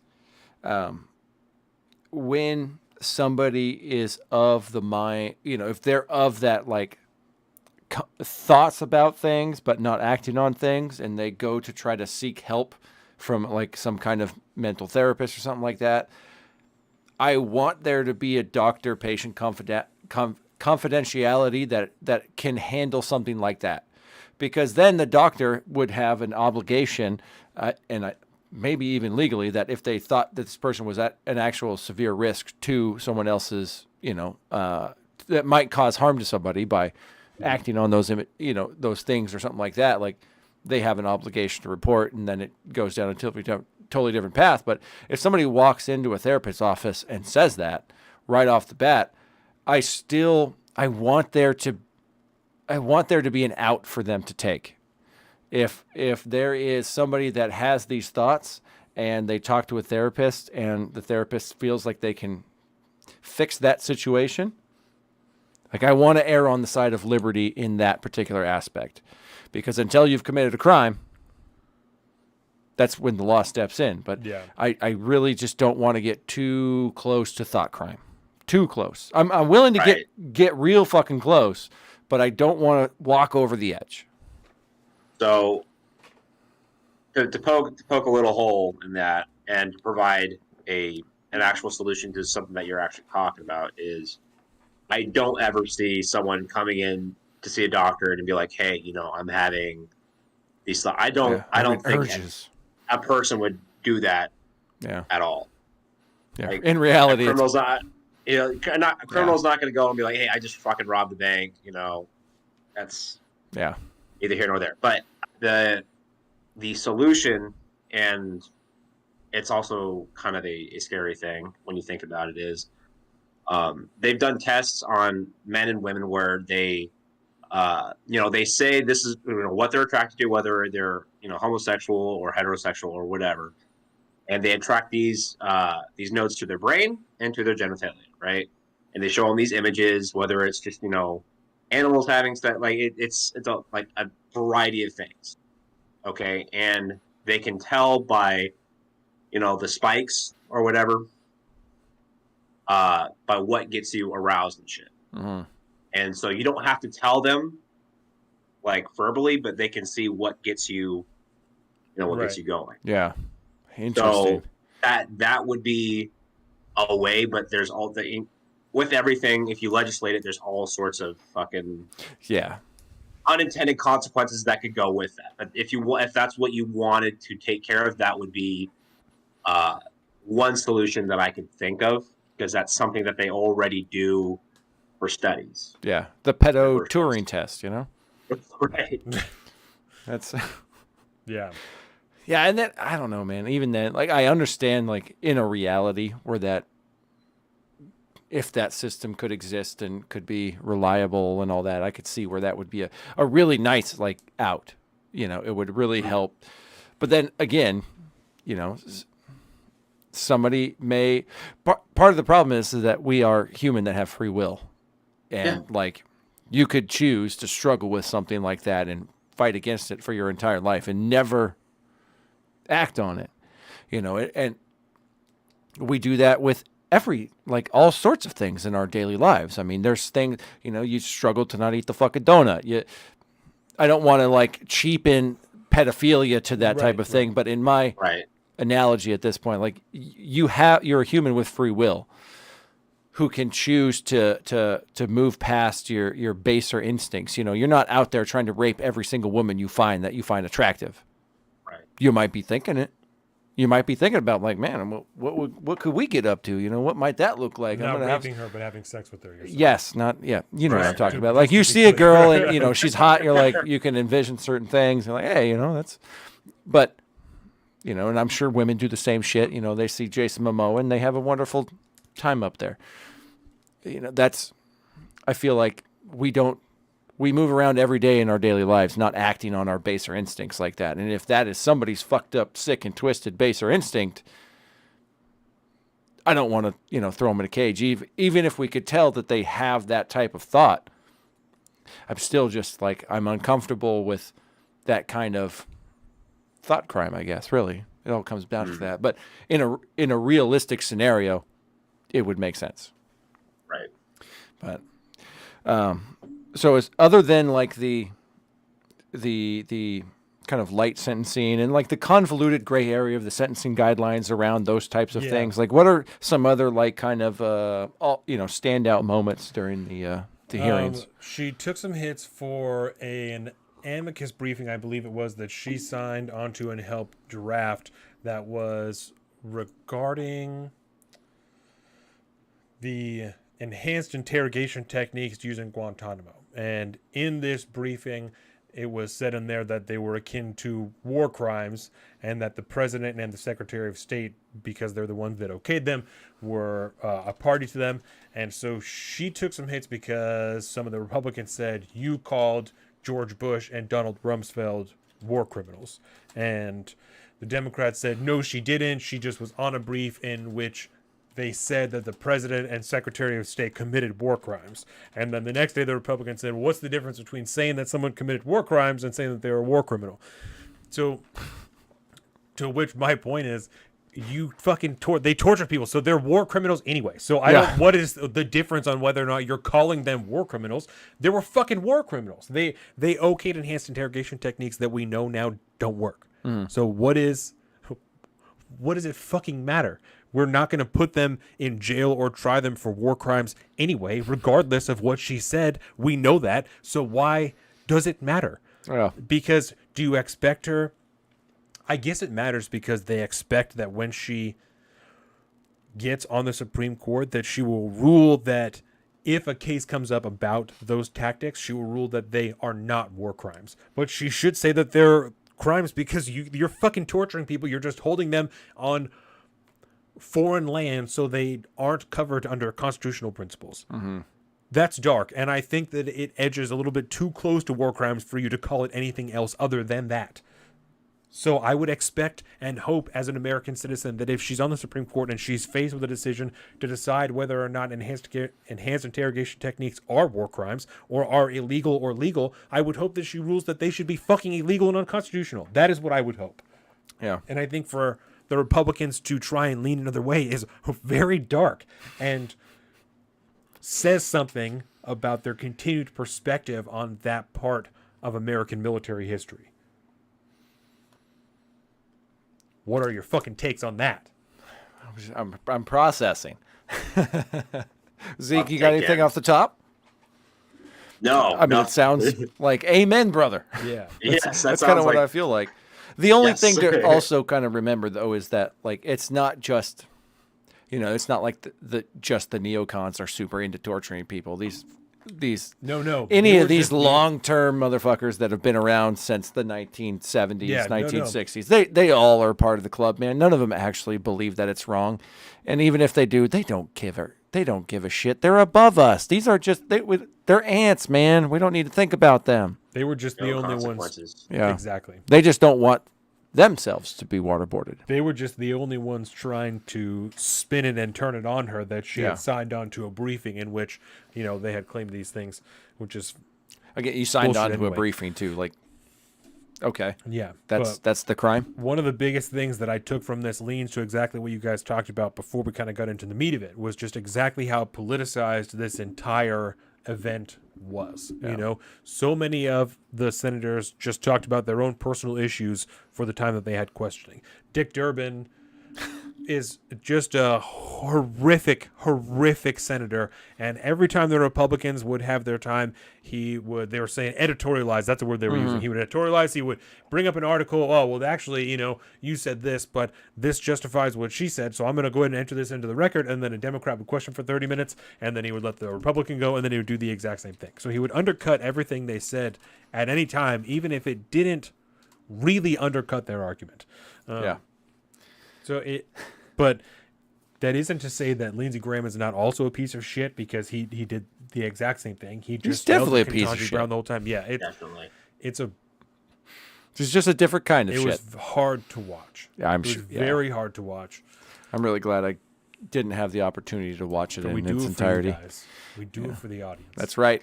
You do it for the audience, buddy. Yes. You know how to shit you put yourself through. Bravo. Yeah. Amen. Unfortunately, I mean, if I get a new job here real quick, I'm sure I'll have more time. There you go. Be right there with you again. Once again, back in the trenches. So that's pretty much it. I think like the main issues that she got hit on. They talked about critical race theory because she's on the board of directors of a school, a private school where they have, some Ibram Kendi books and shit like that. Obviously, I don't agree with that. She's not one of the ones crafting what the curriculum looks like in that school. She's on the board of directors, so she probably just is financially invested in this school. Yeah. Her children may or may not go there. I don't know, but She's got some connection it somewhere. would only concern me to the extent that some form of critical race theory involved case would make its way to the Supreme Court.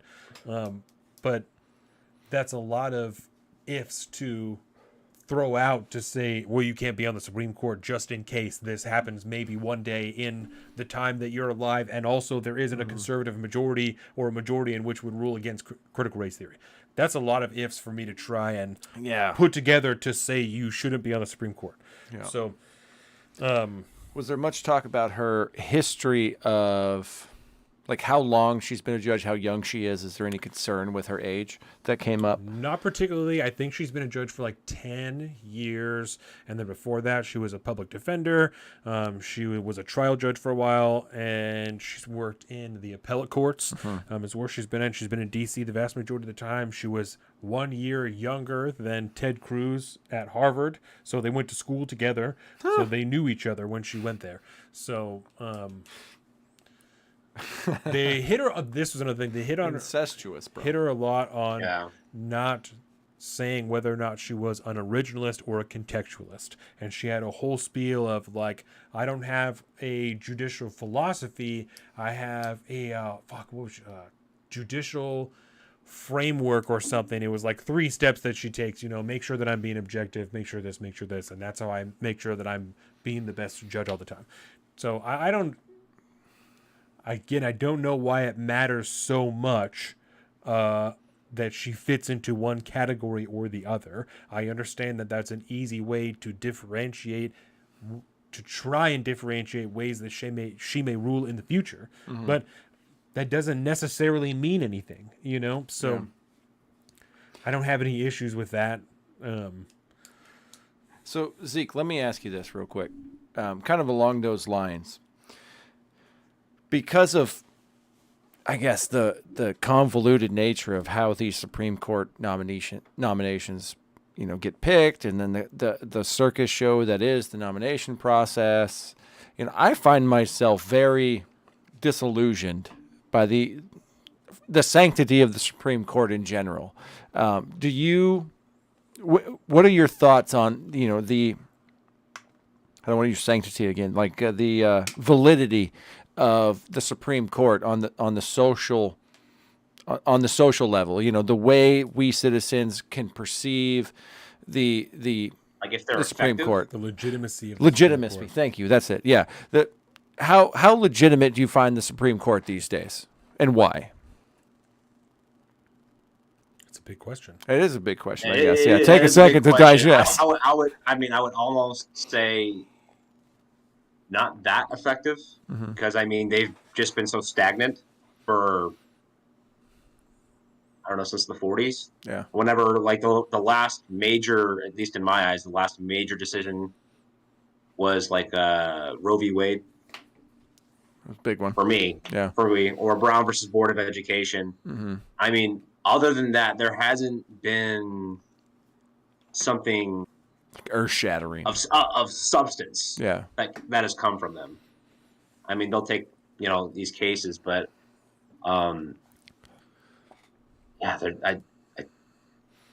my problem with it, just to kind of spin you in a different direction, I guess, is the fact that like it's become so blatantly just political. It's red team versus blue team, and they have conservative judges and they have the liberal judges, and then it's just a tit for tat. Everybody got super worried because Trump got 3 of them, and now it's like, okay, now we have our one, so it's a safe vote, and so I find myself really not giving a shit anymore about the Supreme Court. Like I understand the impact of we've got a Roe v. Wade type of hearing coming up at some point soon, and there's some pretty major decisions to be looked at. What'll come of them, we don't know at this point. A lot of times the Supreme Court looks at a severely, impactful possible decision. They go, that's not for us to do. You guys got to handle it on the appellate level. Then it kind of disappears. But it's become so political to me. I don't really see it as anything other than this weird, like, political lever that just it always clicks to the left or it always clicks to the right, and depending on who is in power and how many people die. I see. All right, that's what you were getting at. Yeah. Yeah, that's exactly what it is. It's exactly a tit for tat thing, but it also goes back to what Donovan said. It doesn't really shift the power that much because we're led to believe that this judge is like super conservative or this judge is super liberal, but we have nothing really to go off of to make these assumptions. It's just what the media is telling us that these judges are like how they're going to do it, but they haven't done anything yet. Right. Yeah. Like let them speak for themselves. Yeah. And then, And honestly, if they weren't so fucking like psychopathic about it and like looking to catch somebody tripping over one word or how they phrase this, if there wasn't that fear of political and corporate press backlash, and you just let these people talk like human beings, we'd have a lot better idea of who these people are at the end of the day. If they could sit there and be grilled for 16 hours and have no fear of reprisal over than just the content of what they say and not how they say it, or, you say a boo-boo word. Right. If it was more like a fucking podcast, you could sit down and just talk to these people for 16, 18, 24 hours. Some of these things go for days and days and days. You'd actually have a really good understanding. The public would have a good understanding of who these people are at their core, how they think, how they process information. It's why Joe Rogan is so possible. It's because you put people out there long enough for who they are as a person to bleed through. You get a good grasp of who they are as a general human being after hours of conversation. But the more politicized this entire body and endeavor becomes, the more you see these justices either answer in the way that they believe the public wants them to answer or say nothing at all. Yeah. And that becomes an enormous issue because the more influenced the Supreme Court is by public pressure, by what is, I don't want to say popular, because the Supreme Court is supposed to be doing what is good, what is the right thing, regardless of what might be best under current public perception, right? They need to do what is the right thing under the Constitution. And the more influenced they are by politics, the further disillusioned the general public may become. And the only power the Supreme Court has is their perceived legitimacy by the citizens themselves. They don't have anybody to enforce their laws because they don't write laws. They don't have anyone to enforce the rulings. They don't have an army. They don't have anybody to enforce anything. All they have is written decisions, and those decisions to be interpreted by the legislative branch and turned into laws. If the citizenry no longer sees those decisions as legitimate, the Supreme Court means nothing anymore. And if they are ruling consistently against what the people want, what the people actually want, because they're ruling what is in favor of what is politically popular, their power is completely removed. And when a third branch is removed and you're looking at essentially the legislative and executive branch and then the general masses, I don't know what you even call that system. I think essentially it kind of goes back to what Does that make sense? It does. Does that make sense? No, it does. I know I that think was like a little bit rambly, so I don't. I think that makes sense. Because it essentially, effectively, if the populace perceives the most, the highest court in the land, as they're so fond of saying, if they look at them and say, it doesn't really matter what you guys say, it's just politics. It's just Democrats versus Republicans and conservatives versus whatever the hell the left is calling themselves that decade. The legitimacy already goes away. And at that point, the only shred of legitimacy they hold on to is as a single on or off switch, a single lever of political. They're a single action political apparatus at that point. They're no longer, their opinions don't matter anymore. It's just a matter of how many votes they get and which direction it lands. What do you think, Zeke? Is that more or less your thinking? More or less, yeah. Dark times, bro. That was a big one. That was it. Dark times. I had my brain pumping there for a second. Yeah. Okay, so let's That talk was about healthy. something a little bit easier. Well, Yeah, right. Not totally easy, but a little bit easier. Let's go. Do you want to talk about the Amazon Union or Amir Locke? Let's talk about Amir Locke real quick because Okay. I put it in the thumbnail. So Amir Locke was a man that was killed in Minnesota. Yeah. He Barely was a man, dude. The guy was young. young boy. He was asleep in his cousin's house.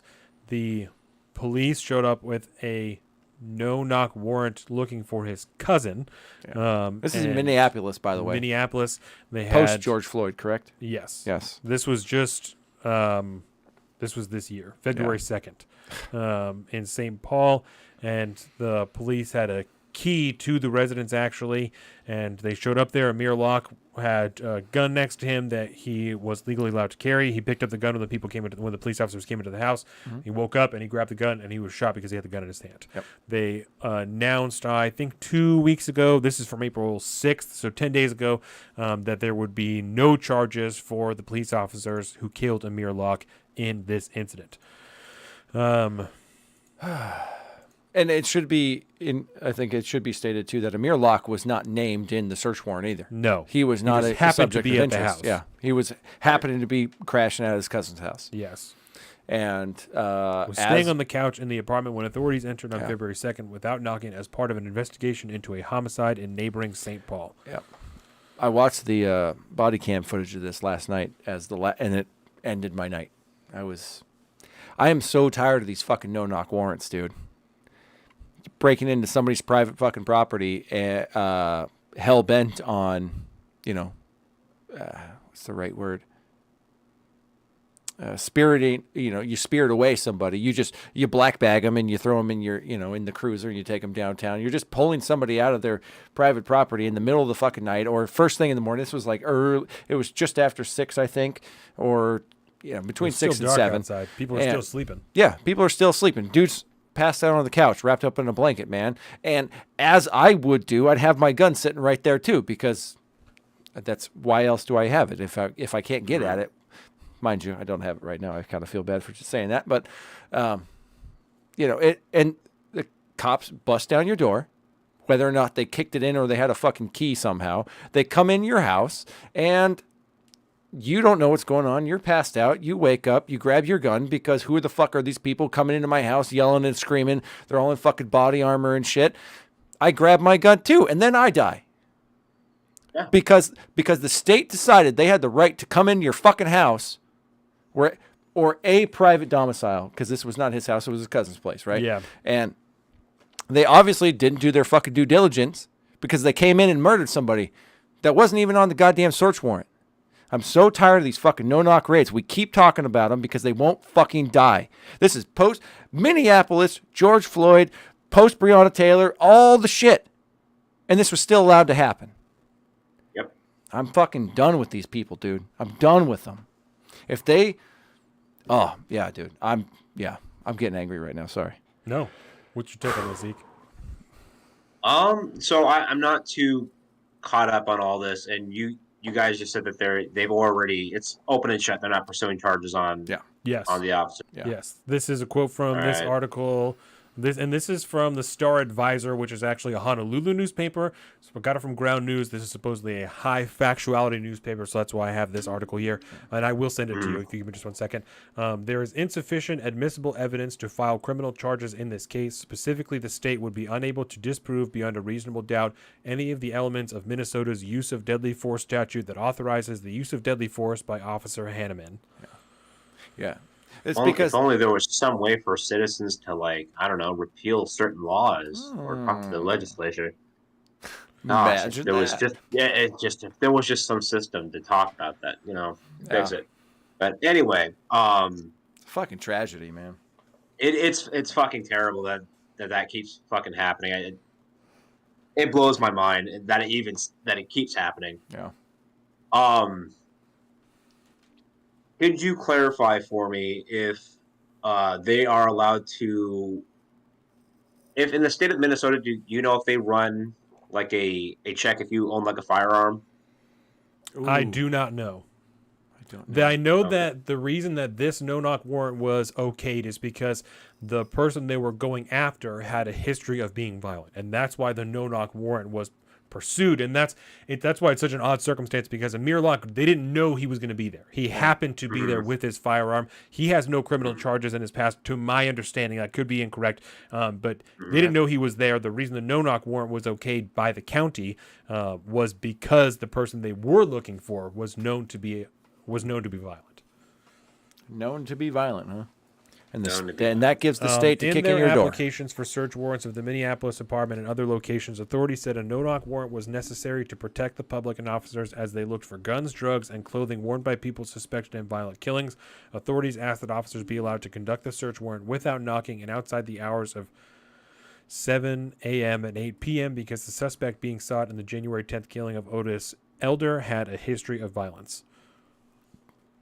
It just sounds like they didn't do their homework. Locke was killed seconds after the SWAT team entered the apartment where his family said he was staying. Body camera video shows an officer using a key to unlock the door and enter, followed by at least 4 officers in uniform and protective vests, time-stamped about 6:48 a.m. as they enter and repeatedly shout police search warrant. They also shout hands and get on the ground. And that's when Amir Locke gets up and he has a gun in his hand and they shoot him. The whole thing was less than, I think, 10 seconds before the shot was fired. The video shows an officer kicking a sectional sofa, and Locke is seen wrapped in a comforter holding a pistol. 3 shots are heard and the video ends. And I've seen the video. I don't know that it's not in this article, but you can find it. Yeah. It's still out there. Yeah, but I wouldn't want to push it out there, to be honest. It's never a good time watching somebody die on camera. No. Because, I mean, he was pronounced dead at the hospital after they rushed him to the hospital. It was like less than, I think, 15 minutes later. But, I mean, he sat there, bled out, and died. Yeah. When you're that close, I mean, it's pretty difficult to miss. Yeah. Especially, I'm pretty sure the police officers had rifles, so it's pretty impossible to miss. It was the SWAT team. So it's pretty impossible to miss from 5 feet away with a rifle like that. You got unreal. You got the element of surprise. You have to jump on them already. Yeah. You see a gun, that gives you the excuse to just pop. Yeah. And that's exactly what the officer said. Yeah, is that he felt like his life was in danger because he saw the firearm. Yeah, and I'm so done with hearing that as a fucking excuse, because you live in a goddamn country that has a Second Amendment. You should assume that everybody you are going to interact with as a police officer is and will be armed. Can and will be armed, because we live in a country with the Second Amendment that allows that. You need to, if you're going to put yourself in that situation, you need to understand that you may get shot at, probably will get shot at. You're going to break into somebody's house at 6 o'clock in the morning, 7 o'clock in the morning, whenever it is. If you don't expect to get shot at, I don't know what you're doing there. I don't know why you would expect not to get shot at, and to go in there with the mindset you don't know who's on the other side. This is not a fucking war here, man. This is like domestic, inner city. Whatever. I mean, this is Minneapolis. It's war on drugs, man. The war on fucking drugs. Yeah, I forget. We are at war because we've been at war with drugs. I'm so done with this shit. And as soon as it was like, well, yeah, he's got like a violence charge and a drug charge or something like that. It's probably his cousin. I would assume. Yeah. I mean, I only brought up the gun registry is because if they did their homework and saw that he had a gun, then maybe they probably would have. But this wasn't the guy. This was his cousin. But they still didn't do their homework. Yeah. And failed to realize that the guy that they're looking for wasn't there in the first place, and they killed the wrong person essentially. Since then, Minneapolis Mayor Jacob Frey announced an immediate moratorium on such warrants, on the no-knock warrants, and on Tuesday he formalized a new policy that will take effect Friday, requiring officers to knock and wait before entering a residence. Some lawmakers have also been pushing for a statewide ban on no-knock warrants, except in rare circumstances. You know what's really fucked up about that is everybody's passing up their own responsibility on this. If you say the mayor... Yes, the mayor announced the immediate moratorium on the warrants. So if the mayor has the authority to throw down a moratorium, he also has the authority to tell the cops what to do or not to do. And he doesn't say stop fucking doing this. He said we're going to put a moratorium on it. Just make it. Just get rid of that. You right there in the law. I mean, it's obviously something you as the wonder- executive of the city have something you have power over. It might need to be done by like the policing commission, you know, if they're the ones that dictate the policy of the departments. Then Yeah, there's probably like a state- limited power type of thing. The probably mayor a could be like, state "Stop policing now." Commission, yeah, But doesn't the state okay it at the end of the day? Like these Yes. practices Yeah. are okay. yes, Yeah, So it's yes. this is why. Only in the attempted accuracy. That's the only reason that I say that, because it doesn't remove, like you said, it doesn't remove anyone's the liability or the responsibility, because no one is doing anything outside of the mayor who's announcing the moratorium on them when they shouldn't be there in the first place. You know, it shouldn't be left to the executive to lay down the hammer of this is not going to happen anymore because the legislature has effectively removed itself, and the judicial branch of our state has not ruled against these yet. So, Yeah, at that point, you're looking to your dictator, being like, "Please help us." right, When it should be handled at the congressional level. yeah. So, another unfortunate killing, and I hope to fucking stop seeing these things, man. I just couldn't be more against no-knock warrants. I agree with you in the sense that I feel like as a police officer, if you're going to no-knock someone's house, you should expect that they likely have a firearm, you know? I don't think that, I don't know. I don't think it's right that I should be shot at my fucking house because I have a gun, you know? If I'm a cop busting into your house, I should expect to be shot. Yeah. And I should know as especially if it's a stand your ground state. Yeah.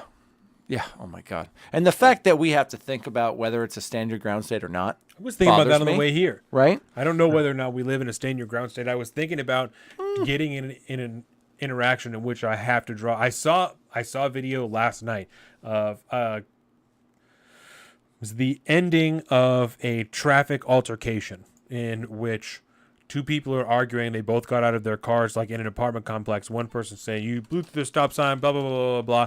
And he ends up pulling a knife on the second person. The second person happens to be a police officer who pulls an off-duty police officer who pulls his gun on this guy and then argues like with his mom and his wife and, you know, whoever else is there. And it turns out to be fine. The guy walks away. But I thought about, what the fuck if I'm in a situation and someone pulls a knife on me? I'm absolutely going to pull my gun. I'm not going to consider getting stabbed, you know? Yeah. But I probably have to say something, you know, for my own legal protection. I probably have to say, like, stop, or like, you're threatening me, or I feel like you're endangering my life, or something to that extent, even though I'm not a police officer, before I fucking dispatch this person. I have two things for you. Yes. Because we have a real life scenario where something similar to this happened in fucking Paulsbo months ago at this point. Yeah, I think it might have been even last year at this point. And then here's something from whatever this is worth. I don't know much about the site, but WashingtonGunLaw.com. It says, stand your ground law allows an individual who is lawfully permitted to be where they are to use any force necessary to defend from an imminent threat or serious bodily injury or death. So there is no duty to retreat. Excellent. Now, that being said, from the random gun law website, in Paulsbo, not that long ago, there was a situation in which somebody had gone to one of the local bars, been really fucked up. I think they might have been on some kind of drugs at some point. I don't quite recall. They got refused service, and they recklessly sped through Paulsbo and went to another bar, and then were refused service again, and then recklessly ran down the rest of the road to the road, and then caused like a 2 or 3 car pile up, smashed his car, got out, walked to the house of one of the, actually it was like a couple doors down from one of my coworkers, and he went up and he was like banging on the door, demanded to get in. He's got to get in, blah, blah, blah. And then eventually tried to force his way in, and the person opened the door and he shot him and killed him. And they're fine. And it was called a justified shooting, and the guy was trying to break into their house, and he shot and killed him. Yeah. I mean, and they're fine now. So it must have some kind of stand your ground law if that's the way it is. I don't know why you would have to have a law to defend your right to defend yourself, but in this state, I would assume you might have that. But it sounds like in Washington State, you guys have better gun laws than we do, actually, in that respect. Because someone can break into our house and we can shoot them, but if they are running, we can't shoot them if they're outside of our property, because we run the risk of hitting someone else with our firearm, which, yeah, we may get them, but then guess what? We get that jail time. Oh, that's fucked up. See, It's ridiculous. I hate that so much, man. And the idea of this, if somebody is breaking into your property and they run off your property, but like, what if they just, I don't know, killed your, I don't want to create a scenario, but the fact that you, What if they go and get their friends and come back? Fuck 'em. Exactly. Yeah, fuck them. fuck them, put them down, dude. You know, just because they walked across the property line, they're coming back to kill me. I'm going to shoot you in the ass at the very least. Forrest Gump your ass. Exactly. They shot me. Lieutenant Dan. Yeah, fuck that. Yeah. So let's see here. I'm glad we lightened it up right at the end. I was Yeah, getting yeah, real yeah. angry. Yeah. No knock warrants piss me off. Last thing I have as far Yeah. as the grab it goes, we talked about Jen Psaki a little bit. She's a shill. It's fucked up. Yeah. In the Going to MSNBC, that piece of shit. right. Piece of shit. Yeah. In the effort of transparency, the two previous Sarah Sanders and Kayleigh McEnany did go and work at news companies when they left, but they were out of office Yeah. when they did that. I think Sean Kayleigh Spicer McEnany did was the same like- thing too. Yeah, and I think Kayleigh McEnany was like the next day, but she was at least out of fucking office, right? At least she waited till she was out of office before does she she wrote up work the at now? contracts. I think she's on Fox now, I would assume. Yes. Yeah. Yeah. Yeah, she's on Fox. Yeah. Ooh. So she's on Fox, and I'm sure she was in talks or something, but fuck, man, it's dark. It's not dark. It doesn't look good that you're still in this sitting position in the White House, and these reports are already coming out that you're going to take a job at MSNBC. Yeah. Like, it's just not a good look. Yeah. The fact that people know that you're using your current job as, part of your resume. And you obviously don't believe in this administration because you're trying to get the fuck out of it. Yeah. You're halfway through and you're trying to get the fuck out. You might have another guaranteed 2 years if you're really, really fucking hopeful that the guy doesn't keel over tomorrow. No. So one of the last things I have here, Amazon Union, right? Yes. It's a warehouse called JFK 8, and it is on Staten Island. They had their union vote. I literally drove by there the other day. Really? Yeah. Right. So they had their union vote. That's the very first Amazon factory to have been unionized. There's obviously still the collective bargaining and everything to happen there, but they did have their vote. I'm trying to find the This one numbers was right now. particularly interesting, if I recall correctly, because this was the first time a contemporary Amazon unionization attempt has been done where they created their own union and didn't try to Yes. join another. Like, this Yes. is not an existing Teamsters or anything. This is a bottom-up, Oh shit. actual, they created their own union. Yes. Their Chris Smalls is the leader of the Amazon union push now, and he was previously fired from Amazon. This is always happening all the time, and I Yeah. just have such a difficult time with this because they're like, this pro-union person was fired for showing up to work 3 hours late. Well, bitch, you also showed up to work fucking 3 hours late. So what do you want from me? Like, Yeah. it sucks you got fired. You also fucking showed up to work 3 hours late. So I get pissed at my guys if they show up 5 minutes late and don't tell me. yeah, I understand because I've worked. Consequences. You know what I'm saying? I've worked a job forever, but also if you know that you're doing shit that your company doesn't like, maybe you should be an exceptionally good employee so you don't have any reason to lose your job. So if they do fire you, then it's obvious, or you have a better argument that it is because they're trying to union bust, right? If you're fucking trying to make a union, why would you also show up to work 3 hours late? That just seems stupid to me. Right. But this union is there. The vote was 2,654 votes in favor and 2,131 opposed, with 67 ballots being challenged. So they started their own union, like Colin said. Some of the other unions, the Teamsters and stuff like that, said they didn't really believe that it would work, and so they just made their own Amazon Labor Union, is what it is called. So we have talked about unions a few times. Like I said, in episode 123, we compared the PRO Act to this bill that Marco Rubio has introduced or tried to introduce that involves taking an employee and making them a non-voting member of the board of directors of a company and using that to allow them to have influence into the day-to-day operations and long-term operations and things like that. And so obviously pro-union people are against this because, they're non-voting and they're blah, blah, blah. So we talked about those things. what are some thoughts that you have on this if you want to talk about unions in general and also this specific decision? I mean, just talking about unions in general. Since it's not government, I don't necessarily have an issue with it. Like if it means keeping your job, I'm always for a union.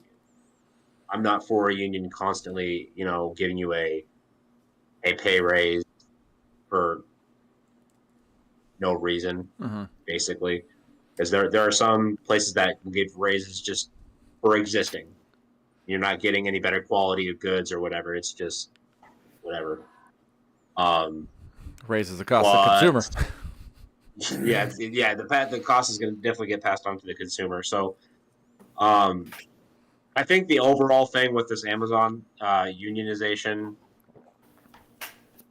it's long term not going to be good. It's not going to pan out well for consumers. It might pan out well for the people who are working there, but for the consumer, I would say brace up over the long term. Mm-hmm. Yeah, it would make sense. Pan out well. Yeah. What do you got on unions, Ivan? Welcome back. Yeah, welcome back, sir. Thank you. I think that in today's day and age, I mean, let me preface what I'm about to say with, I think that everyone should make a livable wage, and I'm all for being able to work. But at the same time, I think it's absolutely absurd to think that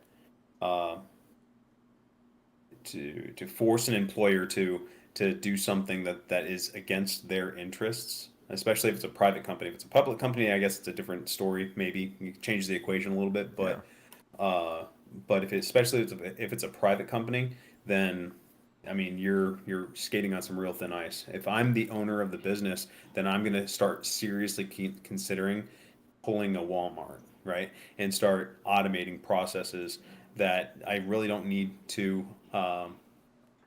That I don't need people for anymore.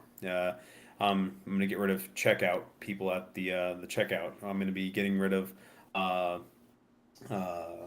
any sort of manufacturing things that can be done by robots. I'll be doing some cost benefit analysis that I'm going to be looking really deep into, things that aren't going to let me down and ask for vacation and pay raises and boohoo and ask for all this other bullshit, right? I think that it's a really interesting position that we're finding ourselves in anymore with, especially with automation and robotics and stuff. It's people have to be careful. They really do. Yeah.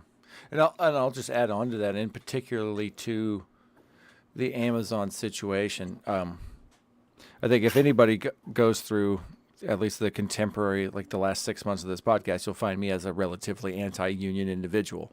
But I have also found myself defending people like the union in Staten Island. I'm glad they got unionized, man, because let's put it this way.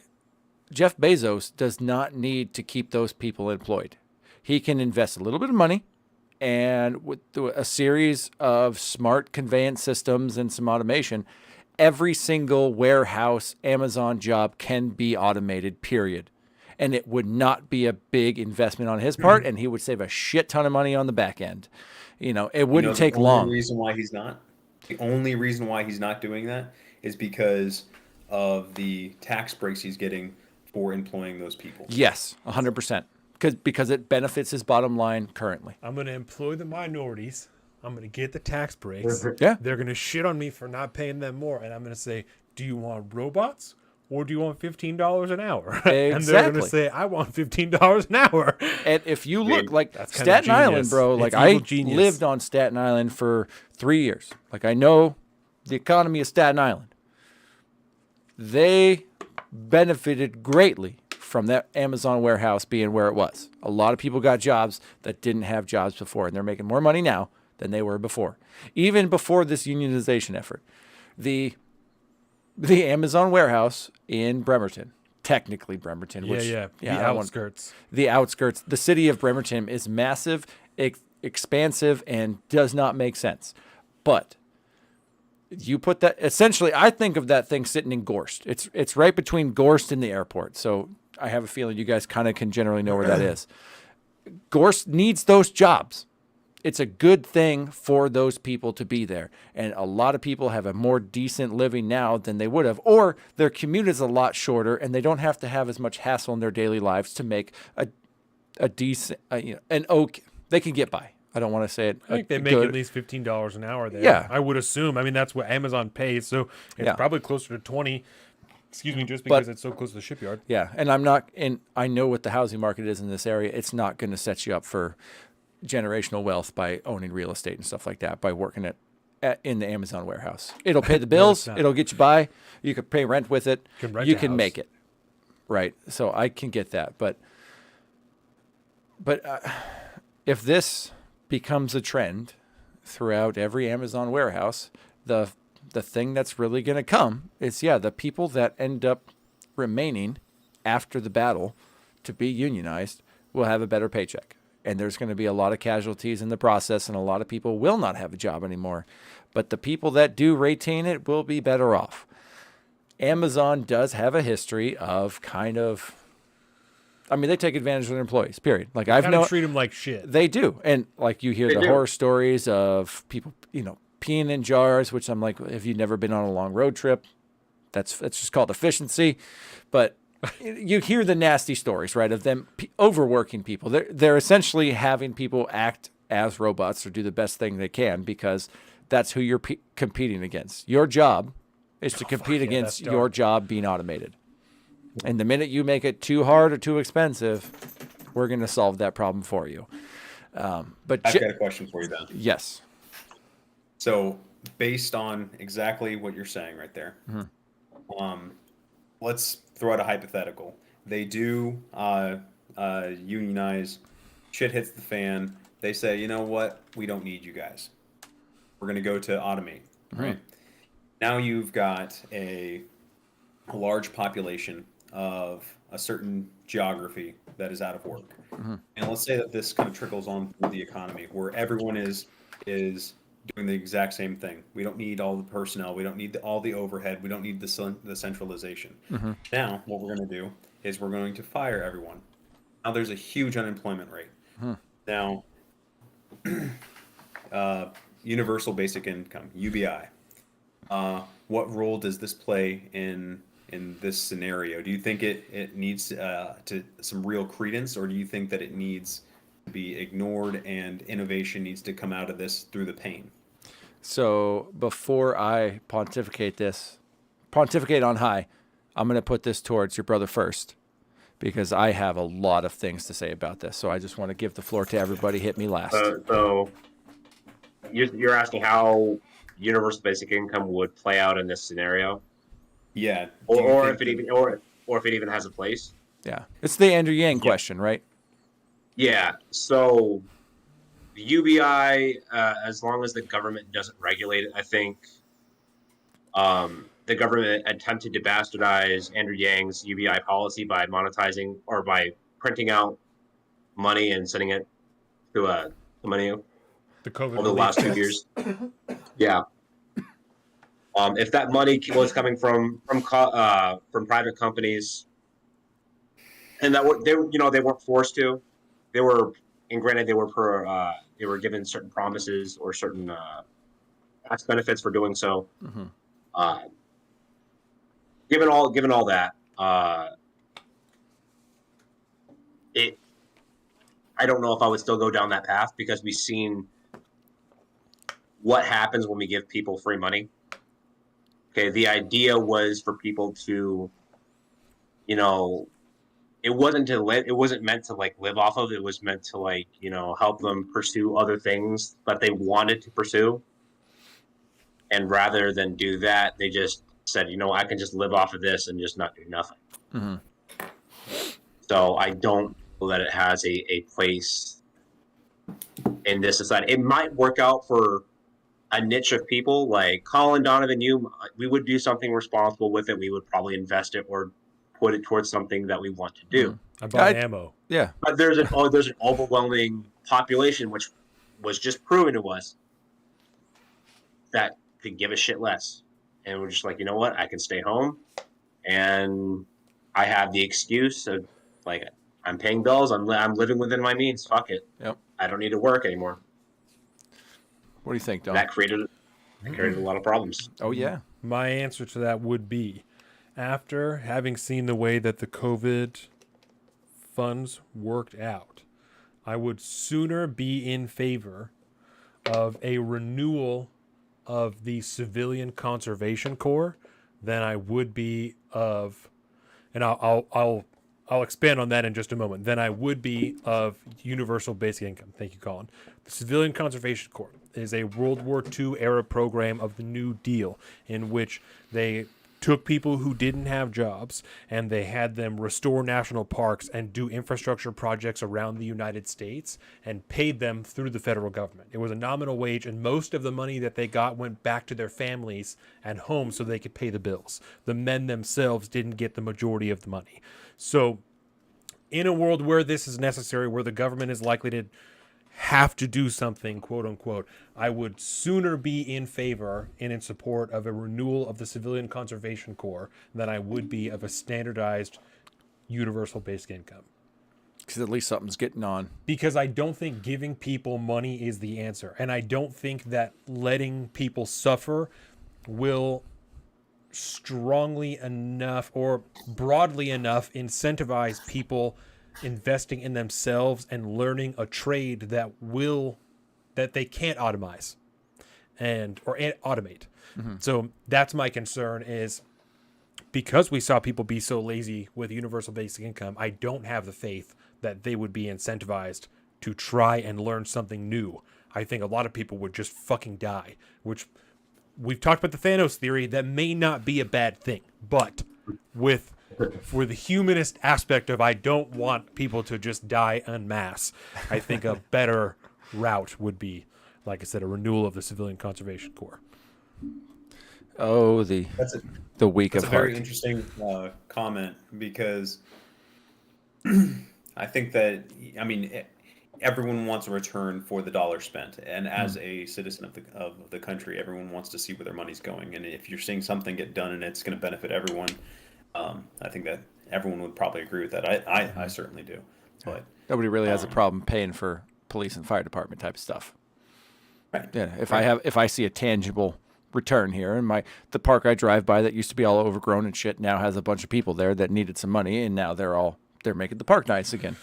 Right. I could see that. I feel good about that. And I don't remember what they made at the time. Maybe it was minimum wage. Maybe it was even under minimum wage. I don't know that even in 1940, whatever this was happening, that minimum wage was even established at that time. They were making a nominal amount of money. And like I said, I think 2/3 of it was, I would have to do the research again, but I think 2/3 of it went straight home to their family. The men doing the work didn't even see that part of the money. They got a little bit of it so they could buy some food and fucking beers or whatever the fuck, but most of it went back home so the people there could pay their bills. All right, let me ask you a quick follow-up question. Yes. Not to run down a rabbit hole, but which do you think is more likely to happen?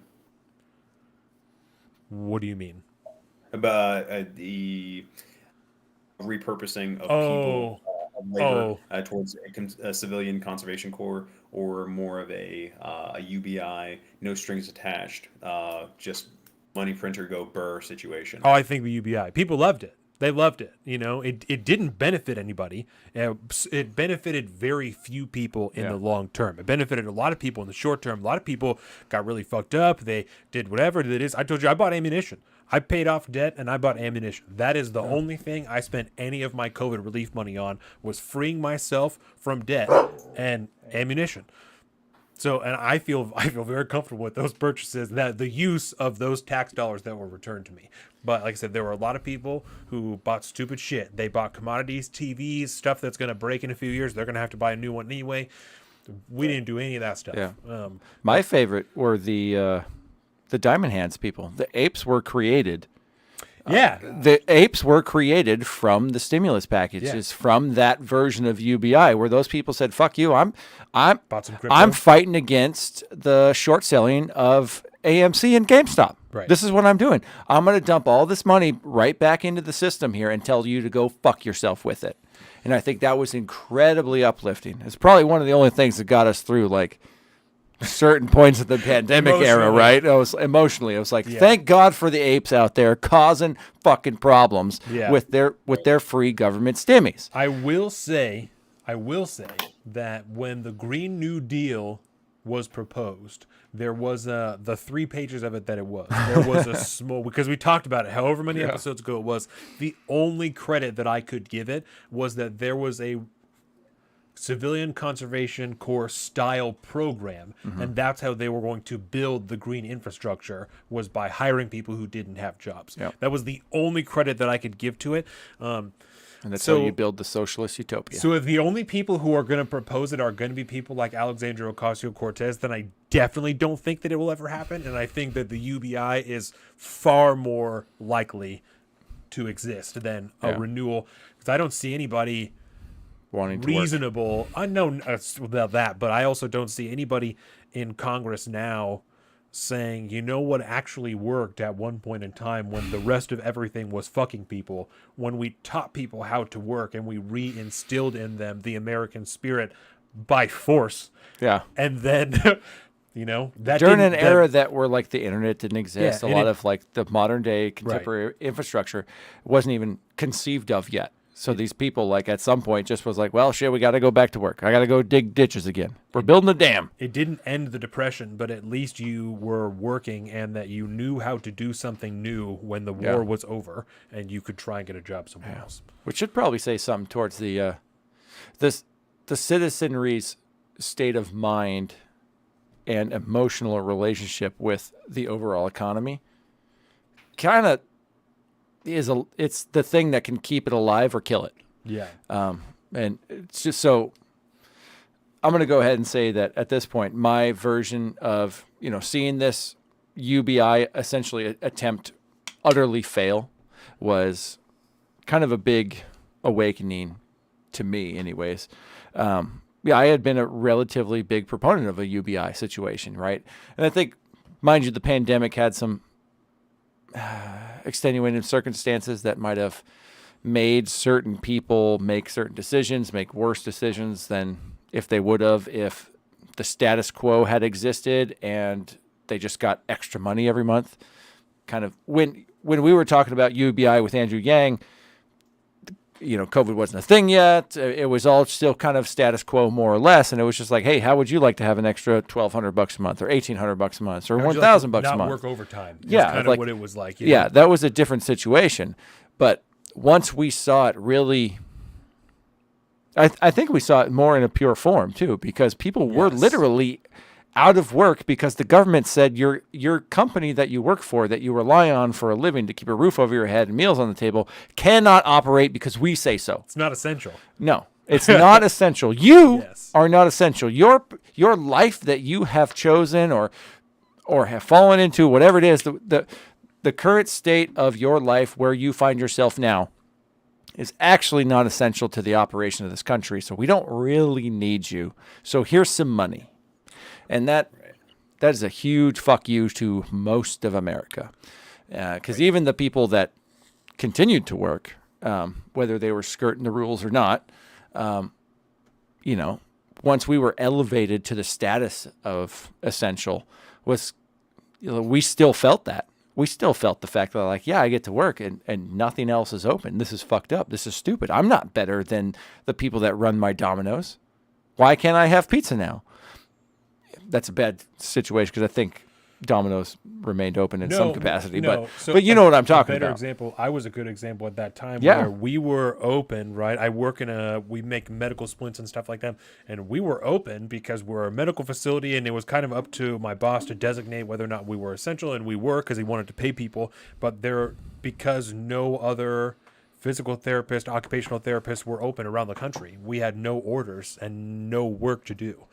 Only the red states that never closed. So like pretty much only Florida and some other small places that we were still getting orders from. But there's, half the building that had no work to do. And so my bosses ended up taking on volunteer projects. We were making face shields for like 4 months that they worked with some other companies and got the materials, and they donated our time and those materials to local first responders and hospitals and medical centers and stuff like that. And so they just ate the cost of all the stuff. That's, again, certainly when tax time came around, some things worked out in their favor. But, I'm sure. Yes. But at the time, they just ate the cost of that because they didn't want to have to put 45, 47 people on unemployment for the foreseeable future. Yeah, that would be terrible. And it was crushing.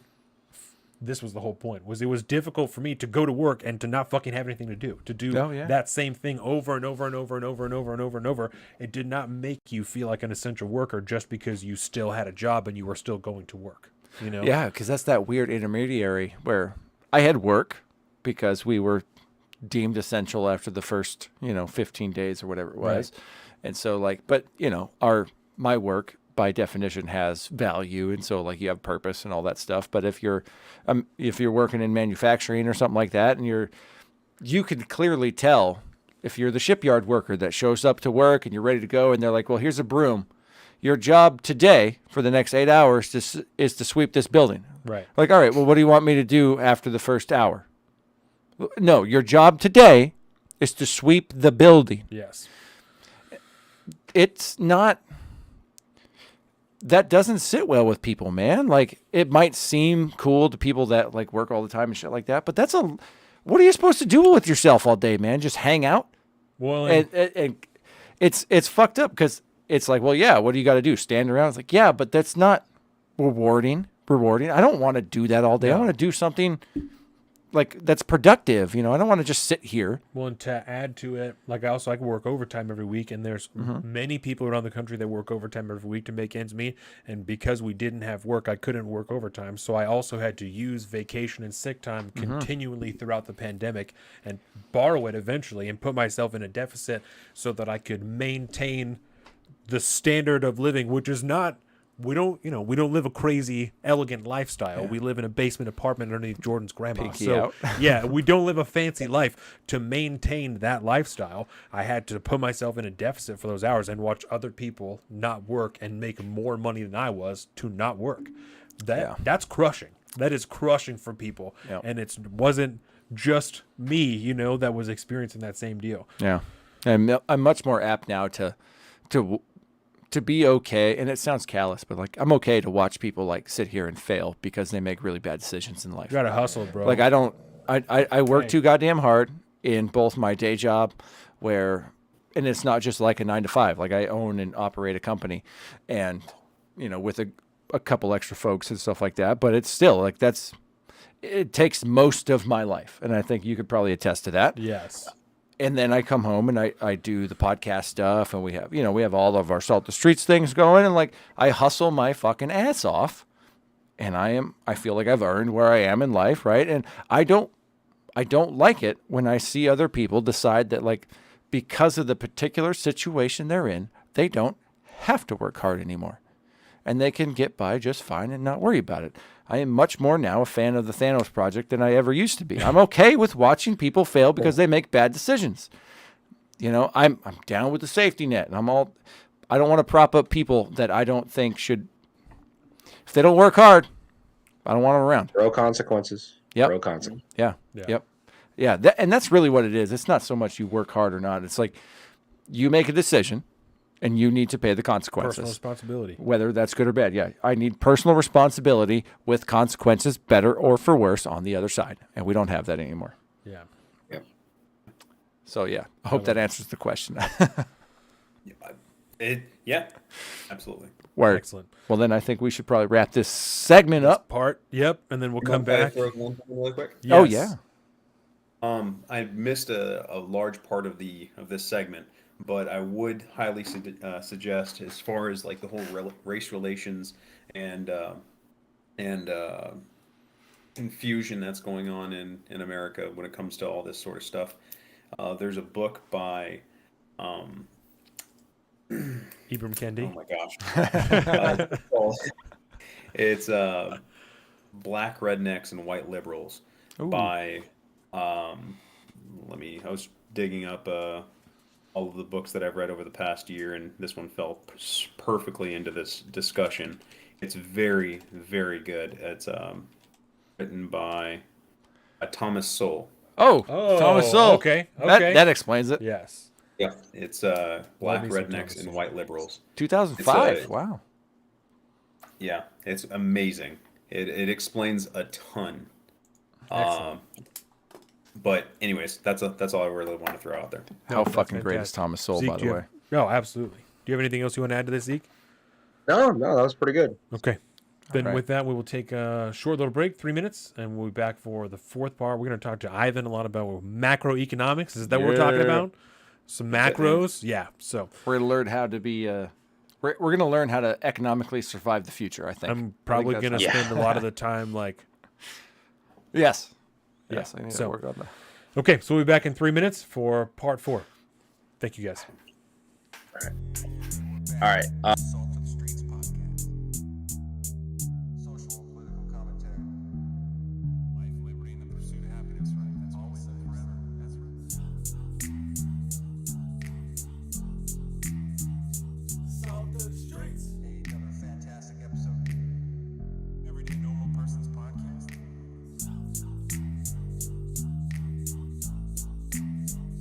Salt of the streets. Upper left or the upper left? No, just upper left.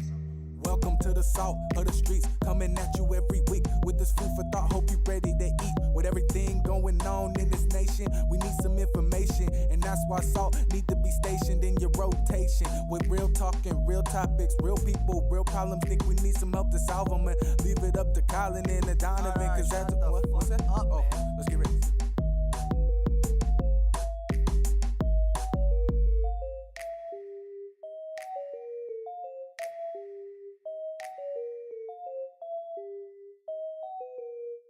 And we're back to Salt of the Streets podcast. Social and political commentary. Life, liberty, and the pursuit of happiness, right? That's always and forever. That's right. Salt of the streets. Another fantastic episode. Everyday Normal Person's podcast.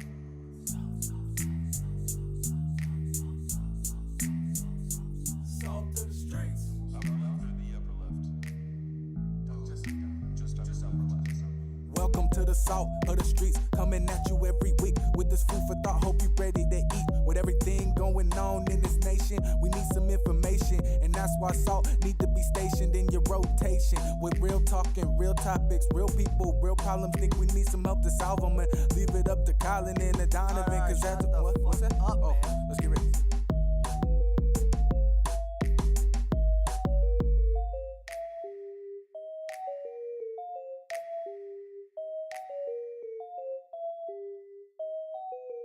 And we're back to Salt of the Streets podcast. Social and political commentary. Life, liberty, and the pursuit of happiness, right? That's always and forever. That's right. Salt of the streets. Another fantastic episode. Everyday Normal Person's podcast.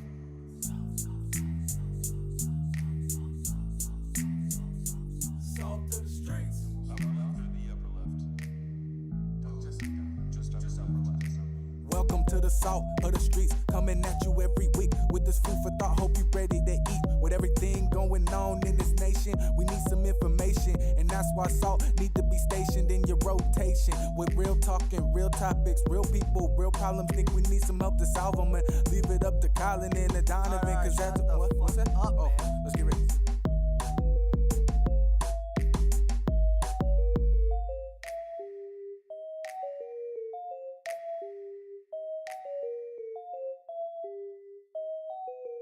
And we're back to Salt of the Streets podcast. Social and political commentary. Life, liberty, and the pursuit of happiness, right? That's always and forever. That's right. Salt of the streets. Another fantastic episode. Everyday Normal Person's podcast.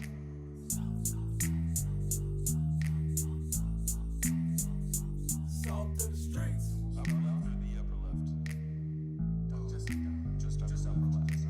Welcome to the salt of the streets, coming at you every week with this food for thought. Hope you ready to eat. With everything going on in this nation, we need some information, and that's why salt need to be stationed in your rotation. With real talking, real topics, real people, real problems. Think we need some help to solve them, and leave it up to Colin and Donovan, cause that's what's that? Oh, let's get ready.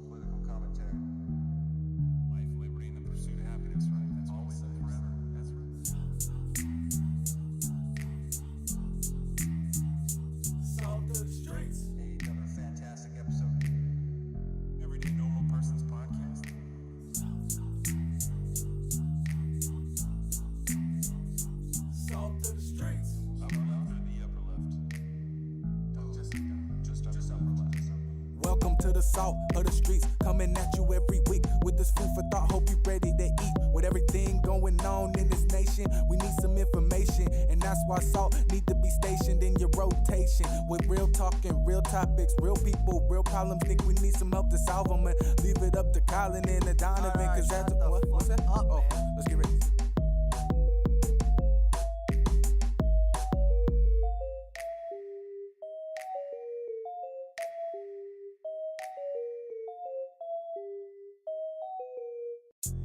And we're back to Salt of the Streets podcast. Social and political commentary. Life, liberty, and the pursuit of happiness, right? That's always and forever. That's right. Salt of the streets. Hey, another fantastic episode. Everyday Normal Person's podcast.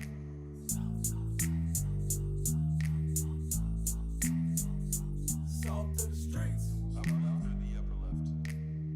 Oh, just upper left. Welcome to the salt of the streets, coming at you every week with this food for thought. Hope you ready to eat. With everything going on in this nation, we need some information, and that's why salt need to be stationed in your rotation. With real talking, real topics, real people, real problems. Think we need some help to solve them, and leave it up to Colin and Donovan, cause that's what's that? Oh, let's get ready.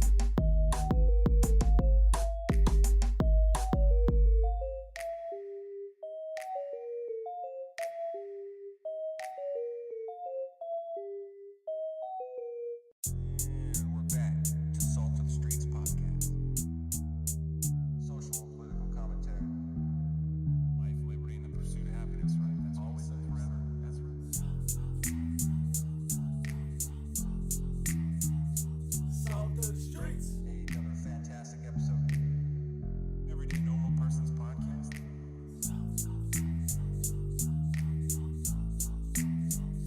Salt of the streets. Upper left or the upper left? Oh, just upper left.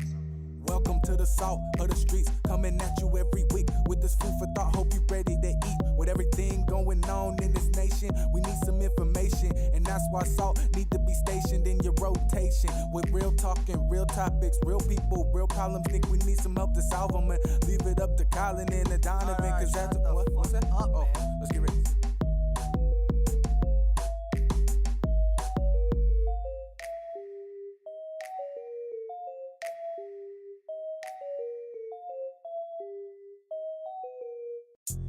And we're back to Salt of the Streets podcast.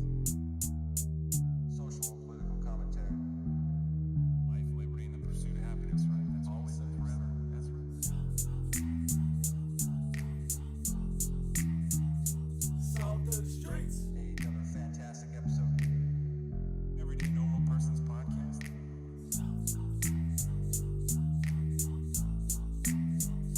Salt of the streets. Upper left or the upper left? Oh, just upper left. Welcome to the salt of the streets, coming at you every week with this food for thought. Hope you ready to eat. With everything going on in this nation, we need some information, and that's why salt need to be stationed in your rotation. Back. Thank you for joining us. This is part 4, Salt of the Streets, episode 125. Thank you for joining us again on our youtube.com/Salt of the Streets. We also have our Facebook, facebook.com/Salt of the Streets, Instagram.com/Salt of the Streets, and of course our Patreon, patreon.com/Salt of the Streets, where you can go there, become a patron, help us make more, better content like the book club, the beer shows, the newsletters that come out on the last day of the month, and the review previews that come out the first day of the month. Outside of that, we have our personal social media. I am at Salt of the Street on Twitter and at alpaca_Donovan on Instagram. And Colin is at Big Bird Offie on both of those things. You can find all of this on saltofthestreets.com, including Swell Blended if you need a haircut, Location Skate Shop in downtown Bremerton if you need a skateboard, Lex and Kyle on Twitch if you want to watch some video games, and leggings and aprons in a few months if you need some baked goods. Believe that is everything. So, I believe so. with that, part 4, Ivan is going to talk to us about macroeconomics. So I only have 2 questions, I think, before we're just gonna, I think, just let you go. So I'll just ask them to you both. The first question is, what is macroeconomics? And then the second question would be, what are your credentials? So why should we believe what you are saying, because obviously none of the audience knows who you are. Yeah, no problem. So my first of all, my credentials. I'm gonna do last question first. Yep. This is why went you to should school- listen to me. This is why you should listen to me. You shouldn't listen to or hear what I have to say, There you go. but It's a good way to what I'm listen. going to do is I'm going to show you all the sources that I am speaking from, so that you can do your own due diligence, in case you don't believe anything that I am going to say, because things are going to get a little bit outlandish. My background is not in economics. It's not in policy, I did actually study environmental policy in college, Spanish and history, but the finance side of things I absolutely hated. So my undergrad was in environmental history and policy, Spanish and history. Before you get going, where did you go to school, by the way, if you don't mind sharing? Oh. Just mostly I out of went to school- curiosity. Yeah, I went to school at Central Iowa University, and I started my master's at Iowa State. Nice. Word. Iowa Didn't boy. finish it. Yeah. Well, so because of Title IX, I was not allowed to wrestle in at the collegiate level, because they got rid of wrestling in Washington State. What? A lot of interesting things happened with that, and I don't want to. I want to stick to economics. We'll have you and, back to talk about that. Yeah. Yes, that one is a very personal burn for me, because We'll it make that a made me leave Patreon my only home. segment. You got to pay for that one. Yeah, there you go. Oh yeah. Get behind the paywall, folks. Yeah. But so a lot of this is kind of come to me through my own research, and particularly over the course of the past 2.5 years, particularly after the whole COVID shutdown. You can ask anyone in my family, Zeke, Marcus, or anyone. Right after that happened, it was a massive red flag to me that something else was going on. Like we talked about before, we had the show start. I don't believe anything that mainstream media tells you. I honestly do believe that there's tons of red herrings out there, and look over here, and then the real action is happening over here. So it made me want to dive into what really was going on. And this is kind of my whole journey, as how I'm going to kind of take you guys through this. It's a little bit scattered. It jumps back and forth, but at the same time, it's how it was my what's the word, discovery cycle. So this is how I discovered all of this information. And that's generally So- realistic and relatable to people. It doesn't usually come to you as a single solid flow. It's you maneuvering and navigating life that gets you the experience that sends you down the paths we go. Right. And once you do have a certain vision of something, then it becomes a something that you can't look away from. You always notice it thereafter, Yeah. but you have to have your point of realization in order to get that established. But so after I graduated from Central Iowa, there was no jobs in 2012 because middle of the downturn, right? I went back to school, started my master's in oh my gosh, business leadership, excuse me. So that's what that's what I was doing my studying in. Didn't finish because I actually got hired by an ag chem company by the name of Adama, which is an Israeli company. It's a sister company of Syngenta, which I'll get into here in a little bit if you guys have ever heard of Syngenta. It's definitely one that you should look into because it's a very big deal. Literally noted. It's a well, I'll get into that here in a second. So we got into the so I was hired after a few months of going through this process. Ended up in Triangle Park in North Carolina, and there was a whole huge learning curve because I didn't know ag chemicals. I didn't know. I'm not a chemical engineer. Didn't have any formal agronomy background or anything like that. Zeke and I were not from the ag community. Agronomy is the study of agriculture. Correct. Yeah. Okay, Interesting. So I've this is never like heard that term before. we talk like fertilizers and growing nutrients and things like that. This is very new territory for me. Okay. And this is going to be very informative for you then. Good. I'm very excited. So, a lot of people don't understand that fertilizers, ag chemicals, seeds, uh, growing techniques, iron sellers, the John Deere's, the Case, the Kubota, New Holland, all of these major companies. It's all been consolidated down. I'm sure that you've heard of Monsanto and all these sorts of companies, Yes. right? Yes. That was the negative press that got pulled into ag that everyone kind of pictures in their mind. Yeah. Which is scary because it's always like a fraction of what the real problem is. Oh my gosh, that's exactly right. Great. And what compounds the problem is that no one understands where their food comes from. You don't know anything about it. Yep. You just know that you're like Stacey Abrams here in Georgia, the crazy lunatic. You mean the legitimately elected governor, right? I'm talking about the one who's running for governor who thinks that all food comes from the store.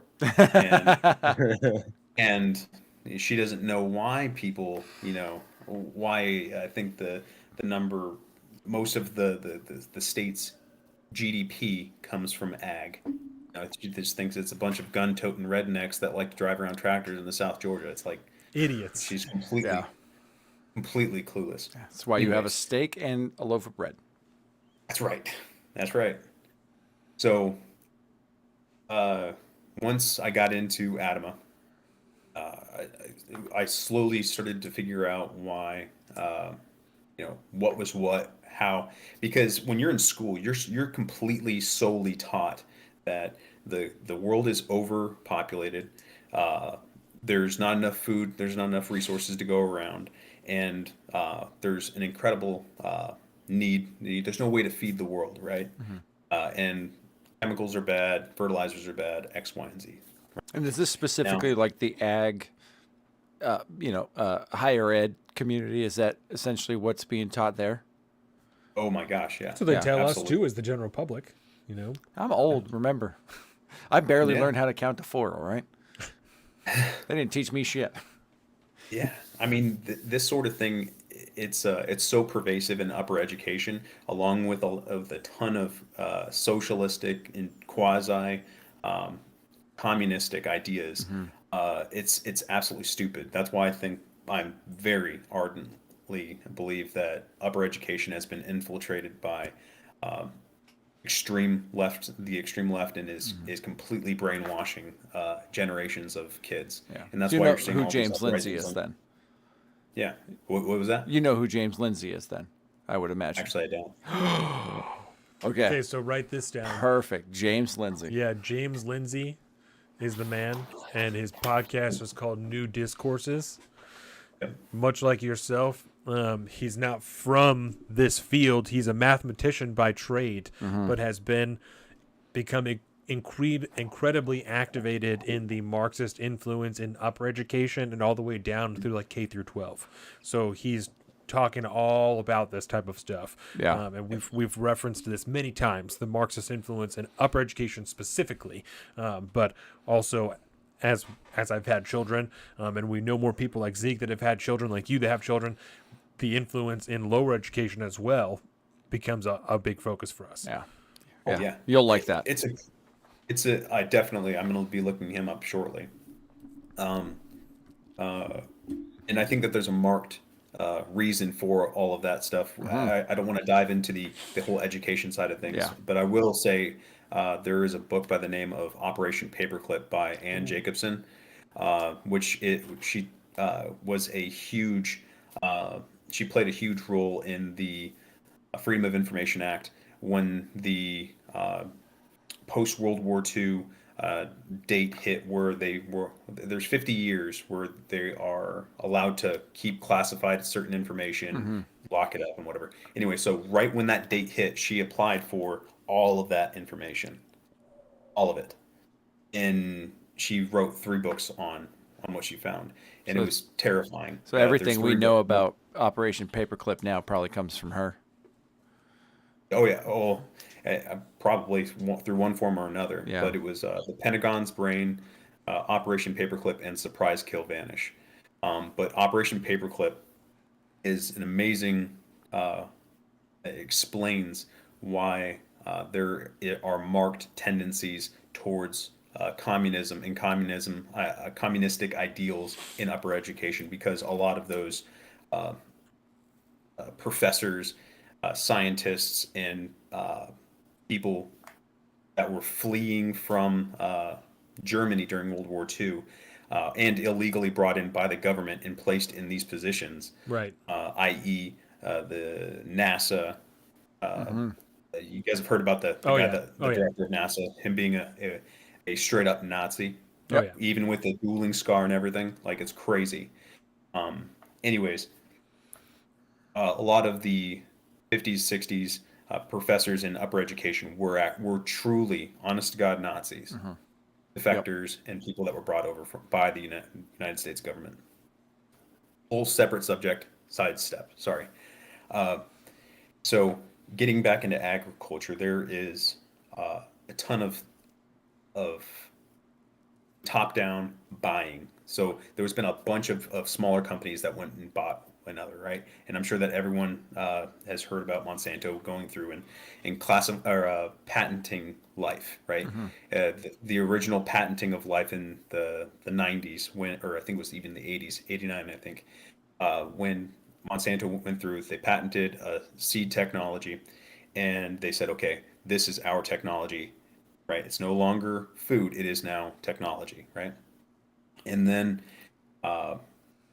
that led to this huge just explosion of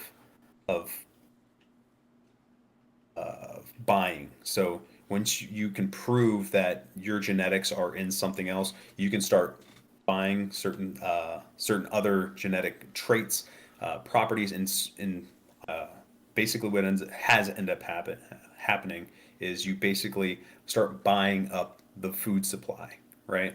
So Like via the genetic route. via the genetics, Like Now, Jurassic World type shit. The type of Oh, seeds. Except it's food. Yeah, except it's food. I read a book once, so I guess I want to ask you about this because I think it lends to what you're talking about. When I was still in high school, a book about Indian farmers killing themselves because they were growing a crop and their neighbor had Monsanto seeds and the seeds would blow over into their fields, and because they had not purchased the Monsanto seeds, they did not have the rights to own them, and they were found out, they were sued by the companies, and then their whole livelihood went under, and instead of doing whatever, having to take out more loans or whatever, they killed themselves. There was like a Jesus. huge rash of this happening. This is like the same type of deal that you're talking about? Exactly the same. And I'll go even one further. So in particular, corn is one of the most promiscuous plants in the plants in the commodity spectrum. It is very, very, very virulent. So if you have one male stalk and a receptor in another field that doesn't belong to you, if that seed plasm ends up on that other tassel across the road over there, that is now owned by Monsanto. Your crop that you just planted that didn't even need to have Monsanto seed. If it mated with Monsanto germplasm, it is now their crop, because it's going to throw off more their genetics, right? So, anyways, we're getting into it now. The whole craziness of this is Monsanto, Bayer, BASF, DuPont, which is now Corteva, and Syngenta. there's a handful of companies that are out there, and Pioneer, Did Pioneer. DuPont? I'm sorry, not to interrupt. Did DuPont get bought out by Corteva, or did they just change their name? They merged. They So merged with DuPont, Corteva. Dow and DuPont merged, and they split up into a few different companies. So Okay. Corteva is the agricultural side, and Okay. I think that there's another one for Dow DuPont. Okay. Now this is where stuff gets really crazy. So you're going to start seeing a lot of overlap here. Syngenta. So all of those companies work in specific commodity spectrums: rice, wheat, corn, soy, all sorts of stuff like that, right? Now, there's Syngenta that works in vegetable seeds and fruit seeds, right? And then there's others that work in apples and mangoes and everything. They've commoditized everything. They bought it up and they're selling it. They're monetizing life, right? Syngenta, or excuse me, my company, the one that I worked for, was owned by it's called the Coors Group out of Israel. They sold the controlling rights to China. It was owned by the Chinese government. It is owned by the Chinese government now, but the Coors Group still has a minor interest in it. Okay. Now, in 2017 or 18, I think it was 17, the Chinese government went and they bought Syngenta. Syngenta is the largest life patenting company on the planet. They have a chemical library of more than, I think it's like 2 million AIs, and an AI is an active ingredient for chemistry, right? And that's the crop protection, the stuff that makes up insecticides, fungicides, herbicides, sterilants, everything, like all sorts of different stuff that you use to protect crops, right? Control the crops. Control the crops, growth inhibitors, hormones, the whole nine yards. Because that's why people want Monsanto seeds, right? Or seeds from any of these various companies, is because they have these different active ingredients in them that make them resistant to certain chemicals or bugs, or make them grow bigger, or whatever the fuck, right? Right. So, but some of these seeds actually have these traits built into the seed itself, Right. and then some of them don't have it. They just have the chemistry that they put on top of it. Interesting. Okay. Right. So Roundups, there's Roundup Ready corn, for an example. So when you put Roundup on corn, it doesn't kill the corn, but it kills everything else all around it. Oh. Then there's IVs. Or not IVs. I'm blanking on the terminology. It's an insect repellent. So whenever a mealworm bites into a corn stalk, it kills the mealworm, but it doesn't kill us when we eat it. But we still ingest It's really it. kind of crazy. It's really, yeah, no, That's what they it's- say. That's what they say. So, anyways, Chinese government bought Syngenta, which owns the most vegetable seed technology in the whole world. It took them, I think, a little over a year for the SEC to approve it. Right? They were based out of Basel, Switzerland. It was a Swiss company. Huge. I think it was the largest single buyout in world history at that point. Good Lord. It went largely unnoticed.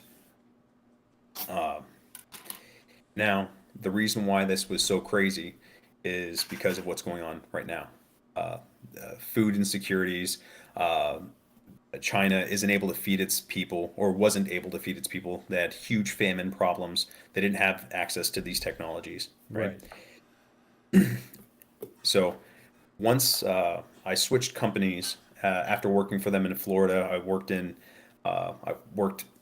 with tomatoes, peppers, oh my gosh, everything, any tropical, subtropical vegetable, fruit that you can think of. What were you doing with them? So I was consulting. I was actually selling chemicals, some new chemicals that were coming onto the market. To I was farmers? working with farmers. So in particular, had a nematicide. So before this, before this product that I was helping bring to the market, there were fumigants. And what they used to do is they used to deep shank, which means like there's a large 3-foot long tines that were stuck into this really sandy loam soil. Okay. And they drag them across with the tractors, and at the tip there, it would release this liquid that would turn into a gas, and it would expand and kill anything. I mean, really, really noxious, horrible shit. Like truly.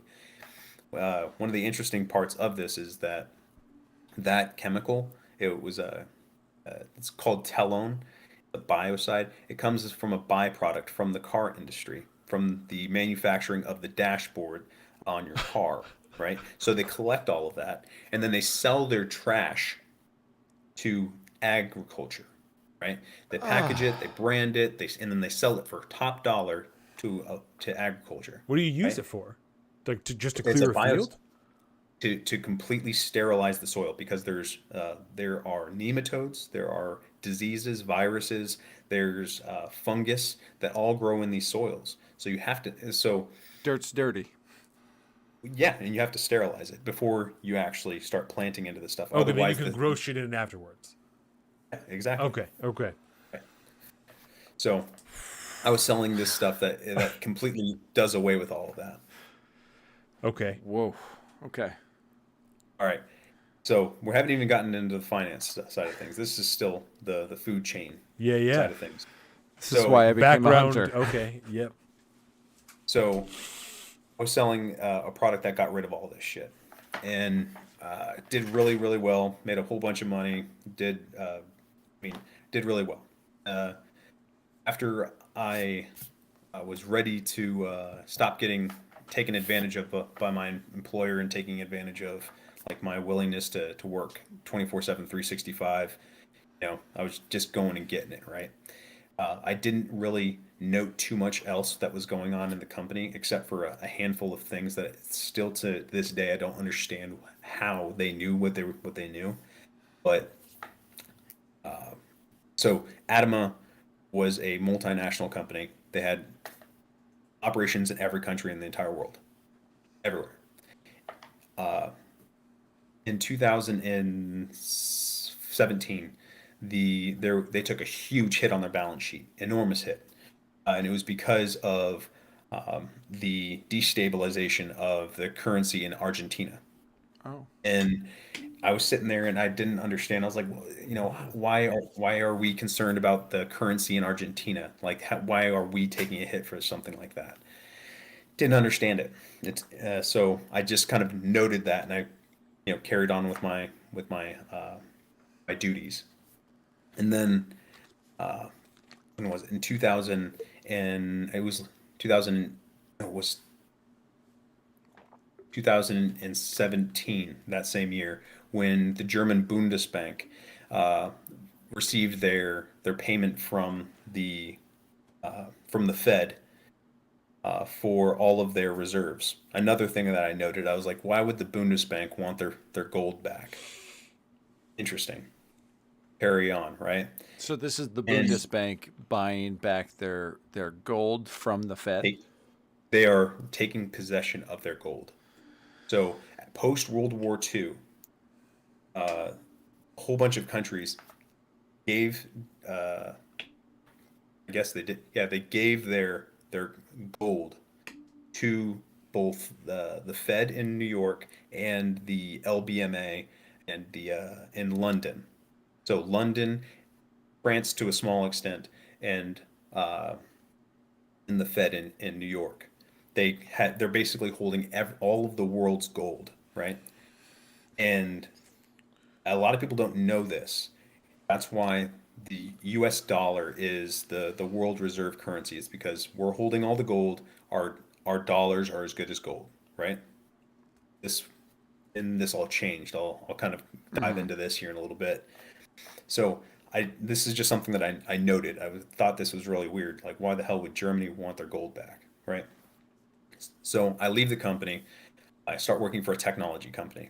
I take over as the market development manager for a couple of new technologies, Trimble navigation and GPSing and automation of tractors and stuff. Yeah, I know Trimble So- a little bit. You do know Trimble? Yeah. Yeah, I work There in you go. land surveying, and Trimble is definitely a big GPS company. So I did all of that. That's similar. We did rate controllers, not land leveling. That there was companies that did all the land leveling, but we did all of the installations and management of the towers and everything. So, and when I was working at this company that I got put on a board, and I got to figure out like a commodities board, and I was working with the Young Growers Initiative in Florida. And we got small little peeks behind the curtain into what kind of shortages there would be, that what kind of issues are going on, large and small. So, so I'm sitting there and we're going through a bunch of these meetings. I think it was in 2019, and there was a meeting that we were sitting in, and they were talking about how what was it? It was the repo market blew up. Like there was a bunch of money that wasn't at people's disposal that they needed. Right, it was their money. They had it in a bank, and It's my money, and I want it now. yeah, and it was just not accessible. Like, and they needed this for the liquidity reasons, so that they could, buy large amounts of commodities, or they could do their exchanges and whatever. And it was not it was not available. I sat there and I was like, okay, it was September 2019. That's when it was, September 2019. So I was sitting there and I was like, oh, that's kind of weird. I wonder why that something like that would be happening. Again, I'm not a finance guy. I'm not big into anything at this point, so I don't know the right questions to ask. We all know what happened in March 2020, right? The market takes an enormous shit. Everyone starts freaking out. No one's working, right? I'm sitting there and I'm going, I wonder if these things are fucking related. So you can ask Zeke. I mean, I was sitting here and right away, my parents and everyone got on a big phone call, and we were all sitting there like, oh, this is terrible, blah blah blah. And I was just like, this is really fucking fishy. This is really, there's something really bad going on right now. What I come to find out is that, when was it? It was let me get it in my notes here.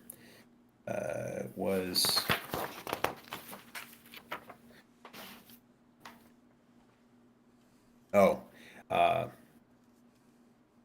I watched a video from finance, Liberty and Finance, where they were talking about the Basel III Accords and gold.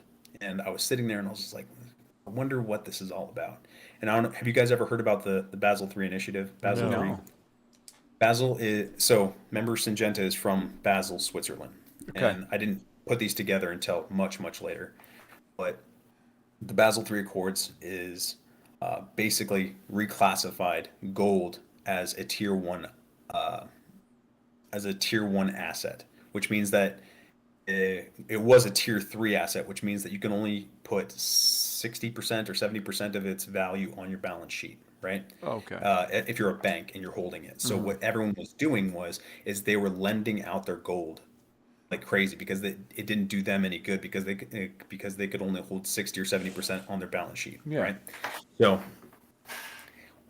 with this new initiative, they were now able to hold one for one. Gold is now is basically as good as money in the bank, right? Which is So essentially a 25% or so increase at the very least, right? exactly. So now there's no reason for these banks to be lending out this gold anymore. Yeah. And I got thinking, I was like, well, hold on a second.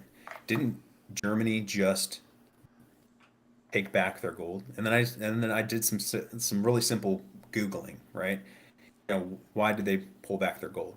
And then I found out that in 2011, the United States did not allow the Bundesbank to go in and get an audit to make sure that their gold was there.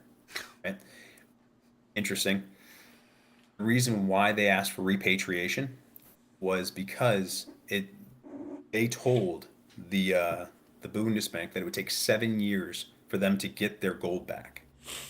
Now, why in the world would the Bundesbank, or why in the world would the Fed take 7 years to give someone else their gold that you're holding in trust. Right. Remember, If you This have it on money in hand, trust. why can't I All have it right times. now? Yep. all times. Bernie Madoff Interesting. that shit. Right. So right after 2011 happened, they freaked out. They said, we want our fucking gold back.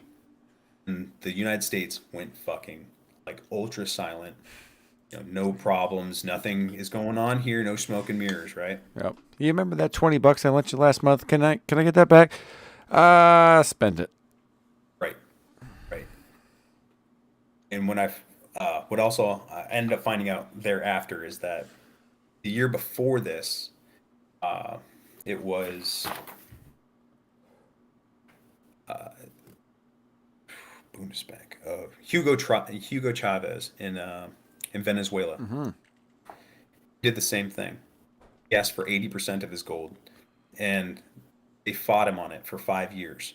They fought him and drug their feet. And I was saying, that's fucking weird. Why would they be so hesitant to give people their gold back? Very interesting.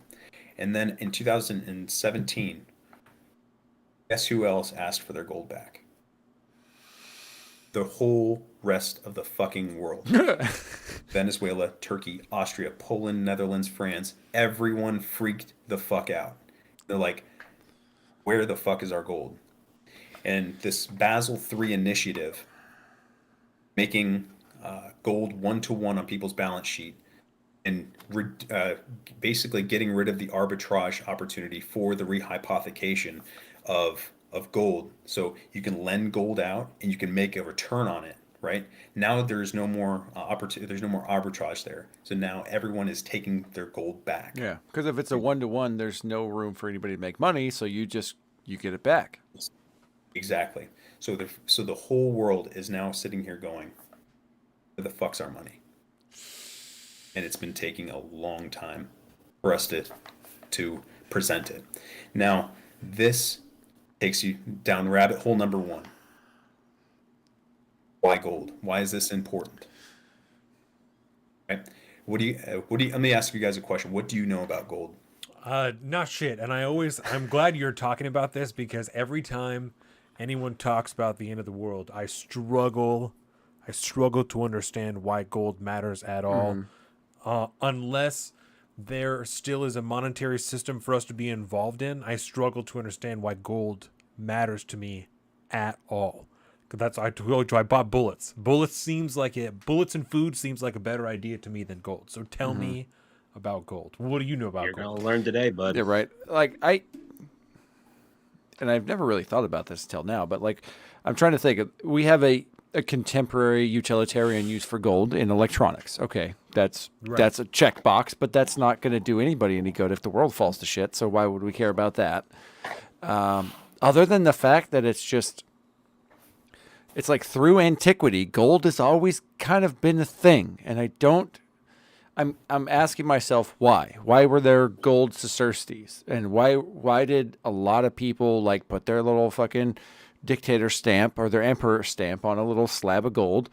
It's a soft metal, it's malleable, but I don't truly understand, other than the fact that it's just a random commodity that has demand, and generally has always had some kind of demand. Why is any commodity essentially have demand? Food makes sense. It's that precious metals. Why? Other than contemporary industrial uses that literally don't matter if shit hits the fan, because what are you going to do? Smelt it in your backyard? No, it's not going to put food on the table. Why is gold so important, Ivan? Yeah, no. So these are questions that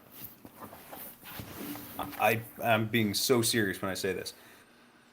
Before COVID, I didn't know anything about gold, and I didn't care about it. I'm very much like you guys.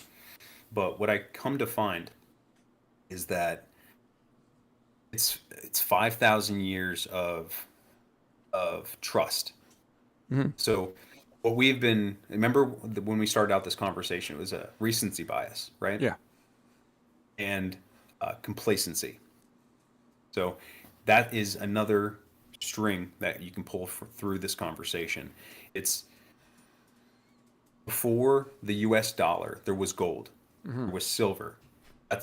It was the end of the line. It was the ultimate payment of something. That's why they had the gold backed note, the silver backed note, because it was heavy to carry around. So you gave you a piece of paper, right? Yeah. And over time, they being the government, slowly tried to pull these important commodities out of circulation, right? Yeah. And they were successful in 2007 or in 1971, Nixon closed the gold window. Yeah.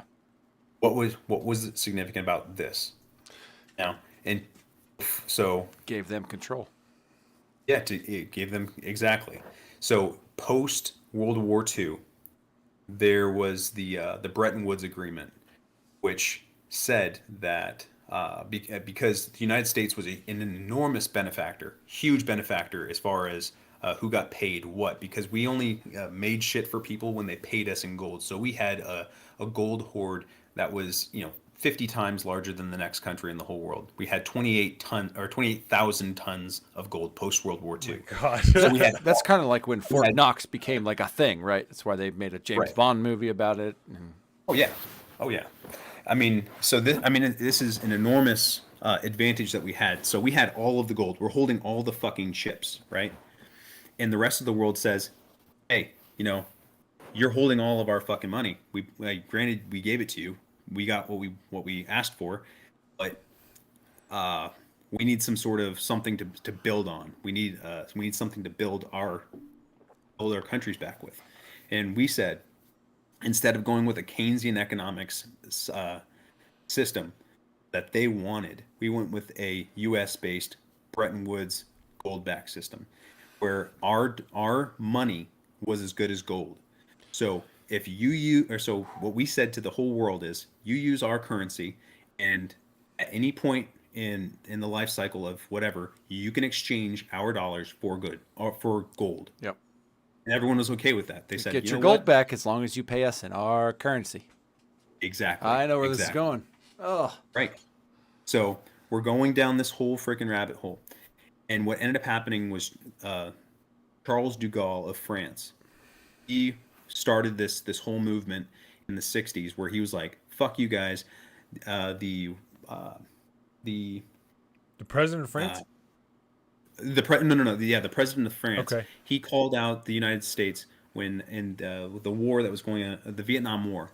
Yes. We were going through, and we had enormous deficits. We were printing money like crazy, and he's going, "Hey, you don't have enough gold in the vault to back your actions over here in Vietnam." I call bullshit. So he started ripping gold out of our vaults by the ton, and everyone else started doing the exact same thing. So everyone's sitting there saying, "Bullshit, America. You don't have that much gold." So they started ripping it all out. And in 1971, Nixon closed the gold window. Right? What does that mean? What that means that we defaulted on our promise to give gold $4. Okay. So that window is no longer an option. So what ends up happening? All of that money that we were secretly printing to fund the war in Vietnam, Right. all came home. We had an enormous stagflationary cycle in the 70s and 80s, Right. where all that money started flooding back, and we were sitting there and we were panicking because the cost of everything exploded. yeah. I mean, we used to be able, I mean, you guys probably have talked to your grandparents about how they were sent to a gas station with a can of gas, The gas a lines and quarter shit. and a can of gas, and you were able to get, a Snickers bar, a Coke, and a gallon of gas for a quarter, right? Yeah. And then what ended up happening? Inflation, like Yeah. crazy. We had crazy inflation in the 70s. Now, this is where the rubber really kind of hits the road. We So- are this close to being at those levels. Just bring everybody back to reality.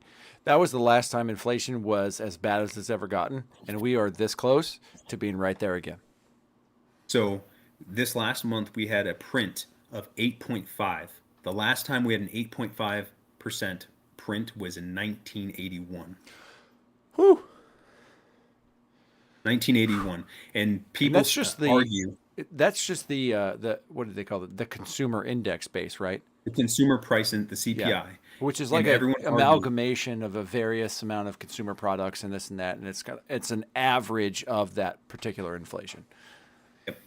And how they calculated CPI back in the day, which was a true representation of consumer price index, is what people actually use, right? The costs of you and me to live a fulfilled life, right? Fuel, rent, food, all of these sorts of things, right? Now what's ended up happening is in order to not suppress agenda, but in order to depict what politicians want you to believe, they have pulled things out of the CPI calculation, i.e., fuel costs and food costs. Right? Those two major costs have been pulled out of the CPI, which are the largest contributors of inflation. So now we get this dulled down number index, which is that 8.5, Which is still high as fuck. We're still high as fuck. Yes. Super fucking high. Yep. Without those two things. My eggs have gone up more than 8.5 fucking %. I'll tell you that much Because right now. there's only is there individual commodities in the CPI? Because I've seen like bacon and shit like that is in there, right? Yeah. So they called it hedonic adjustments. So they argued this in the 80s. They said, okay, well, if steak goes up, people are just going to not eat so much steak. They're just going to buy chicken. It's like, no, bullshit. Yeah. These are the points that everyone is going with. Everyone agreed. Oh, these are okay. Yeah, so These if beef is hitting a 20%, they'll pull it out of the CPI because it's going to throw the average off. It's going to throw the curve. Okay. But in reality, people are still going to buy that fucking steak unless they literally cannot afford it, which, thanks to credit cards, is not a thing anymore. So do they pull things out and replace them just kind of whatever works at the time? You remember when used cars were a really big topic? Like they had Yes. jumped like 30%. Yes. And well, that's what's really affecting the majority of the inflation is this one commodity that's a really so they high leave spike. things like that in there. Yes. So you can fucking shit. So you can a la carte that shit to Ooh, fit okay. whatever narrative All right. you feel like. Okay. So the government is literally cooking the fucking books, and they're writing checks that they can't cash with our money, right? So they're And the rest sitting of the here world's and money like from the sound of it. It is so before this it was the world's money, but once we close the window, so I'll get into all that here in a second. That makes sense. So they're cooking the books, right? And everyone is realizing, oh fuck, we are in so much shit right now because we just financed a war that we can't foot the bill. Yeah. Okay. So Nixon closes the gold window in 71. We're getting massive inflation. Everyone's freaking out. Have you guys heard of Henry Kissinger? Yes. Okay. I've heard a lot of What do you know bad about things Henry about Kissinger? Henry Kissinger. A lot of my the people I watch on a regular basis today have a problem with Henry Kissinger. Right. So Henry Kissinger was Nixon's. He was an undersecretary to finance or something or other. I forget his exact position, but he was the mastermind of the petrodollar. So at the time, we were sitting there, and we were there was a handful of countries: Saudi Arabia, Qatar, and a handful of other Middle Eastern countries that were running the whole oil game. Yeah. Right. Henry went out to Saudi Arabia, talked to the crown prince, and said, "Listen, you're selling oil for $10 a barrel. We want you to sell it for $50 a barrel." And he goes, "No, like that doesn't make sense. Something's a little weird here. Why would you want me to raise my prices? You're trying to put me out of business, right?" Yeah. What kind of Henry dumbass am I? Kissinger I'm not says- going to do that. I'm going to raise my prices 500% overnight. Fuck you. That's dumb. That's dumb, right? So Henry gets this brilliant idea, and he says, "Raise your prices 500%, and what we will do is we will back you guys. We will protect you, your business, and the whole oil industry as long as you sell oil in dollars." Mm-hmm. He found out that the entire global economy runs on energy. Yeah. That's why oil has always been so important and will always be so important. That's why it's important today, right? He struck a 30-year deal for protection of Saudi Arabia in 74. It's 74. Okay. In 74. Let me see here. So he said that he was only going to sell, if they agreed to only sell oil in USD, then they could sell it for whatever they want. It made them stupid fucking rich. Yeah. Everyone in the whole world had to go back to the dollar because that was the only reason why that's the only way that they could that's the only way that they could purchase oil was with U.S. dollars. This is like a contemporary version of like cotton during the Civil War era, right? Oil is the new cotton. You get in on this shit. Everybody's a part of this. I'm assuming this is where OPEC's coming from. Exactly. So we get into OPEC, right?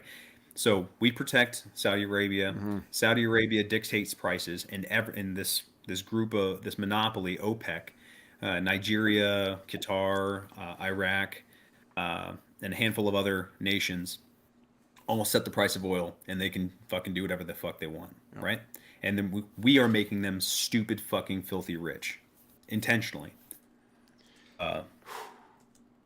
Now, I thought it was really interesting when we sit there and we'd say we would defend you guys militarily, right? And there's always these like little noxious like background comments that always get made by presidents. Oh, you know, our presence in Saudi Arabia, blah blah blah. And then I heard Trump sit there and say they're paying us for defense. I was like, whoa. Defense of We're what? basically fucking mercenaries here. You're paying us for our military? That isn't how this fucking works. We're fighters of freedom. Yeah. Right? If we're going to be the world police, let us police freedom at least. I don't want to be mercs. Right. So at this point, we have the petrodollar. Deflation decreases. It falls off a cliff. Our currency stabilizes in mid 80s, right?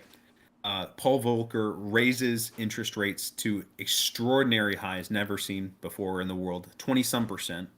So now there's a huge arbitrage opportunity for citizens where they could take their dollars, give them to lending institutions, get a high interest rate, and basically live off the interest, right?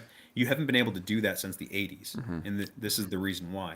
Because it's an extremely rare event. So, Ivan, let me interject real quick. You mentioned the name Paul Volcker. Can you just give us a little background on who Paul Volcker is? So Paul Volcker was the last fiscally responsible head of the chairman of the Federal Reserve. The last man standing. It was the last fiscally responsible one of them. Currently, the current sitter of the seat is Jerome Powell, who is a fucking lunatic. Yep. And before him was Janet Yellen, and before her was Ben Bernanke, and then before him, Alan Greenspan. Yeah.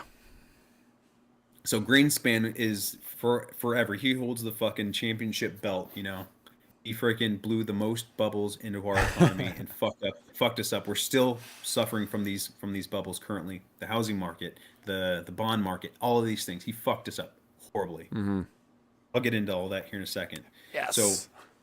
So we're looking at the petrodollar, and everyone is using our money. So now we have to frickin' print a shitload of money for everyone to use for oil. Oil is the lifeblood of the whole global economy. Now everyone has a shitload of dollars, right? They're holding them in FX reserves. So their reserves are dollars. We have to print those dollars so that they have them. Those dollars are our tax money, right? So we have a shitload of liabilities out there in every country. Every country has billions and billions and billions of dollars. Most notably, Russia. Mm-hmm. Now, I'll get into this a little bit, but because they have so much oil. Well, because they're selling their oil. Yeah, because they're a producer and a seller of it, Right. which means they have to be paid in dollars because of these fucks that we've been talking about. And so they have to be holding on to these dollars, which I could see the complication when the war begins, but that's later.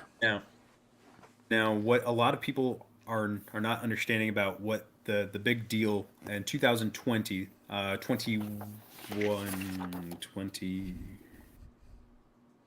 fuck. Where we at? 2000. Oh, 2000, August 2021 was Russia wins the defense contract for Saudi Arabia, right? Very innocuous. No one ever thinks anything of it, but that was the big turning point. So now Russia is defending Saudi Arabia, the largest oil producer in the world. Russia produces 30% of or 10% of the global amount of oil that's out there. And now when the United States sat there and they froze Russia's FX reserves, which means that they are no longer allowed to use dollars. That was effectively America defaulting on their obligation to pay bonds, right? So we have defaulted for the second time. First time was on gold, second time was on oil, right? Second time America has defaulted. It's because Russia takes control. if Sorry, if go ahead. we I'm just trying to like comprehend this, right? Because when we cut off Russia's selling of oil to the world, right? Right.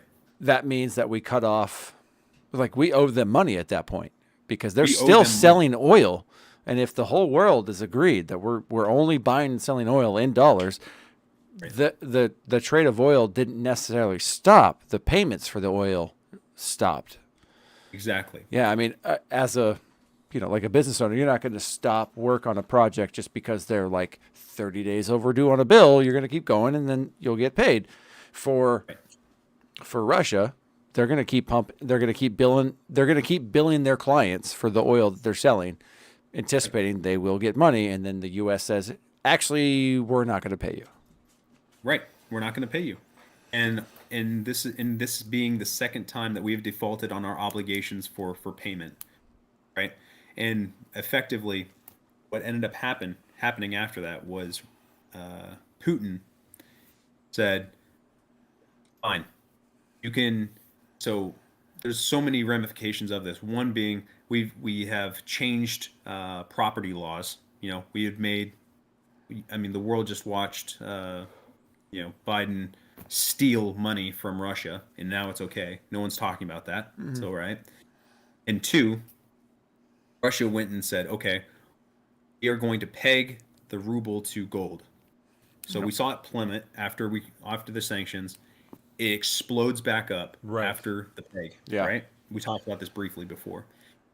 And he severed the link. He didn't sever it. He said he said it would now be negotiable. There's no longer a floor of 5,000 rubles per gram. Now it's negotiable, right? Which means basically it's a severing. So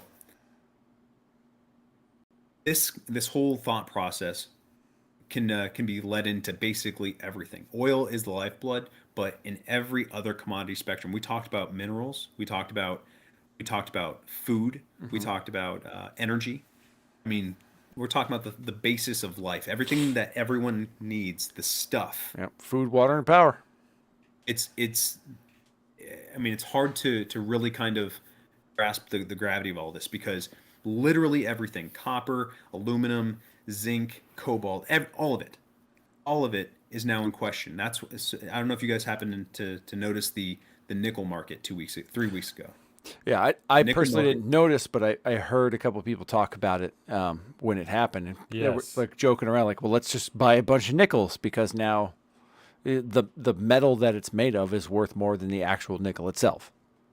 One nickel is worth 8 cents now. I remember when we did this with the penny, man. We're crawling up. That's what the penny is worth right now. Wait till the dime takes the dive. That ain't going to be too long. The one thing the I dime's mean, got this is- going is it's tiny. Is a penny worth more than a cent now? Yes. Yeah. So when it was made of just copper, it was actually worth 3 cents to 1 penny. But now it's all Now zinc, that it's right? made- Mostly now it's- zinc with a copper coating. Yeah. Yep, that's right. Zinc is actually just about this got me into the whole commodity thought process 2 years ago, and I've been a freaking hound dog on commodities like you would not fucking believe. This bleeds into the short selling conversation about GameStop and selling what you don't own, shorting things, but also the whole world is shorting commodities, which is why nickel did what it did. When you sell something that you don't own, you have to buy it back. And if the price goes up, then you have to buy it at a higher price. And basically, what ends up happening is you create this negative feedback loop. The more that people buy, the higher that it goes. You have to pay that back. You have to buy that. Yeah. You're obligated to buy that, right? So the same thing happened to GameStop. The same thing happened to AMC. The same thing happened to everything. It's because we are living in a fake, manufactured, top-down, centralized economy. Like, people don't fucking get this. Yeah. When you can short stocks, when you can short commodities, when you can short the basis of life, when you can short food, like, I'm not joking, you can short wheat. You can't, like, it doesn't make sense. But you Shorting can. wheat right now doesn't seem like a bad investment because we know there's going to be less next year. Right, and people are doing it. But going back to the nickel example, you have to buy that. The people had to buy that back. There was a 2% short position on nickel. Now there is a huge short on zinc currently. The penny, huge. I think it's like 5%. So when the nickel exploded, it went from $20,000 per ton to $355,000 per ton. And so Not when that happens, you tell your citizenry there's a national coin shortage. So make sure that you pay with exact change. Why is everybody asking about the coin shortage? Because it's a fucking. It was just one day that they're like, hey, there's a coin shortage. We don't have enough coinage, even though no one wants coins. And every time you have enough of them, you take them to Coinstar anyway. Or if you're really smart, you take them to your bank and you have them rolled out and you have them exchanged. Because no one fucking wants change. No. It's not like people keep forever enormous jars of change. They get a jar of change and they turn it in and they get rid of it. So and then you get more change and you get the fuck rid of it. So this is tied to just the commodity known as zinc. So this and is nickel. This and is nickel. Yeah.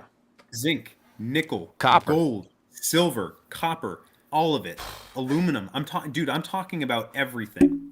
I'm not joking. When you dive down this rabbit hole, you do any sort of research on commodities, you find out that people, companies, individuals, speculators, everyone is shorting something in the thought process they can buy it back at a cheaper price. It is fucking terrifying. And then you add on top of this, we just printed 80% of the total number of dollars that were ever in existence. So there's more money out there. The prices of commodities are going up. Joe Biden told me we took money out of the deficit. What are you talking about? and that's another thing. The deficit. It's so in Janet Yellen's speech, I forget when it was, but it was in 2017. I forget where she was at. She talked about how the United States was at risk of catastrophic failure, which means basically the whole country imploding in on itself because of the national debt. What did she do? She went and she fucking printed more money. Mm-hmm. And now she is also of the Treasury Secretary. That's yes, right. and she's also of the economic theory that as long as GDP stays above your interest rate, then you'll be fine forever. Regardless of what your interest rate is, as long as you keep that GDP up, however you have to do it, it will be fine. Which obviously doesn't make any fucking sense. No. It's called modern monetary theory, MMT. Right. Just be ahead of your bills and you're good. Just print more than you owe and you'll be fine. Because you'll always be just ahead of the curve. Right. According to modern monetary theory, MMT, you are as long as your debt to income ratio doesn't exceed like 105 or something like that. There's a point. There is a point on the scale. And it's above 100, and you can make your payments and you can move money around and you can make shit work, right? Right now, currently, we are at 128, 129, and I found out that every country in the history of the world has always collapsed once it hit 120%. Well, yeah, because at some point it's got to be inevitable at that point. You know, if you hit 120%, it's over. Right. You know, we're at 128, 129, and we're talking about printing fucking more money. Hey, I'm an accelerationist, so I say let the printing press go burr. Let's just burn this MFR down and we'll start over again. Right. So going back to so, I mean, everything is going up. People are freaking out. Yep. There's nothing that can bring stability. Have you guys ever seen Rick and Morty? Oh yeah. Yeah. Okay. So Rick and Morty, there's an episode in there where they're on that alien, the mosquito or fly planet where Rick goes, "I'll fuck you guys up," and he changes all the zeros to, or all the ones to zeros. Yeah. Yes. Done. That's exactly what we're talking about right now. Whereas if we were tied to Or- gold, you couldn't necessarily do that. You couldn't do that. Exactly. So tying this back to the whole gold argument, you need something that is stable, Right. that doesn't have a whole bunch of uses in industry, so you don't use it up on things. It needs to. So its whole that's why purpose- gold. It's Yeah. because there is no use to it. Because it's kind of useless, but it's shiny and pretty. You can say that but it's valuable. so it's the peg. It's the stability that everyone is after. So in it of itself, it is payment. It is the ultimate payment. Only of because there's a everything. finite amount of it. That's Bingo. really the big draw, is just that there's a finite amount of it. Yeah. And you can mine more of it, but at the end of the day there still will be a finite amount of it. Especially if Right. we continue to make electronics and shit. Right. Ooh, And that's the son. whole and that's the whole argument for Bitcoin. Yeah. Right. It's There's that a you can finite track amount. it. There's a finite amount. It's fungible. It's liquid. It's transferable. It's all of People these things. believe in it. People Generally. believe in it. Yeah. Right. And here we are with gold. And everyone for 5,000 years, everyone always runs back to it. And Yep. this is the reason why. It's because it is the stability. It is the true ultimate payment, the final payment. In Article it's 100.1 in the U.S. Constitution, it states, and I don't know how they got around this. There's theories to it. It states that gold and silver is the only thing that can be used for payments of services and debt. The only thing. Right. So gold and silver, it is explicitly stated in our Constitution that gold and silver is it. And that's how America is trying to fuck Russia, by saying if you want to pay your debts, you have to pay it off. That's how the world economic system is trying to fuck Russia by saying if you want to pay your debts, you have to pay it in dollars. Yeah.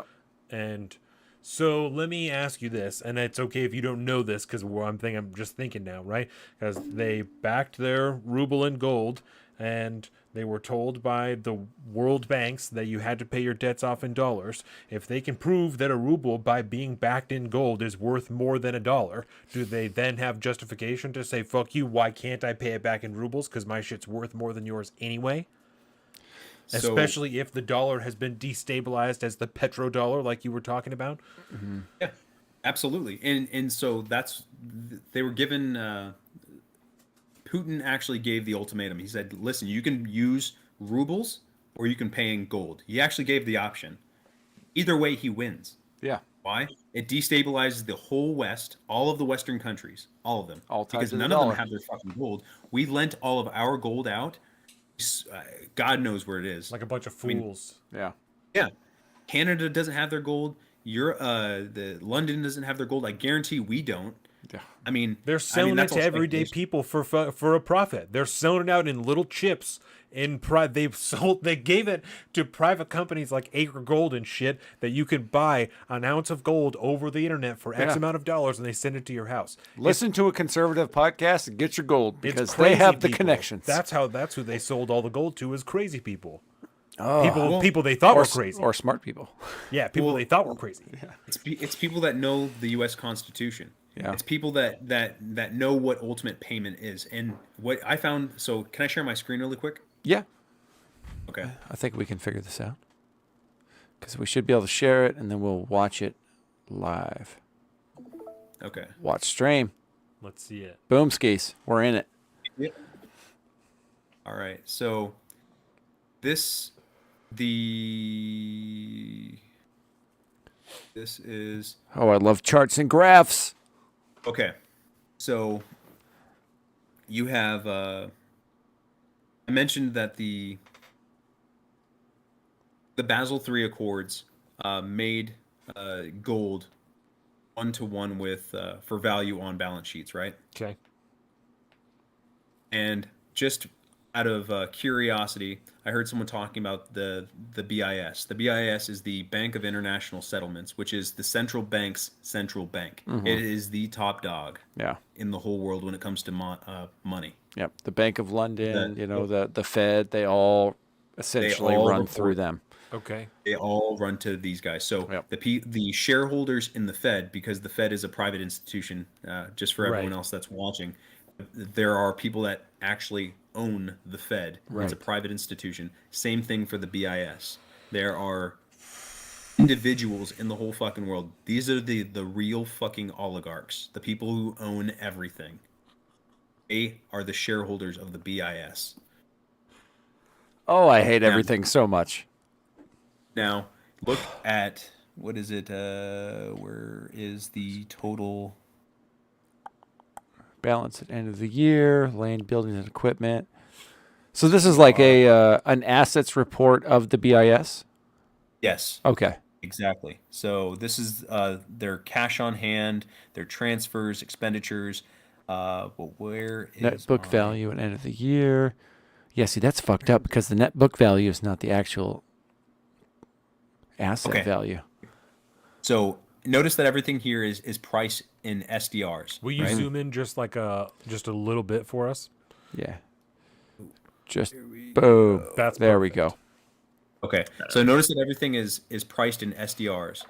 SDRs is the IMF's fake made up currency. It stands for special drawing right. And, right. And they give This a is- shit this for is how- cryptocurrencies. Motherfuckers.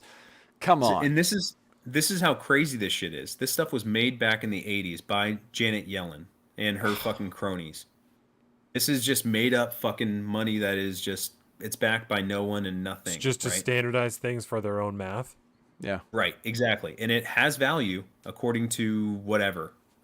I'm not, to be honest, I'm not 100% up on So whatever it. they All I say know it's is, like, worth. Yeah. It's basically Yeah. the central banks probably the central banks the collective of central banks that run through the BIS use that specific currency because otherwise what are we looking at here? Like we're looking at like 16 digits numbers running left and right. I mean, they got to dumb it down at some point. And we just call it the Octillions and shit. SDR Right.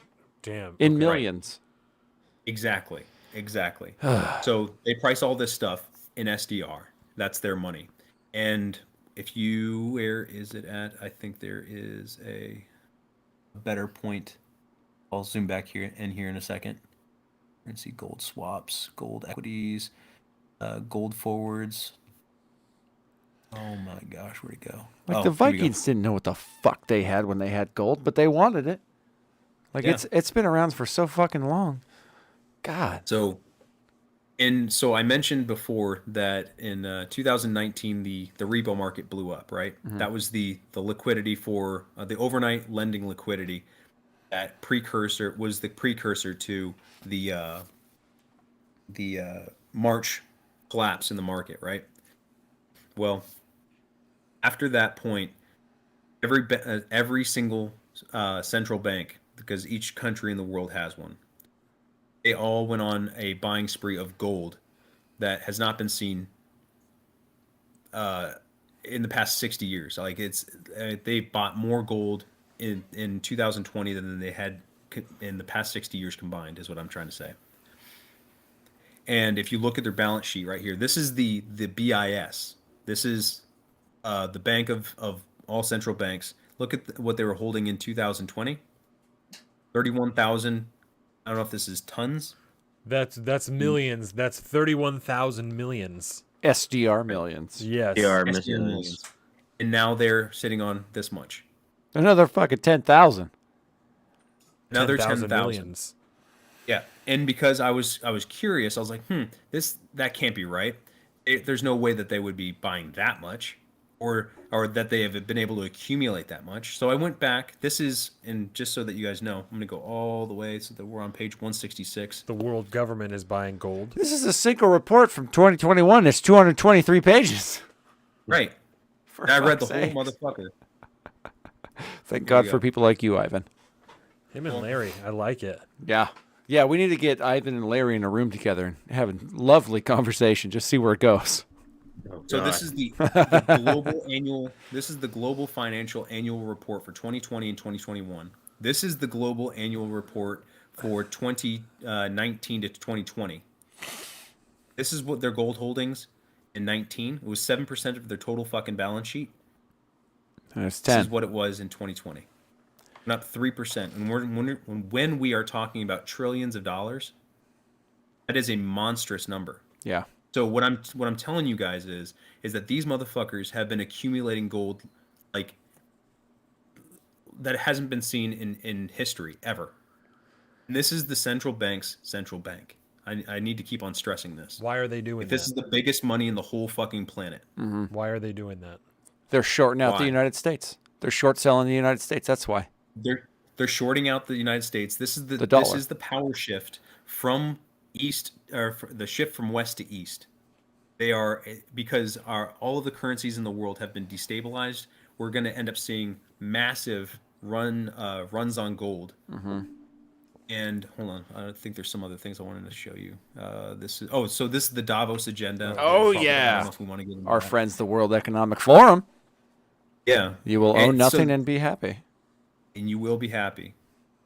This is how much it costs to get into the Davos. So it is open to the public. But it just 71 costs grand. 71 grand to get a fucking ticket at the table. And then on top of that, To hear them tell you they're going to take your life. it's even worse than that. If you want a ticket to these special meetings where they talk about economic, You're- major macroeconomics, you're it a can cost strategic $500,000. partner. $500,000. And this is just to get in. Then you have to buy 5 tickets for $19,000 a piece. So bringing 5 people costs $622,000 to go to the brunch of colleagues, or to bring a bunch of colleagues. Bro. All I'm saying, we could hold a brunch, bro, and we'll charge half that, and we'll be set for life. It's fine. We'll get Ivan up on Discord, and we'll get Larry up on Discord. We'll charge people $250,000, and we're the new Davos. Right. Well, and this is the crazy thing that I'm trying to kind of draw between all of this is that they want the elevation to say, hey, you can come to these meetings.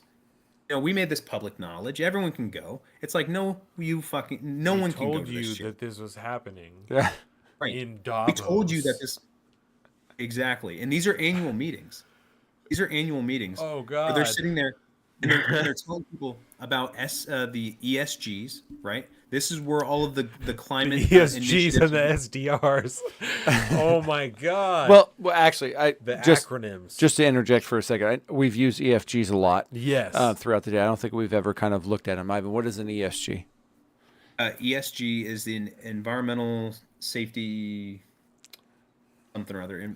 It's basically a social credit score for companies, correct? yeah, exactly. And they're It is a- using these for loans and shit now. Yeah. Exactly. And Isn't that fucking crazy? Like the thing that's fucked up. I'm glad you're here because so much of this I've heard about in part, different elements of this throughout different stories, but never Like all at once. because I do so many other things, never have I taken the time to try and connect all of the various economic ties that I'm like, oh yeah, this is happening and I heard about this and also this is happening. Soul crushing morosity achieved. and well, we're the not thing done is- yet. Yeah, you're not even close to done yet. And this is the truly like the depressing part of all of this is that it's all recency bias. Yeah. Gold has always for all of human history been the ultimate payment. And this is why I personally think that cryptocurrencies is they're a what's it called? A red herring. Mm-hmm.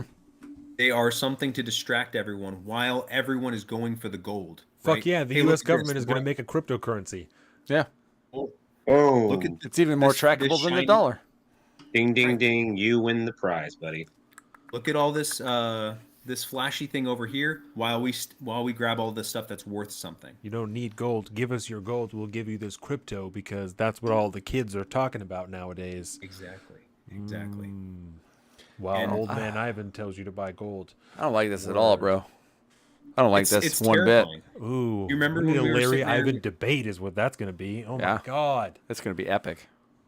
Think about it. I mean, when was the last time that the United States government allowed? So, and I didn't even fucking talk about Gaddafi and Oh, yeah. and so We put a Saddam, rifle up his ass Gaddafi. because he switched over to he wanted to switch to gold, so we had his people impale him with a bayonet. Also, Exactly. rape And- him. and With a rape him. bayonet. Because he wanted to sell oil for gold. What we do to people that go against the United States when it comes to our currency. We let the And then people rape what them. is going on with the cryptocurrencies? I don't know. Right. Why aren't they going through and why aren't they impaling people and dragging behind their cars? Yeah. When It comes to begs the cryptocurrency? question. Why are legitimate governments adopting a cryptocurrency? Point of order. Point of order. Point of order here. Do we know who actually made Bitcoin? Nobody. There's a guy's name that everyone has. Not It's not a real dude. Not- Nobody no, knows. not a real but dude. that's the guy they've collectively assumed is the creator of Bitcoin. So There. not with and certainty. no. Ivan mentioned that to me, and then that got my mind going. Like, this has to be another fucking Yeah, CIA Satoshi experiment. or something like that. Right. Like another CIA operation being done on an international level. Right. And That's being implemented on us. Yeah. Well, the worst thing about it, when you really think Satoshi about it, Nakamoto. yeah, Is Satoshi the Nakamoto. name used by the presumed pseudonymous person or persons who developed Bitcoin, authored the Bitcoin white paper, and created and deployed Bitcoin's original reference implementation. We have a better idea who fucking Q is than we know who fucking Satoshi Nakamoto is. HBO did a documentary on that. I know. We Definitely know who Q is. we know who made Ethereum and every other cryptocurrency. Right, because they're Why basing can't we know other who shit the- on that. Yeah. right. I would think that Many people have or have been claimed to be Nakamoto. I'm sorry. I would imagine it's has. I mean, if you were worried about a global currency destabilization because everyone's tied to the dollar, and so if the U.S. falls, the dollar falls, then you create a backstop that you can eventually invest in, and if you're lucky enough, you put that cryptocurrency out there for long enough for it to stabilize, so that when you do default on your own currency, there is less catastrophic damage because you have a relatively stable, finite, it's a place to have a soft landing. We'll put it that way. Nakamoto owns between 750,000 and 11 million or 1.1 million Bitcoin. As of November 2021, that puts his net worth at up to 73 billion US dollars, which would make him the 15th richest person in the world, So- if we knew who he was. You still don't have shit on Musk. What you're saying? Well, so you can even, to Ivan's point, just to run with it, right? What it sounds like is you could even take a small fraction of that gold and use that as that 750,000 or 1.1 million Bitcoin. And it's only, and what we all say as like one of the talking points of Bitcoin is, enough people have faith in it, it's only going to drop to X point. But Yeah. it's only going to drop to X point if you have X amount of gold invested in it that is the baseline of whatever. Does that make sense? It follows, I think. The base value of Bitcoin is going to be whatever the base value is of the amount of gold that you have invested in that market, Yeah. which fools people into a perceived legitimacy of that market, which leads governments and whatever in to buy into it if they're not involved in this World Economic Forum thing. Yeah, Does and- that make any sense at all? Yeah, I think so, because if you essentially think of it as similar as the U.S. dollar being a fiat currency and people's faith behind it, there's enough people that own enough Bitcoin that have enough faith in that market. It definitely tracks. I mean, they got fucking massive worldwide conventions to go and meet at these cryptocon currencies. Happens in Miami every year, Bitcoin conference, Yeah. whatever. That just happened like Yeah. last week, right? And there's Zuby was there and shit. yeah, that's right. Zuby was there with his smile and taking pictures with everybody. Does that make sense to you, Ivan? Does that? No, that makes a lot of sense, and it makes a lot of sense for companies to get behind this that have a ton of reserves, right? So much reserves that they would be able to buy up all of the global reserves of gold with what's on their balance sheet. So they need something. They need to create something to place their value in, right? That you follow? So if you were Apple and you had $200 billion sitting in a bank account, right? If you were to buy $200 billion worth of gold, that would be, I think that it's 3%, 4% of all of the gold ever mined in history. Doesn't make sense, right? So you need to create something. So when the dollar collapses, and like you brought it up, a fiat money never in the history of ever has a fiat dollar, or has a fiat currency standed the test of time. They've all crashed and burned, all of them, forever. Yeah, why should the dollar be any different? The dollar will not be any different. Yep. Because it's just perceived legitimacy. Exactly. It is perceived legitimacy, and everyone is sitting here, and all of these people that are in the know that understand what money is, that's why they're backing it. It's because this is the only way for them to keep what they have when the dollar falls. And it still begs the question, why the fuck gold, man?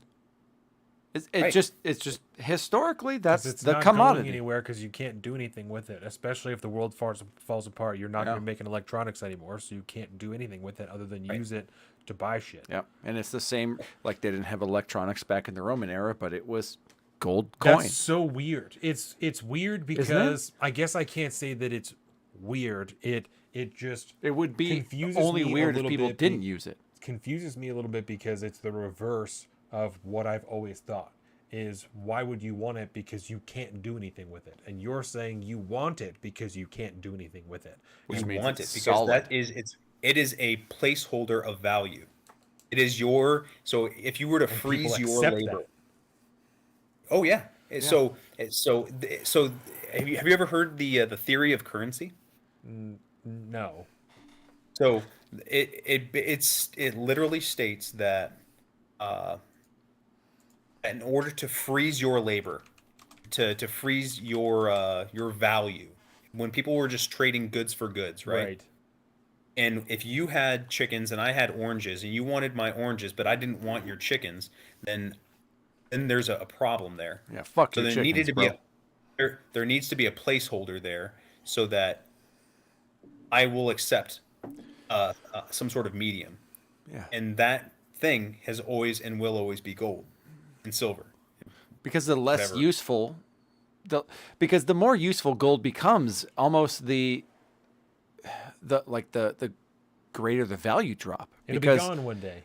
Well, yeah, because if it's a consumable, first of all, yeah, it's obviously going to be cheapened to some point because you're finiting down. It's going to be incorporated into a separate product, and that price can't throw over the rest of the product. If you use 1 ounce of gold building a brand new computer, and the price of gold per ounce is like $1,500, plus the rest of the other shit that you got to do and the labor costs and all this, now you got a computer that you can't sell because it's unaffordable. So it would bring the price of that overall commodity down. Whereas if it is as neutral as possible, then the value is about as stable as it could get, barring a massive societal default in its perceived value. And if it's never really been perceived to drop and being worth nothing, then society is much less apt to value it less. And gold is gold is gold. The Vikings wanted it. The Catholics wanted it. Everybody has always wanted gold, even when they couldn't do shit with it. Right. Begs the question, why? Right. Neutrality. And I challenge you guys to go through and look up all of the central banks and how much they've been accumulating over the past 15 years. I have a feeling been I'm not going to exponential. like the answer. It is terrifying Yeah. because this tells me, and it should raise some very, very large questions to everyone, that they know and have known for a very long time that this was going to happen. That's why the book, The Changing World Order by Ray Dalio, is so incredibly useful, because he states in there he knew that this was going to happen a long time ago. In 2000, I think it was 2004, he said that we were on a crash course with complete and total disaster. He has it in a book. It's in writing from that long ago. I mean, people that are in these circles, they know what's going to happen. We're just fucking riders on the bus, and they want something that is going to distract everyone from the real value. Gold is meant for kings and states. Silver is the people's money. Yeah. That's the saying. I mean, it makes a lot of sense when you think about it, especially when you think about like the crown jewels and the jewelry that monarchs used to sport, and I mean, kings and rulers and emperors over, all throughout antiquity. It was like you're gold and bejeweled. I mean, that's where the value truly lied, was in, how much treasure the kingdom could acquire. Accumulate. Yeah. And that's I don't like where that. the golden rule comes from. Yeah. He who has the gold makes the rules. Guess who has all of the gold in the world? Global banks. Most. The China? central China, Russia. and Russia. Great. India. In India. India. Which explains why, at this point in time, we find They're all those getting three of banned them right now. being strange bedfellows. These are the correlations that you have to draw between everything. And this is why I told everyone early on, it was just a gut feeling that I had that all of this COVID bullshit, it's so manufactured and fake.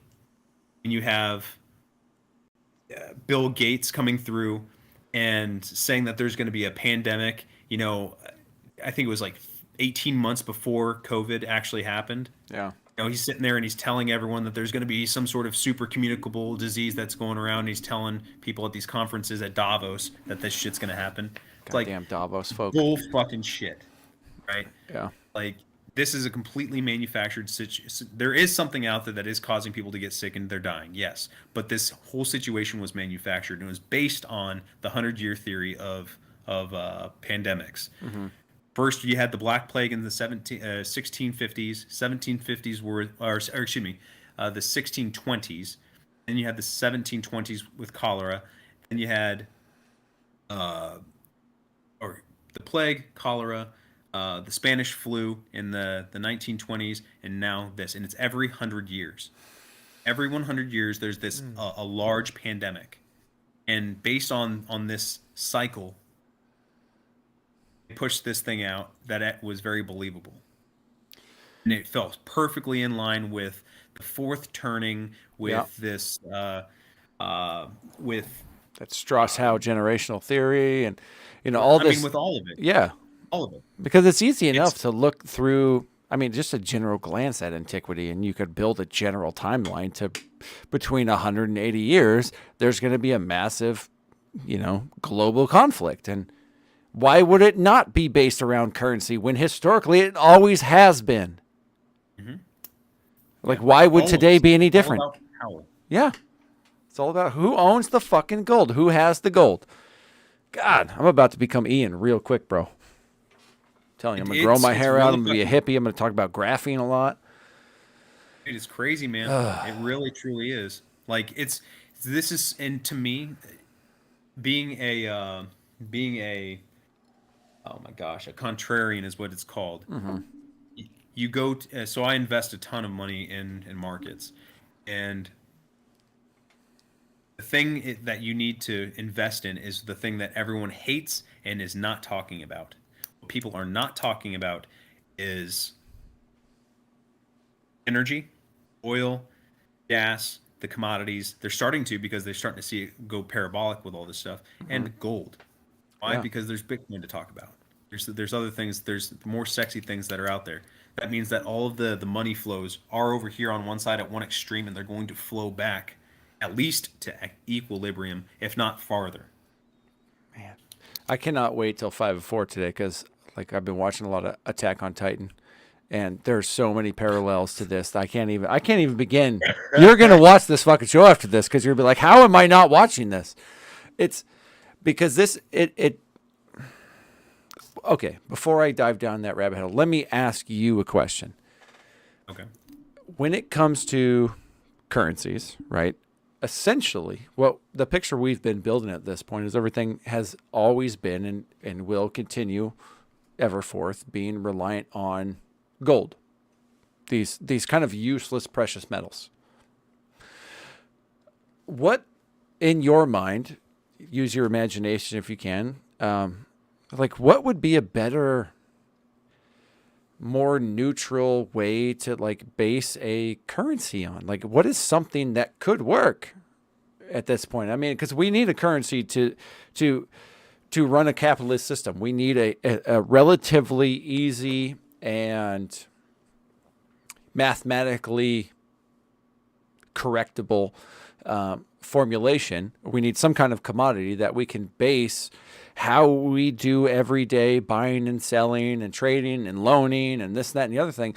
If gold is so full of conflict, for lack of a better term, is there another way we could do economics without some kind of finite, useless bullshit? Well, and see, that's a very interesting point because the whole basis behind Bitcoin is that it's a ledger where everyone transacts, and there's a list of transactions on it, right? The blockchain. And the blockchain. Yeah. Yet we still can't find the people that are holding like companies at ransom and they need Bitcoin or they need some kind of crypto or something like that. We can't find them yet, but the ledger exists. The ledger exists. So and another thing to this whole gold argument is that there is no counterparty risk, right? Yeah. So, if you're in possession of the gold, then there is no other counterparty that says that you don't have it because you're physically holding it, right? Yeah. With the blockchain, the backing to the blockchain itself, the ledger, is energy. Yeah. It's an energy contract, right? You have to have energy to run the blockchain. If there's no power, it doesn't exist. Exactly. Yeah. So it's a constant draw on the system. So this is what the argument that Elon Musk was making. Yeah. He was saying that when you mine gold or you mine commodities or you mine whatever, right, and you're extracting it, refining it, turning it into an ultimate product, that energy is sunk, and then you never have to sink it again. Yeah. You get a return on your investment. You invested a lot of money getting your gold, but you will get your money back. Oh, fuck. Right.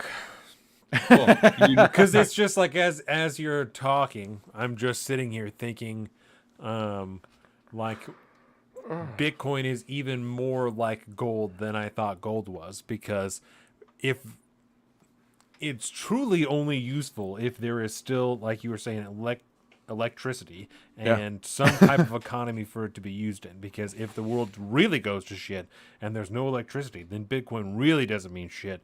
Even less shit than I thought gold meant. One EMP, fixes the whole thing. You are the holder of counterparty risk. You are the holder of counterparty risk, nothing else. Yeah. That's the terrifying part of this. Oh, and guess so what we are short stupid. right now?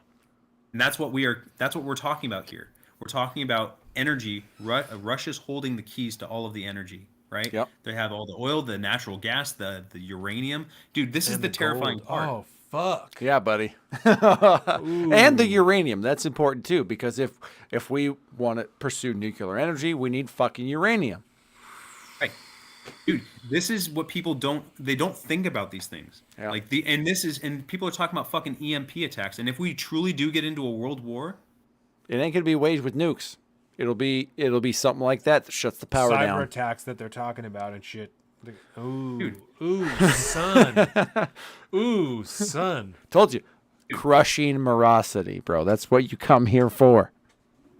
dude, it's all about counterparty risk. All of these countries around the world had counterparty risk because Liability. they trusted the United States to hold their gold. And what did the United States do? They sold it. They lent it out. They gave it away. They didn't have it, right? I feel like America is like the creator of like the white collar crime, and of Assholes. course Yeah. we're the ones that, yeah, we'll hold the whole world's gold. It's not a big deal, and we'll Bernie Madoff your ass. My bad. Yeah. Right. Come We're gonna at me, print too bro. much of it. We still have the What are you best gonna do weapons. about it? Exactly. That's not a good way to live, dude. No. And I mean, this is just one section of, I started getting into the food side of things, but like this was the meat and potatoes, but I mean, there's a whole agricultural side of this thing as well that we didn't even touch on. Yeah. It's nuts. Like this thing all folds in on itself. And what we've created is this like 7-layer cake of bullshit that at the very, that's the Exeter. Hold on. Let me see if I have it. John Exeter is the guy's name. He was the central bank head before Volcker, Paul Volcker.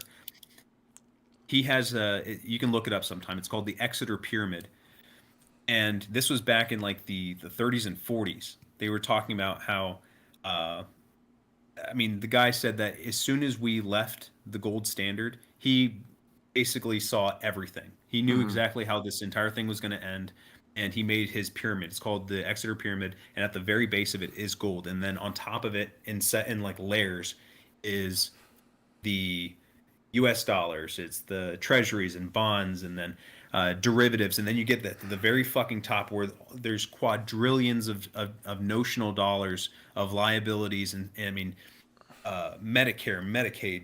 You have all of this shit that we don't have the money to pay back to the people that have paid into it, right? The money's gone. Yeah. And when this thing collapses, the only thing at the base of the pyramid, the bedrock of our financial system, the center of the financial universe, is gold. And we don't have it. I wish I would have listened to like Glenn Beck back in the day when I had some spending money and he was telling me to buy like all sorts of gold at the time on Fox News. Yeah, I know. Well, let me ask you this. I know a lot of people in my own personal life that, are essentially priced out of the market of gold because, let's face it, that's for kings and governments to participate in. So they got into the silver market. Silver seems like it's essentially generally like a second-class citizen to everything we've been talking about today, but it's still going to be around. If gold is going to be the king, silver is queen, and if the plebs need currency, they default to silver. Silver and gold essentially seems relatively safe right now. So, I guess I'm just having a hard time processing everything that just happened. That was... Well, think about this. So, I mentioned that all commodities are at all-time highs. Yes, all of them. All of them. Every single one of them. It's They're stupid at fucking or corn. very close to, including gold. Yep. It's either at an all-time high or very close to it. Guess which ones are not?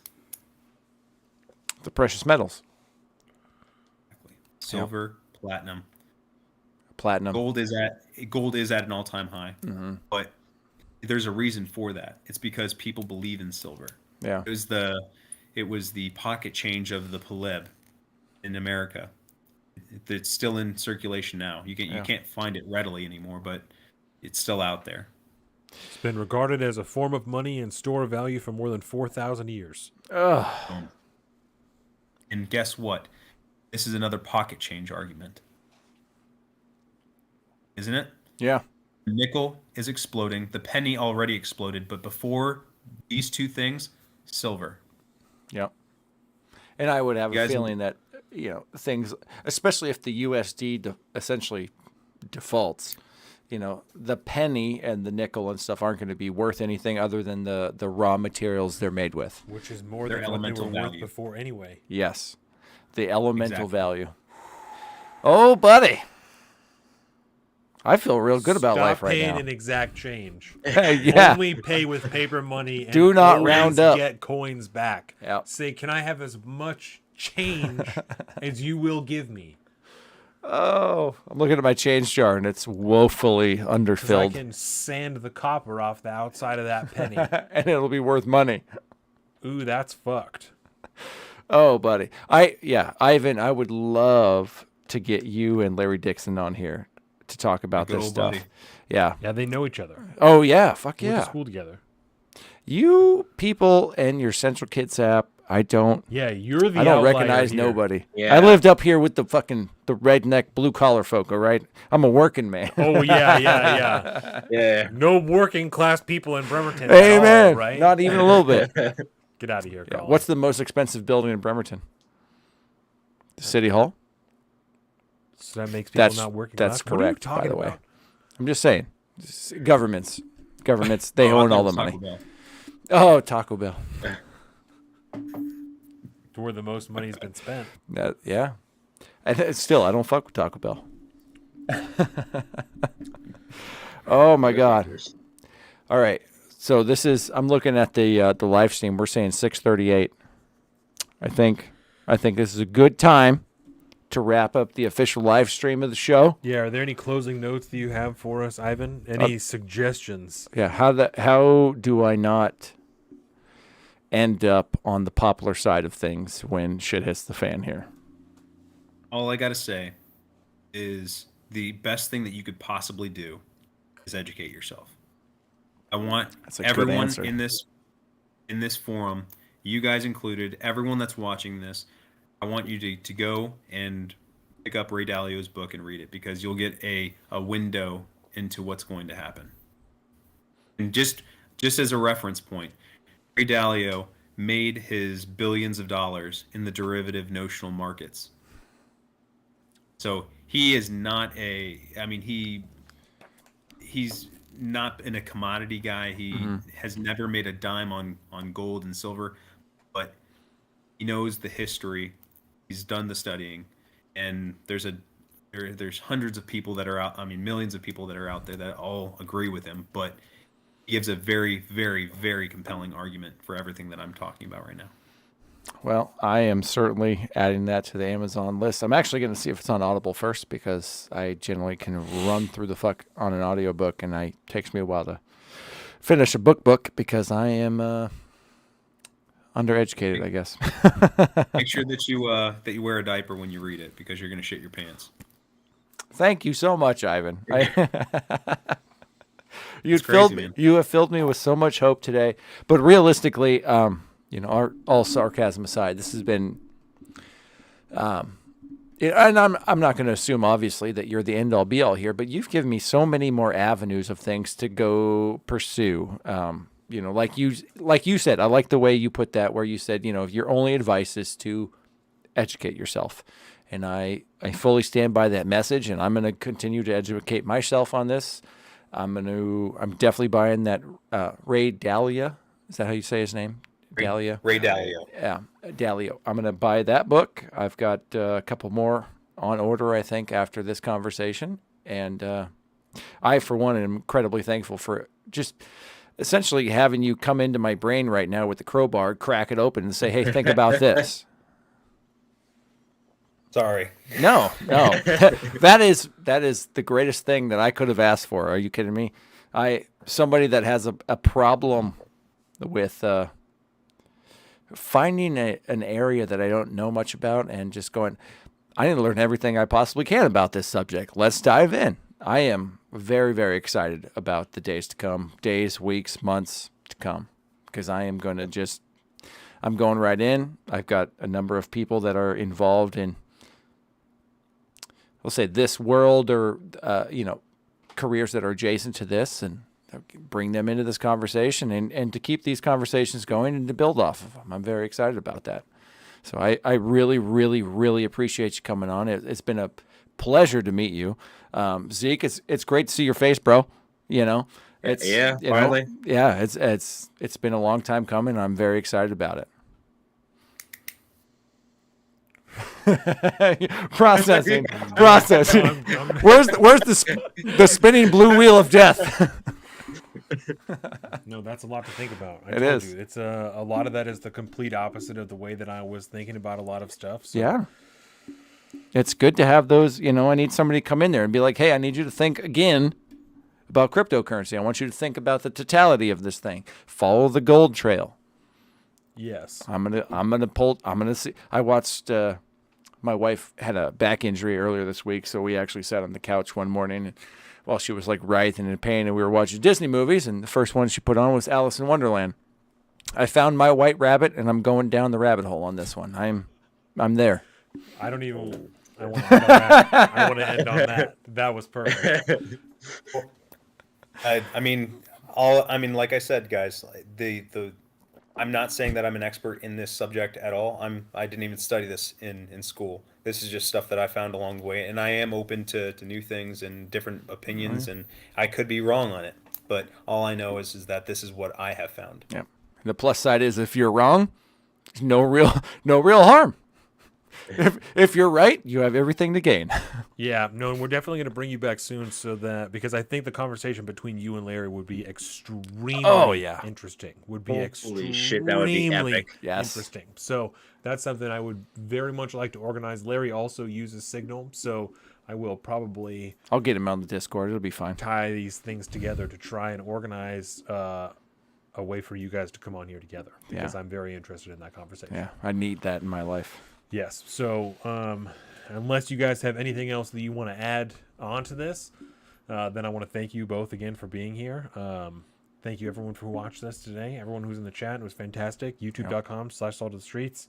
Saltofthestreets.com for all the information. Patreon.com. Those are really the important things. Facebook, Instagram, all that stuff. So thank you everyone, and thank you guys for being here today.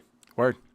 If you guys want to stick around for part 5 of 4, you are more than welcome, but do not feel obligated. It has been almost a 7-hour stretch, so we love you. Thanks for hanging out. Thank you, Everyone guys. else, hasta.